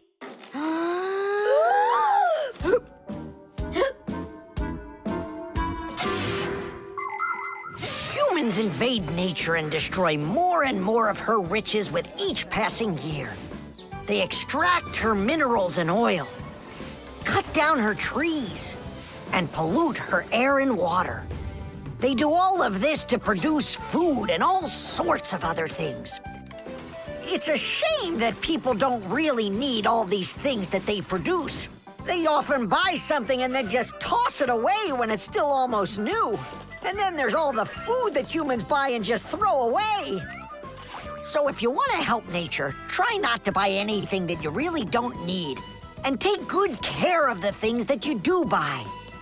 And you can be sure that we Fixies will do everything we can to make your things last as long as possible.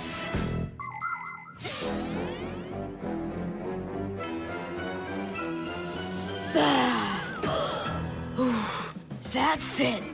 Now we can write it. Uh-huh, write this.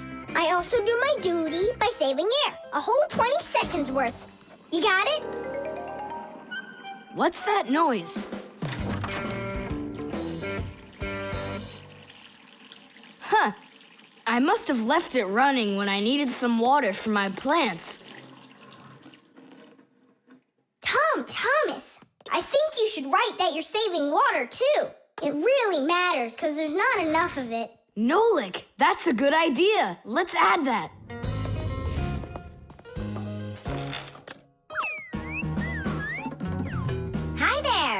What are you guys up to? We're writing about how Tom Thomas protects nature. It's a homework assignment for school. Uh-huh. I've already written how I'm watering the plants, I'm good to living creatures, how I'm saving air and water, and how I'm conserving carrots, too. I never want to eat them, especially in soup. Not eating your vegetables? No way. Doesn't count. You sure of that? Mm-hmm.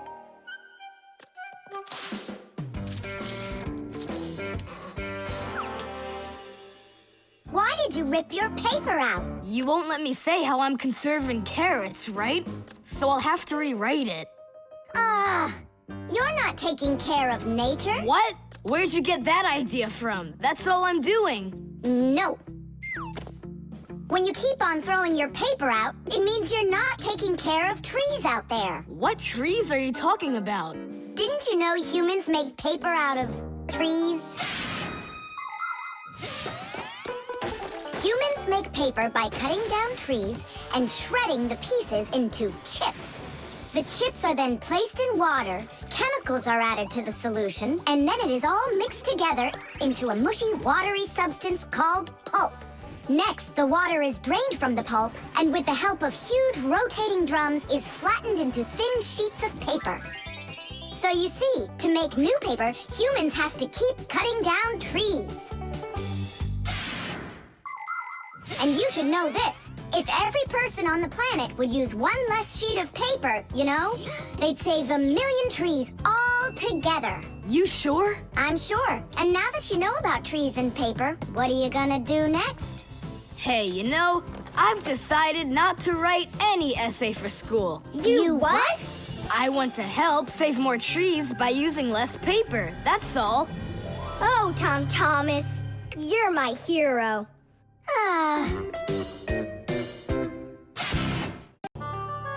The magnifying glass. Case number 1. Let's begin. Well, well, I see evidence of the criminal. The criminal's fingerprints, to be exact. He won't get away with it.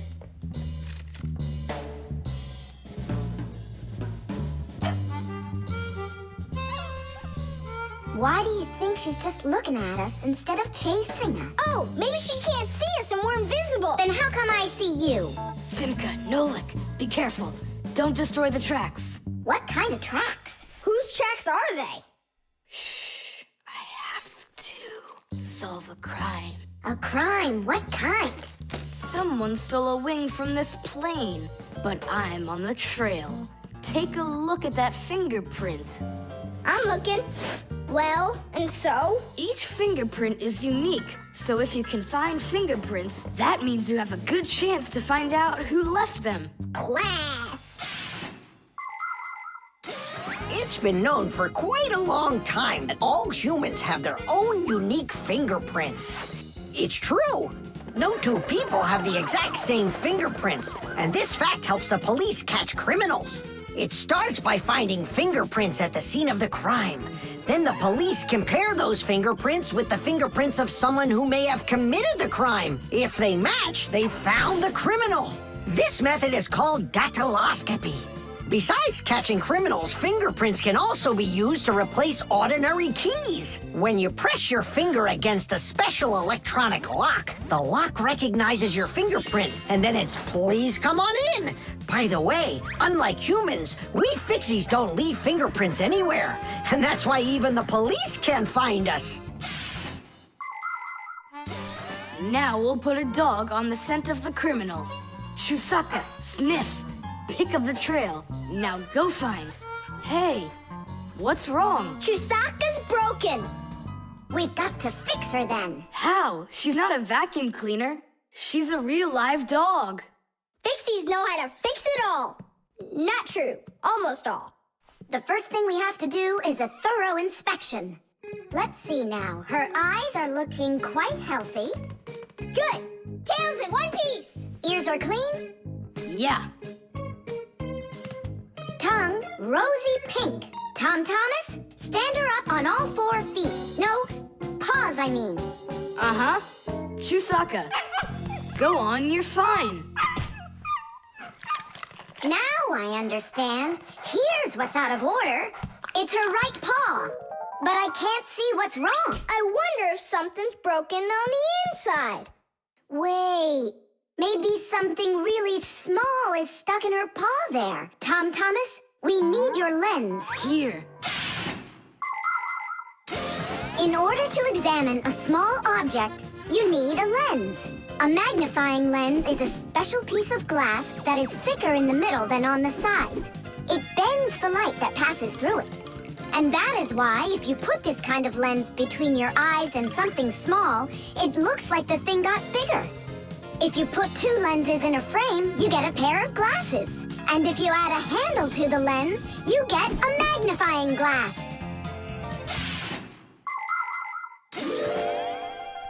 There it is, a splinter.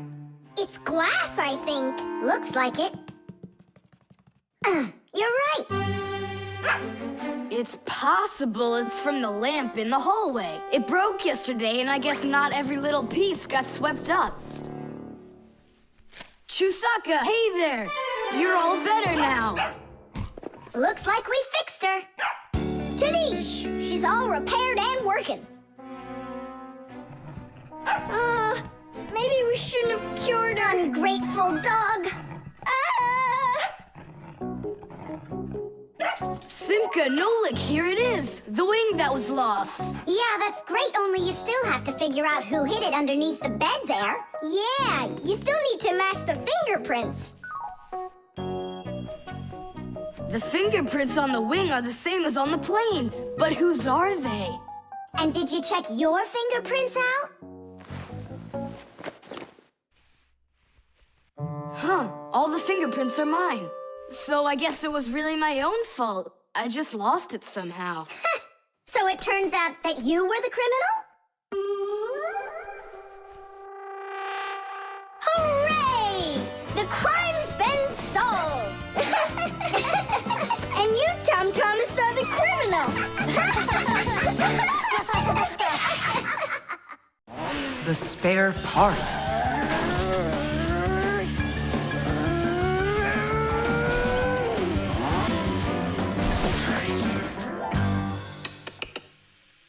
Hey, what's going on? It was just working. Hi there, Tom Thomas. Simka and Nolik. Look, I've got a Sorry, problem. no time to play. We're busy. Busy? With what? We got put in charge here for the day. We even get to use one of the pack-a-mats. Papoose and Marcia went out to visit our Fixie friends. Papoose used to be with them at the Space Center years ago. Ever since he was a boy, Papoose dreamed of going into space. And why not? Fixies work on rockets, too. He even got a job at the Astronaut Training Center. He was put in charge of the centrifuge, and he made sure it worked perfectly. The centrifuge is a sort of very fast carousel for training astronauts. And Papoose trained inside of it, too. Unfortunately, Papoose never knew the rocket was scheduled to fly on his day off. And when he found out, it was too late, and the rocket blasted off without him. Since then, Papoose hates his days off. But he still longs to fix something like that centrifuge. You know, something turning around like a washing machine. Too bad for Papoose that the one in his house seems to keep working perfectly fine. So that means today you fix everything? Uh-huh. Well then, it's your lucky day, because my car just broke down. Hooray! We've got work to do. Nolik, let's go!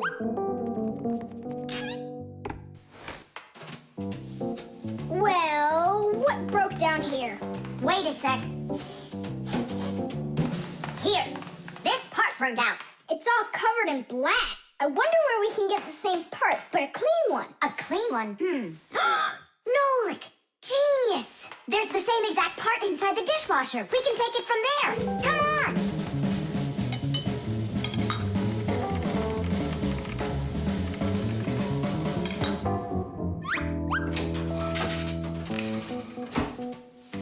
Do you have any idea how all these parts are connected to one another? With this thing right under you.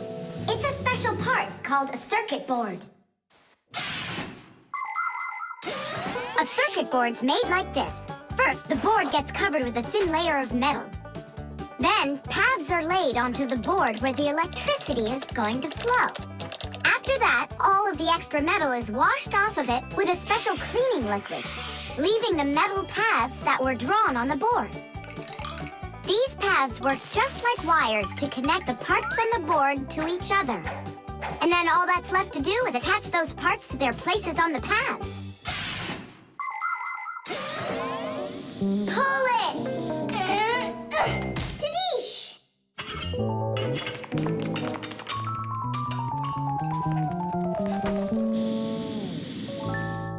Tom Thomas, Tadish! Hooray! It works again. Tom Thomas, I'm about to start the dishwasher. Are there any dirty dishes in your room? Nah. Slow down! Slow what down? Slow down your mom. We took the new part out of the dishwasher, see? Mom, wait! Don't start it! You need to put in this one, dirty cup. Nolik, follow me. Inside the TV's the same part.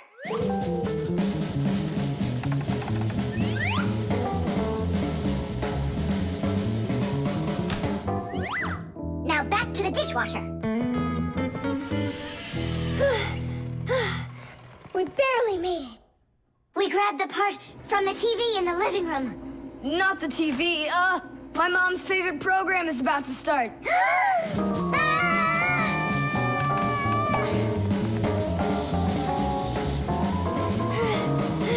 The television is working now. And where'd you get the part for it? From your dad's computer in his office. Hi, everybody. I'm home. Hi, hon. Are you ready for dinner? In a bit. I've got to finish a little work on the computer. Simka, hurry! Where else can we find that part? Stop. That's enough running. Here, take it back from the car. And then we put the part back into the computer and it started working again. Oh, that was really silly. Remember, you little experts, never repair any device at the cost of another one. I understand now. And I understand. If you were smart, you could have taken the part out of the old radio in the closet. Papus, but you know the radio wouldn't work then. That old thing hasn't been working for years. Marcia and I have pulled out half those parts already. The lie detector. Simka! Shh, quiet. I'm on a stakeout here. Who are you staking out? Tom Thomas. We've got a bet that he won't be able to survive 3 days without any TV. Really? Can I be on the stakeout with you? Shh. Simka! Ha!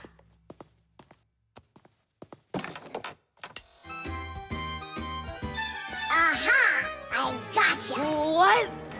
Who? You lost the bet, Tom Thomas. Just tell me you didn't. I didn't. Why didn't you? It's because I'm not Tom Thomas. What? I'm Tom's brother. That's totally not true. We know Tom Thomas doesn't have a brother. I meant his first cousin. Then how come you two look so much alike? It's 'cause our mothers are twins. So what should we call you? Who, me? John Johnson. And who are you, by the way? As if you don't know who we are. This room is beautiful. Sure is bigger than mine. I don't believe you. You're telling a lie. And what is your proof? Maybe he's not lying. There's a way to check it. How? Yeah, how? With a lie detector. You'll see. A lie detector is a device that is used to help figure out if someone is telling the truth or if they are lying. You see, when someone is lying, they always get a little bit nervous. Even though we might not see it, we know that a liar's heart beats a little faster, his breathing changes, and he sweats. A lie detector can pick up on all of these little things. And that's how a lie detector can be used to help find the truth. But you don't have a lie detector. But we know how a lie detector works, don't we? Or are you scared, Tom Thomas?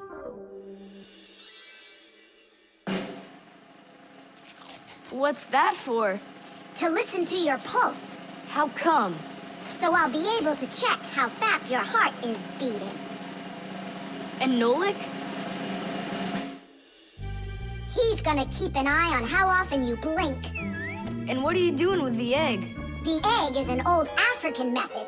If you're not telling the truth, your hand will automatically squeeze the egg. And so, the egg will crack. Well, my egg won't crack. We'll see about that. Humans have tried to come up with all sorts of ways to find out the truth. For instance, in ancient China, they would put some dry rice in a person's mouth when they told him the crime they believed he committed. Then they'd check the rice. If the rice stayed dry, they believed he had committed the crime. In ancient India, a person had to bang on a gong while answering a judge's questions. If he started banging the gong louder, then it was believed that he was trying to hide the truth. And in Europe, if one knight accused another of lying, then they would just take part in a duel. Whoever won that one was said to be on the side of truth.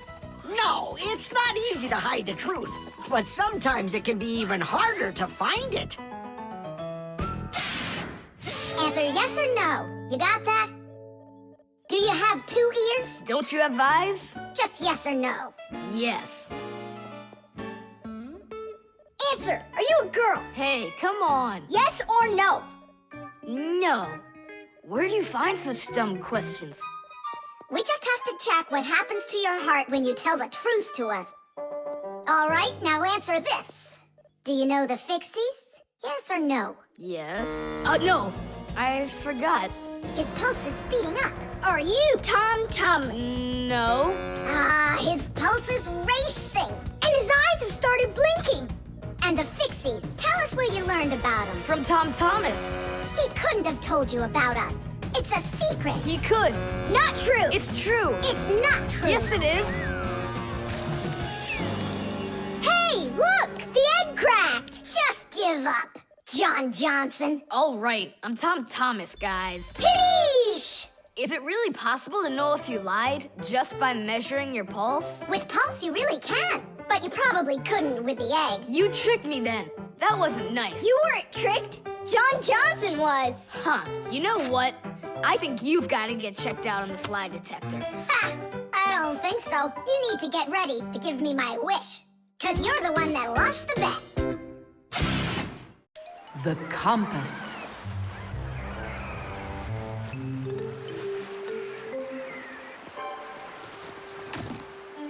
Pipe ball, hands on the deck. Aye, aye, mateys. Shiver me timbers. Simka and Nolik, what you doing here? We're not Simka and Nolik. We're courageous pirates. Yeah, pirates. And today we leave home for the sea. Are you with us? Yes, I am. Hooray! You mean no? No hooray? Oh, yeah. You can't join us without a test. Go and find a special thing. Something no sailor should ever sail the sea without. I can do it, but how? With a map. And it's over there. I've never seen a map that's this puny. What are you talking about, puny? That took us a half hour to make. From where you're standing now. Uh-huh. From here, you mean? Guessed it right. First, head to the north until you will find... Hold on. But where's the north? It's where the North Pole. Ice and polar bears are. But how do I know which direction the North Pole is? By compass, of course. A compass is a special tool that helps sailors and pilots know in which direction they're traveling, whether in the air or on the sea.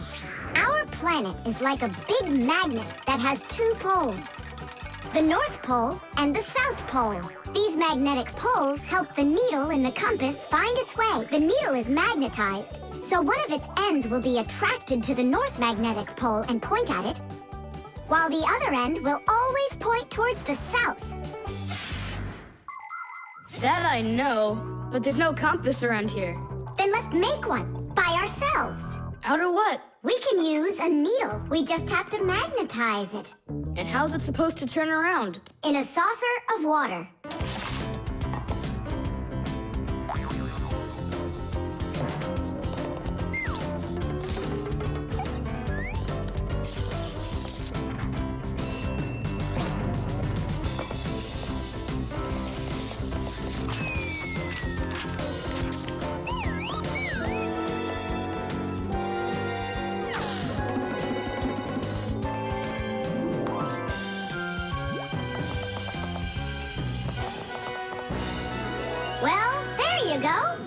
Now one end is pointing in the direction of north and the other to the south. But which points where? Well, there's the window. So that can't be the right way. The north is there. I'm really liking this sharp little fella we've got here. You calling me a little fella? No, it's just the way us pirates talk. All right then, north we go. First head to the north until you see a sleeping monster. Mateys ahoy! Monster on the horizon! Let him do it himself. Now turn to the left and go 300 paces more. 300? Exactly. I counted on myself. Uh-huh. Okay, then that means I'll go 1, 2, 3. Now straight ahead until you get right up to the giant tree. You call that a tree? Wow, amazing! I can't believe my eyes. It's a real ship compass. It's also called a marine compass. The first compass was invented more than 1,000 years ago in ancient China. With its help, the Chinese were able to travel across the desert. And about 200 years later, the compass appeared in Europe. Whether the Europeans came up with the idea for the compass themselves or took it from the Chinese isn't clear. But one thing's for sure, we Fixies remember how those early compasses were built. The first compasses were made with a magnetized needle on top of a floater inside a bowl of water. Later, the needle was put on top of a pin that let it spin freely, and it started to look like the ones we use today. Since the needle of a compass always points to the north, a sailor can easily figure out which direction he needs to turn his ship. If he wants to go north, he follows the needle north. If he wants to go south, he goes in the opposite direction. Your dad brought it home with him late last night from his work. You were asleep. Hold on. I want to check something. What's up?